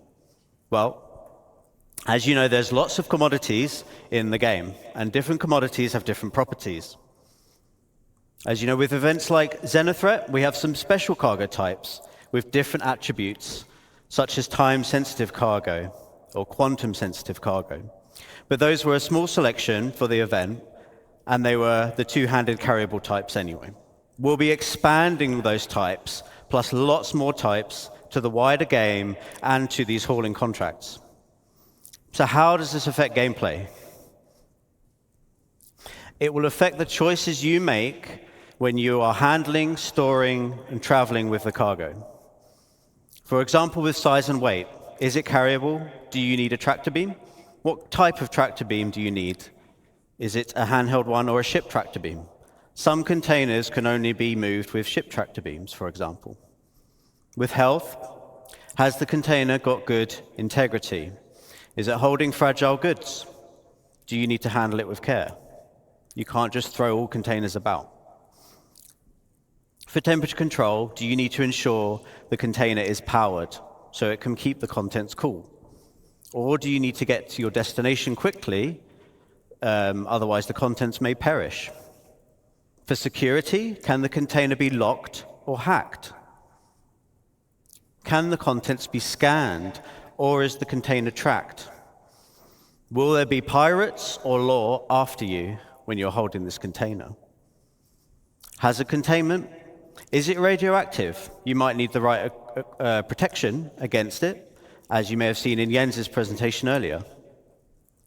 Can it explode? You might not want to put these containers on a more exposed section of your ship. And many of these attributes are going to be visually distinctive. So conversely, if you want to steal, for example, some cargo on a hull C, which does have very exposed cargo containers, you might want to avoid shooting blindly and accidentally blowing up your potential profits. So look out for those types of containers. Back to mission progression. We'll be introducing perks and rewards as part of fulfilling contracts and raising reputation with these companies. For rewards, we'll have branded ship and tool skins, branded clothing. There will be collectibles to decorate your hab, hangar, or ship, or you can put them anywhere you want. And there'll be more exclusive rewards that we'll be revealing later. Thank you. For perks, you'll get access to more items in shops and discounts on specific items. And all of these rewards and perks you need to earn in the game. You cannot just buy them.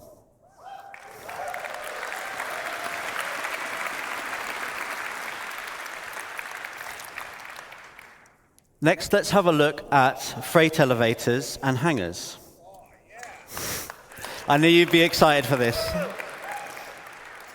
I'd like to show you a short video to demonstrate how freight elevators will change how you view your hangars and how you use your hangars.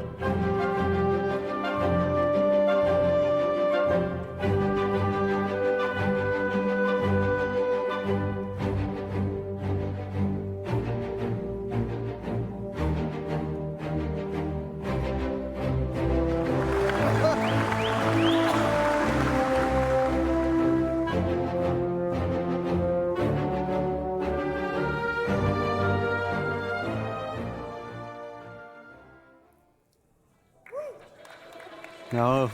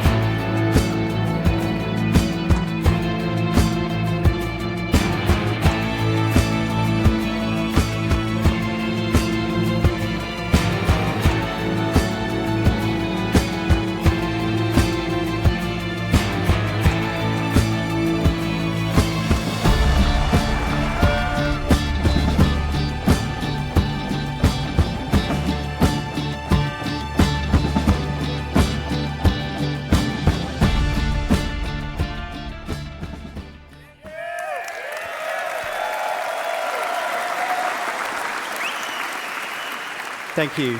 Thank you. So, As you can see, hangars, they will become persistent and personal, meaning you can stay there as long as you want. Whatever you leave there will persist and will be yours to use as you see fit. Your hangar won't just be a place that you leave from in your ship. It will become a key base of operations to handle your inventory and storage needs, and you'll be able to request your ships from an ASOP terminal from within the hangar itself.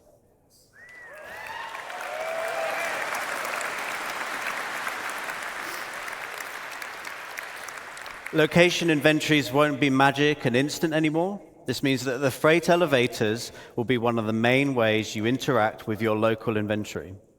Items stored at the location can be requested via the elevator kiosks and will be brought up in a physicalized state to do with as you want.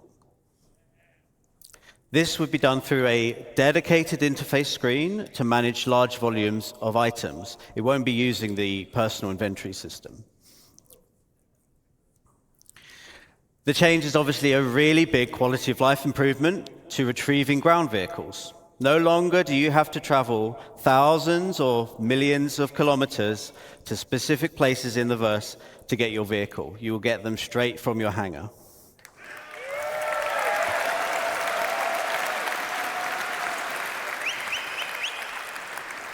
You'll also be able to bring up ship components, so your hangar is now more of a maintenance bay and outfitters where you can do repairs and swap around items and things like that.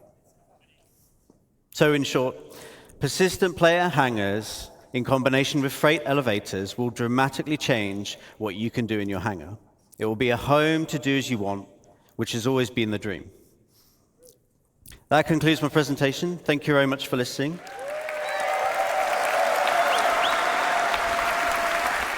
And I will pass you over to Todd Pappy. CitizenCon. Come on, I can't hear you. All right, there we go. So, we'll be talking today about something special. It's an update on something that we talked about a little while ago, but we feel it's the future of Star Citizen, and it's the culmination of multiple different game systems coming together. So why don't you play the video?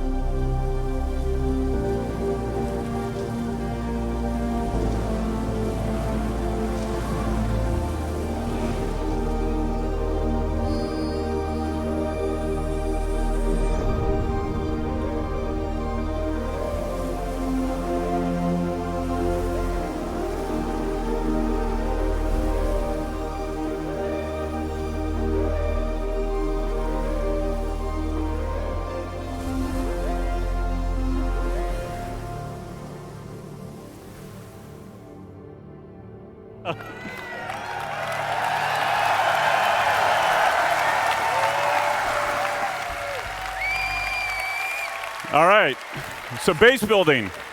All right, it breaks down into two really large gameplay sections, planning ahead and prepping, and then you've got the on-site where you're actually going to build.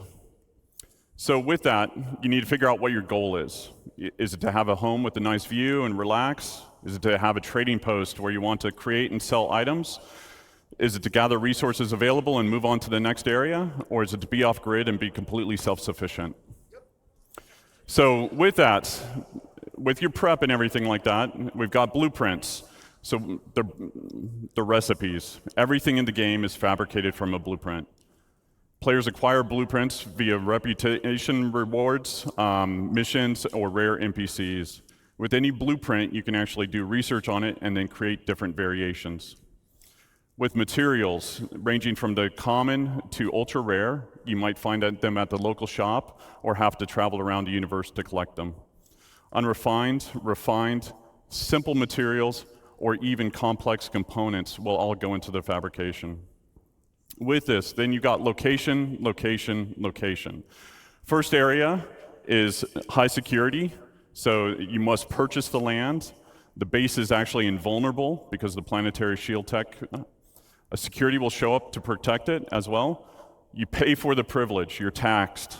So at this point, you won't have the best resources available. You won't have access to the best resources available on the planet. If you don't pay your taxes, the shields will go away after a period of time, and the base will become derelict and will collapse. But this is low risk, low reward. Then you've got low security.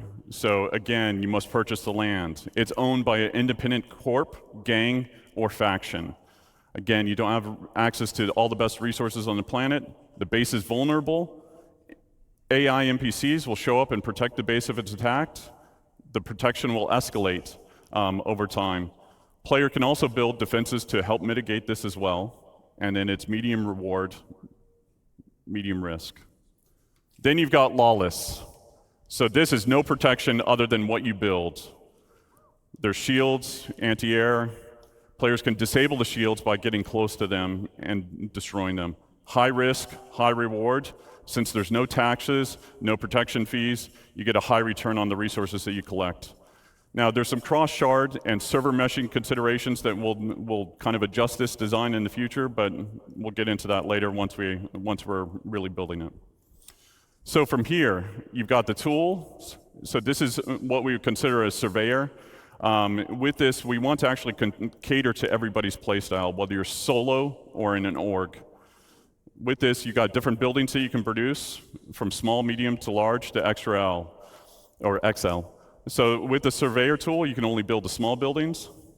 With a vehicle, you can build small and medium-sized buildings. With the Galaxy, you can build small to large structures. And then obviously with the Pioneer, Pioneer can do it all. And it still works as a mobile base. And we'll talk about some of the more expanded features that we're adding to it in later on. So, and then it's also, we're exploring what can be done in space, not just on the planet. So from here, you set off on your journey.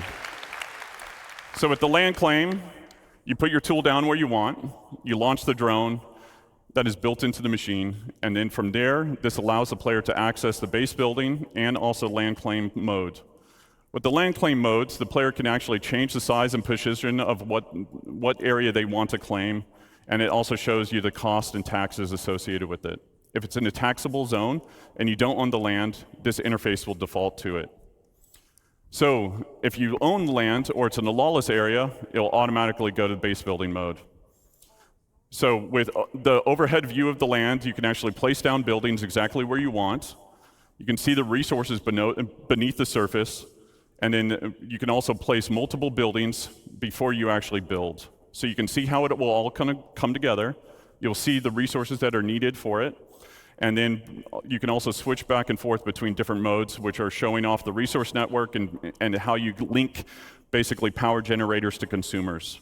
And then the player can move or deconstruct existing buildings right now with no charge. Fabrication.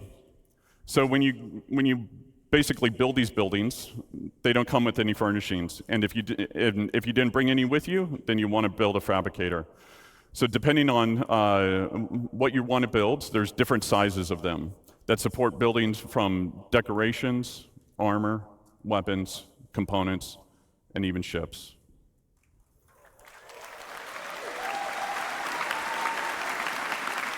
So like base building mode, you need blueprints, resources to craft what you want. Everything fabricated is produced from it produces a physicalized entity. Stats and quality will depend on the quality of the materials actually used. Once you've done that and you've built your decorations, now you can actually fill the room the way that you want to fill it.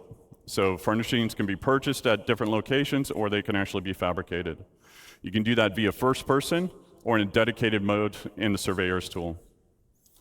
With that, you've got different types of buildings. So you've got utility style, which would be garages, freight elevators, landing pads, storefronts.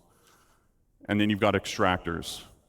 So with extractors, we want to make sure that nothing in regards to resource gathering is fully automated. A level of player engagement is always needed. So as Nick talked about before, there are different types of commodities, radioactive, perishable, etc. What you'll be doing is pulling out full containers. Then from there, it'll be repairing, or there's wear and tear associated with it, or even misfires like you saw in Thorsten's talk and Guillermo's talk yesterday. There's also upgrade paths for making them more efficient or resilient. Power generators. So with different types of power generators, there'll be some that are more cost-effective as well as effective in different areas. Solar panels will not always work in darkness. Fuel generators will need to be filled up every now and then batteries to store excess power. Then you've got producers. So things that will require the players to combine different resources to produce new items. And then you've got defense. So anti-air, anti-personnel, and then shield generators. And then the big one. We start development Q1. So that's me. Thank you all. Thank you for coming. It's wonderful to see you.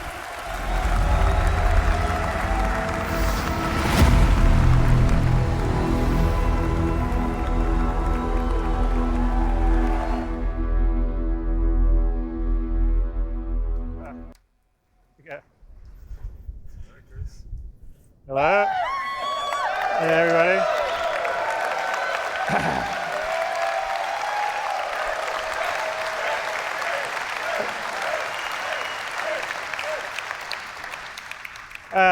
I hope you've enjoyed everything you've seen in these last 2 days. We were really excited to show you a lot of it. And I've sort of seen some online comments about, okay, well, that's very cool, but when are we going to get it in the game? But one of the real reasons why we wanted to show you this CitizenCon is because we've hit an inflection point on a lot of the features, as in they're either finished or they're in polishing stage, which is why we're showing them. So everything that we've been showing you here at CitizenCon is our intention, not making 100% promise, just so everyone remembers that, to get them into Star Citizen through next year. So it's not going to be gated on having to be after Squadron 42. So we are.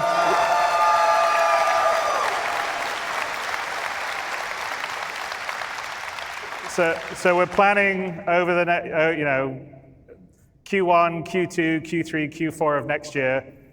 Hopefully everything that we've shown you, you will have in your hands playing inside Star Citizen. So,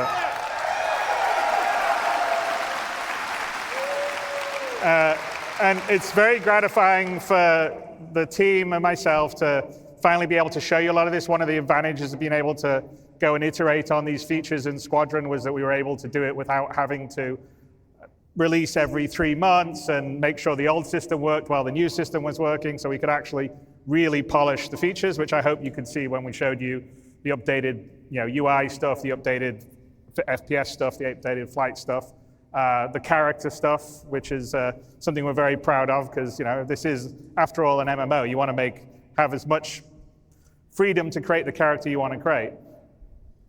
So as you may have guessed, and Brian Chambers may have let slip a bit earlier, we are feature complete on Squadron 42.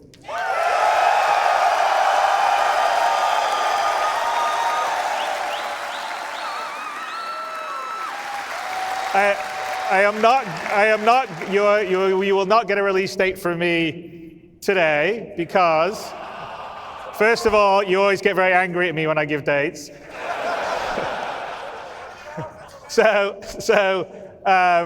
It will be when I know that we're fully about ready to print the Gold Masters, but it won't be just yet. But we prepared, the Squadron 42 team prepared a small video for you. I may be lying, it's a bit bigger than small. To give you a glimpse of everything we've been working on and what the gameplay looks and feels like. So let's roll that.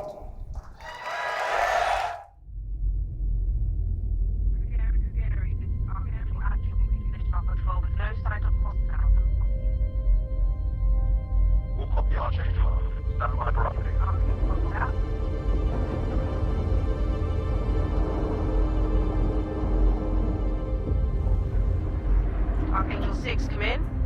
Go for 6. I'm getting a faint contact on bearing 287. You picking that up? Yeah, got it. Scanning now.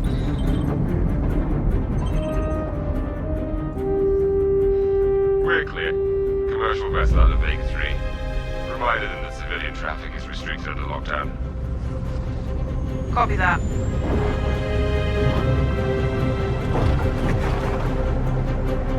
Archangel. Archangel, this is Krugeri. Come back, Krugeri. Redirect to sector 7 Bravo Echo for immediate tasking. Copy that. On our way.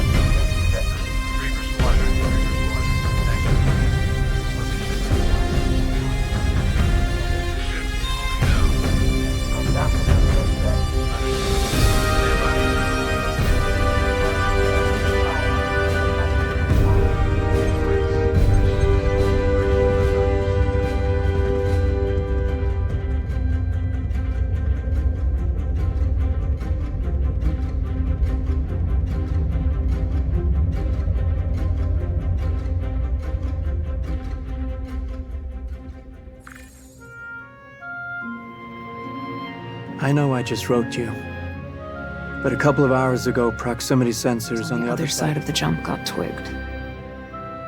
Word is it might be that clan we've been battling with. I guess that last fight didn't scare them off quite like we all hoped it would. Honestly, we've been out here so long, I don't know what to pull for anymore. I just wanted to let you know. I'll write as soon as I can. Stay safe. Your loving son.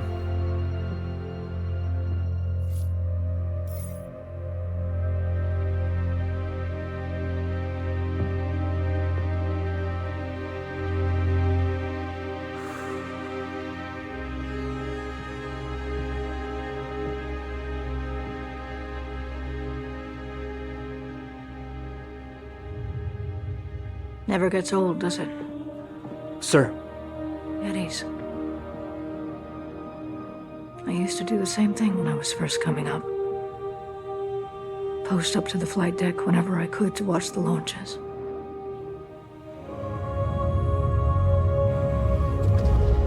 Have you seen the F-8s up close? No, sir. The thing's a beast. Nimble, too. 12 maneuvering thrusters and 3 mains. It sure sounds like it. Sir. Captain McLaren, to the bridge. are under the bridge.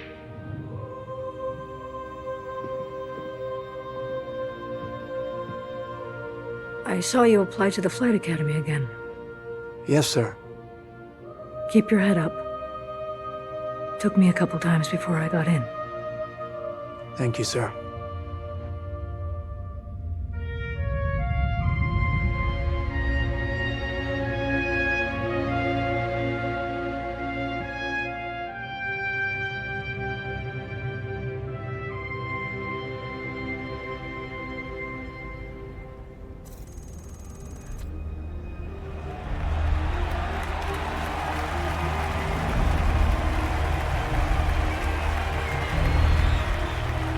Welcome to Cloud Imperium Games Manchester Studio. I'm Chris Roberts, and I'm pleased to announce we have just passed a major milestone.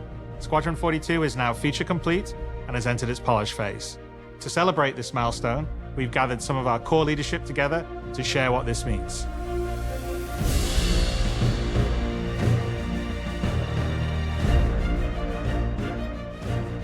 As Chris says, we've moved into the polish phase of Squadron 42, which means extra emphasis on ensuring things feel fun. This means focusing on the small and large elements of the game, such as dialing in combat encounters, but also looking at the feel of how you control your character or vehicle and making sure it's immersive as possible. We've paid extra attention to how your character reacts when in their ship, so that you feel like an actual pilot, whether that's firing your weapons, taking hits, or punching the afterburners to get to cover. Ship AI has also seen huge improvements, with closer engagement distances and more varied behaviors. And with our new precision targeting mode, the action has never been as close.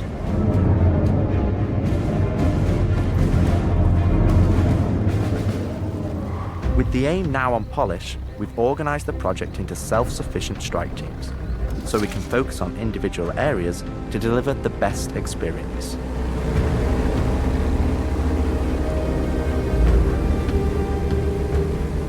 Get out of sight, the cutlass is gonna spot you. This allows us to bring all disciplines together with a unified vision of enhancing the gameplay by seamlessly blending it with polished visuals, final cinematic performances, and our ever-improving technology.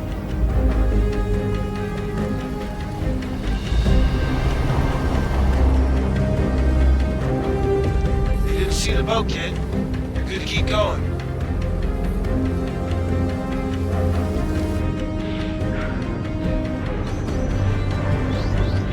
We're also dialing in gameplay features, such as the ship flight model for both atmosphere and space, which covers master modes, control surfaces, and our gold standard HUD and MFDs.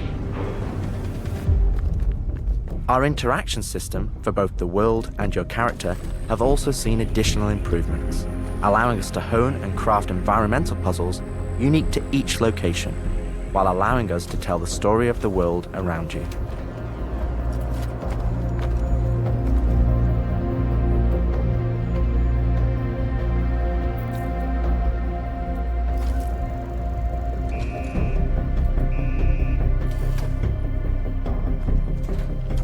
The military multi-tool is an essential piece of equipment for every pilot that integrates all attachments into a single handheld device and allows us to create really interesting challenges, including physics-based puzzles using our updated rope tech.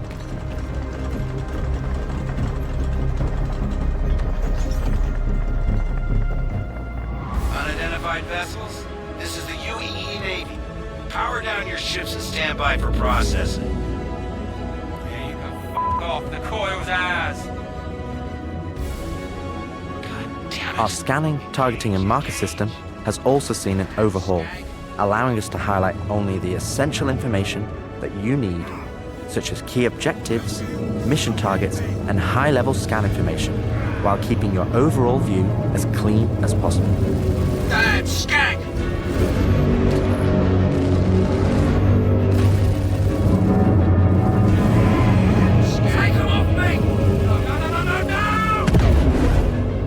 Tactical FPS combat and stealth, which has seen a suite of improvements, from improved looting, weapon feel and balance, realistic scopes, and smoother locomotion. alongside our new and improved FPS radar and scanner that provides you an overview of the battlefield, but at the cost of ramping up your own emissions. We've also seen the introduction of our Maelstrom-powered destructible environment, which adds a layer of dynamism to the experience alongside our improved AI that can now have hundreds of combinations of traits that allow us to create unique and challenging combat encounters that really push your tactical awareness and skill.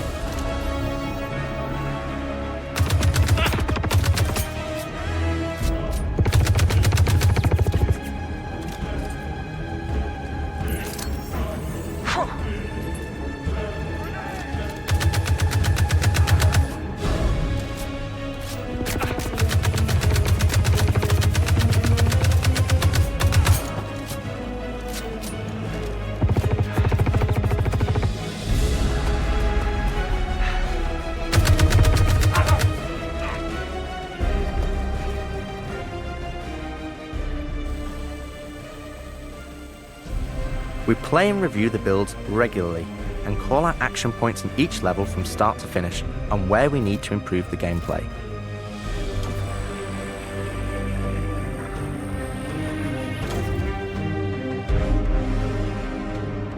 This is an incredibly rewarding stage of development for me and the team, as the ultimate vision of the game is realized, allowing us to craft an experience that we can be really proud of.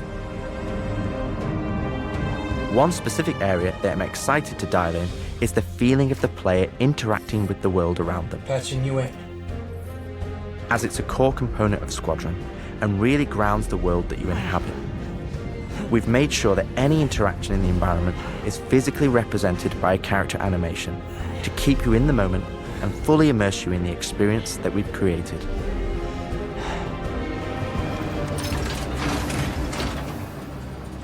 Ultimately, this is the final phase of gameplay iteration before we fully transition into optimization and stability on the road to release. Agent Trejo, this is Colton. Come back. Always trips me out to see terraforming setups like this. Webb tried explaining how atmosphere processors work. Really shows how far we've come. Hell is she?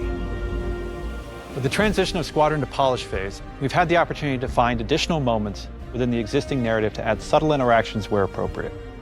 It's been tremendously exciting to play through these areas and find places to augment the mood, support gameplay, and further embellish our story and characters. So yeah, man, I can't believe it. They said I've got to wait another 2 years before I can reapply. So that's why I figured I'd get a job trying in security, because that's you know, I can get some hours flying in the cockpit and whatnot. Can't hurt, right? Exactly. We've also been capturing pickups for our lead female player character, as well as wild lines for our various enemies that you all will encounter throughout the game on both foot and in your cockpit. These consist of a range of responses and reactions that you as the player can trigger, which has been the culmination of efforts by the gameplay and AI teams. This means that you're going to have to tangle with some very smart and reactive bad guys to complete your mission.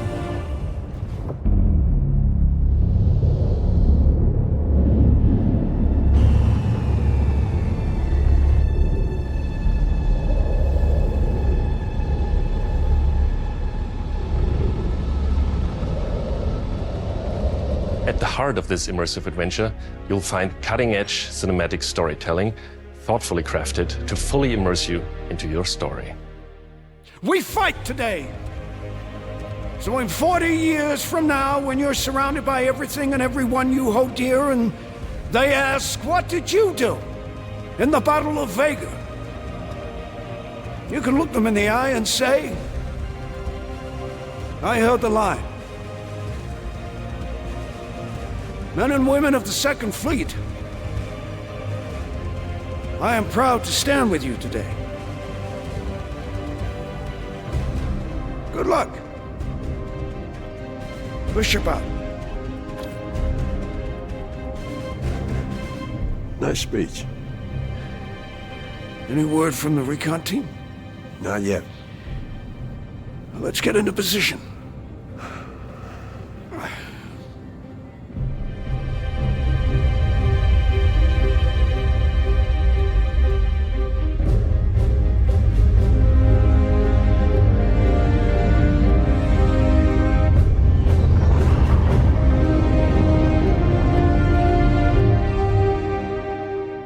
Throughout the polish phase, our team is taking every opportunity to push things to the next level. Tell me you're expecting company? This is not good. The Cine team is focused on finalizing edit lock on all of our big action as well as all smaller character sequences. I could have pulled this off of the Galactopedia. Yeah, probably, but I think their solar mass calculations are wrong, though. Well, this is ridiculous. How so? We are now able to adjust our shot composition to final cameras thanks to recently crafted space vistas and level art being content complete now. It'd be nice to know how much of a shitstorm we're flying into. More like a hellstorm, Blue. One you ain't gonna fly out of. Shut up. Now, I hadn't seen another ship that wasn't trying to kill me in days, let alone a hauler, let alone a Jean. So you can imagine my surprise. Detailed lighting passes can be done on hero sequences so we can show our cast and convey their emotions in the best light possible. And we're making sure our cinematics are triggering as fluid as we can craft them so they form a coherent concerto with the rest of the player's narrative experience. Mr. Wexler, this is Lieutenant Commander Colton. Oh, Commander, hey. Julian Wexler, I'm the field manager of this little operation. Welcome aboard the Archon. What brings the Navy to this little corner of the universe? We got you flying with Lieutenant Commander Colton. He's one of our best. As others will share, this is the most rewarding chapter of development, which allows us to truly experience the visceral and oftentimes emotional moments that our narrative provides. How did you handle it after Vega? I'm not sure I handled anything. It helps to remember that stuff like this is supposed to hurt. I've never been good at dealing with problems I can't fix. Well, this is one that you don't have to do alone. That's good to know. For the animation teams, polish phase means refining the social aspects of Squadron 42 that occur between the various missions and getting the behaviors implemented across all of its chapters. Here we're dialing in the hangar to make it as immersive and believable an experience as possible. That'll do it. Done. Okay. All right. Let's do this. I have to switch out so the interchange front hangar deck. We're getting a weird airflow. Turning out to be another stuff.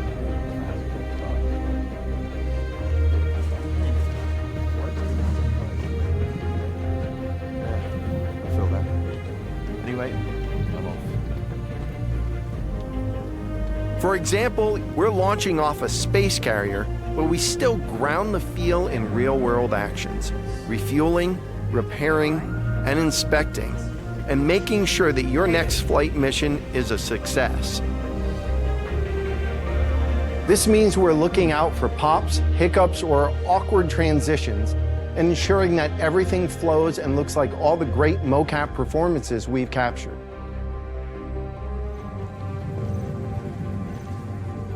Let's ready some extra ice packs out of storage. Whenever gunners are on full rotation, you can always count on at least one of them getting hurt. We also have you covered in everyday life. The medical staff work diligently for their patients, whether they're players or crew.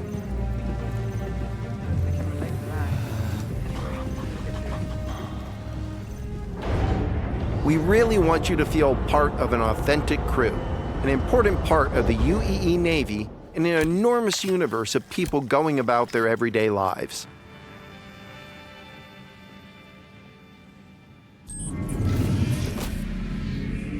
Let's go ahead and clear for takeoff. Ground crew, prep bay for takeoff. Copy that. Hangar, ready for launch. Takeoff approved, Baron 2. You have the ball.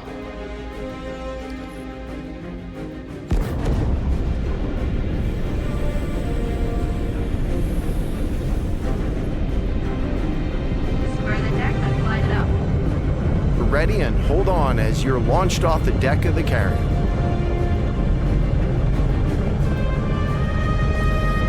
Baron 2, you are cleared for launch. Have a safe flight, Baron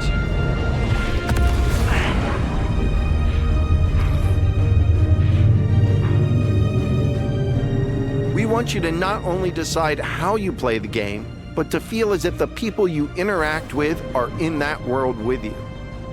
I would have never thought a shotgun could be so pretty. Damn, this R97 is sleek as hell. Like a lot of other weapons in Gemini's arsenal, it has a higher rate of fire than most guns of its type.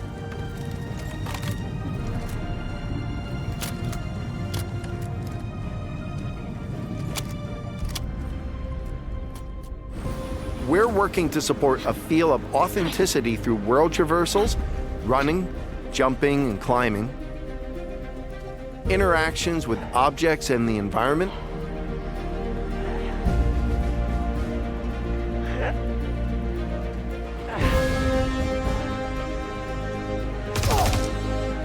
solid weapon gameplay and enemy reactions, as well as combat realities, such as weapon malfunctions.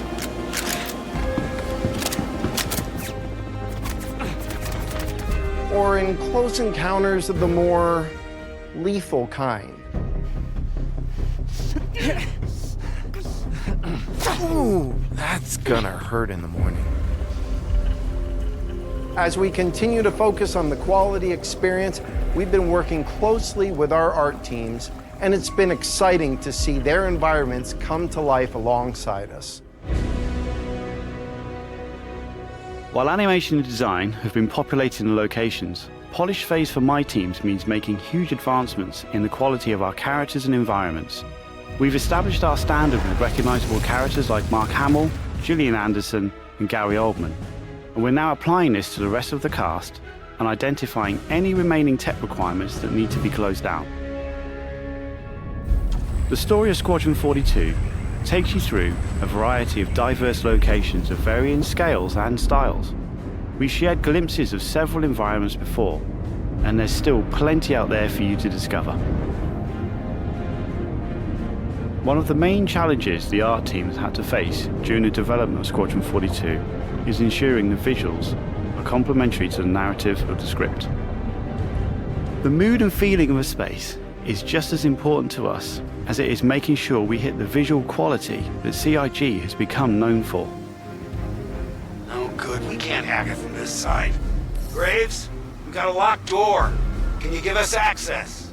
No, I'm afraid that's a negative, Steve. I would have to add you to our system to give you override permissions, and there's a lot involved in that. It won't happen quickly.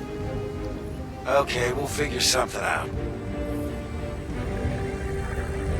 Everything you see during the campaign has been heavily inspired by the classics of 70s and 80s sci-fi, but with a modern twist. We want everything you see to feel like it has a soul, its own personality, and tells of a history long before you arrived.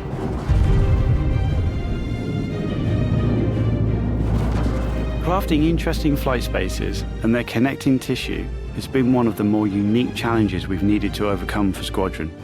Developing our VDB tech to blend seamlessly between tighter traversal spaces and into wider space vistas and planets has proved incredibly difficult but rewarding, ensuring that Squadron flows seamlessly from one chapter to the next, without interruption. Creating a diverse array of locations is essential to us. Our environments need to work from a variety of scales.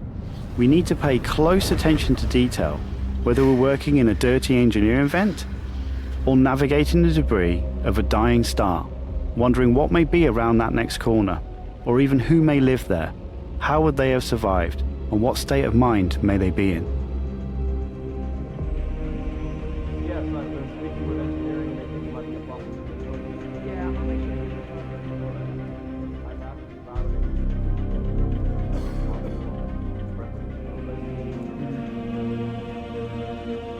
We've worked closely with our social teams in delivering a cohesive social experience when you're taking some downtime from our refined flight and FPS missions. or even missions of the more eerie kind.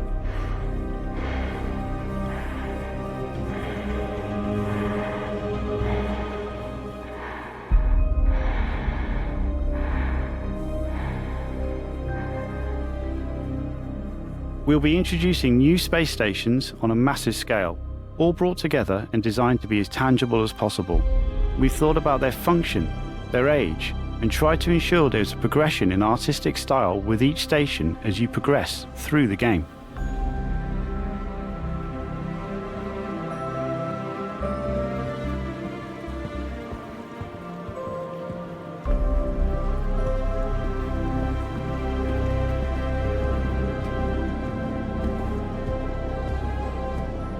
As you can see today, the teams are working incredibly hard, ramping up the detail and quality to match the breadth of our vision for Squadron 42. Now, I know you're all asking, when can I play it? When can I play it? When we have the locked release date, you will be the first to know. Now, we're in polishing phase on Squadron 42. You will start to see a lot more things coming to Star Citizen, as well as overall progress on the persistent universe. The polish phase can take some time. We have come this far, and we want to make sure Squadron 42 delivers on the promise of being this generation's wing commander.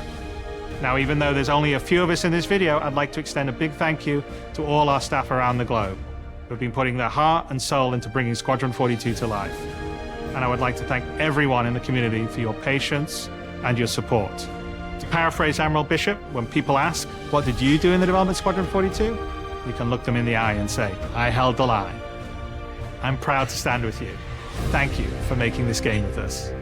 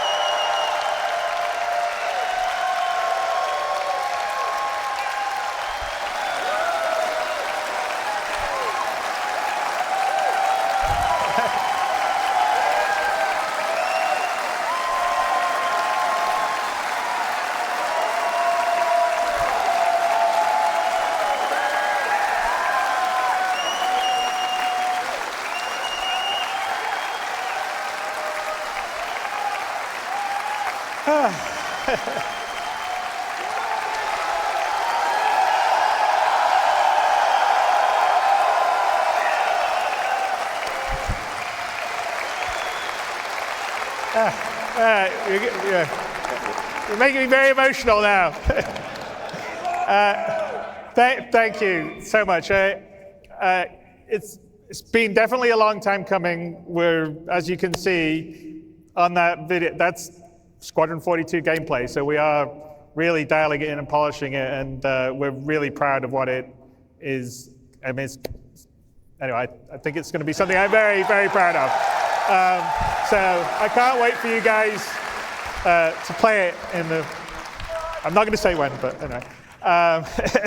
And anyway, we kind of spent the time to craft something that's that beautiful with as much attention to detail and love without your guys' support, just like we couldn't be building the universe of Star Citizen without your guys' support. So I am, on my side, incredibly grateful, as is everybody at CIG, for your continued support, because we're building, I mean, a universe of dreams and stories of dreams, and it's a really wonderful thing to be able to do as a creative.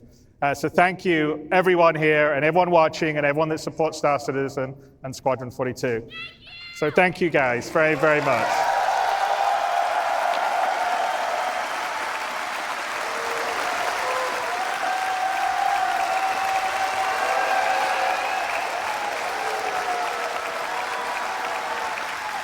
And then I'd like to call out everyone that's put the show together here. It's been an amazing job. Tyler Whitcomb headed up, but there's a lot of other people. I mean, obviously Jared's been doing his great job emceeing. Leah has been organizing the show, and there's 1,000 other people that are part of our community and marketing side that have been doing it. There's been volunteers that have been helping to do this. The companies that we've had, like Envision, have put the video and stuff all together. So everyone's done an amazing job of the show. So thank you to everyone. And sorry if I didn't call everyone out by name, because there'd be a lot of names, so I had to call them out. But putting all that together, and thank you to all the devs that worked really hard to put the presentations together for you guys, because I think you could feel that they really love what they do, and they're very passionate about what they do. And they're really excited to get it into your guys' hands.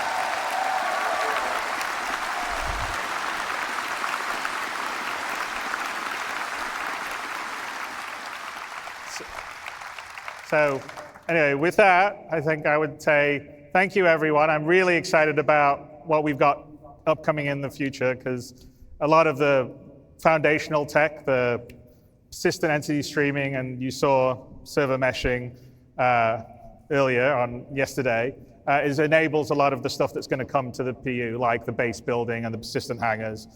So I am incredibly excited by 24 and beyond. And anyway, thank you guys for supporting. I will see you in the verse. And thank you so much for coming out to share this with us. Bye.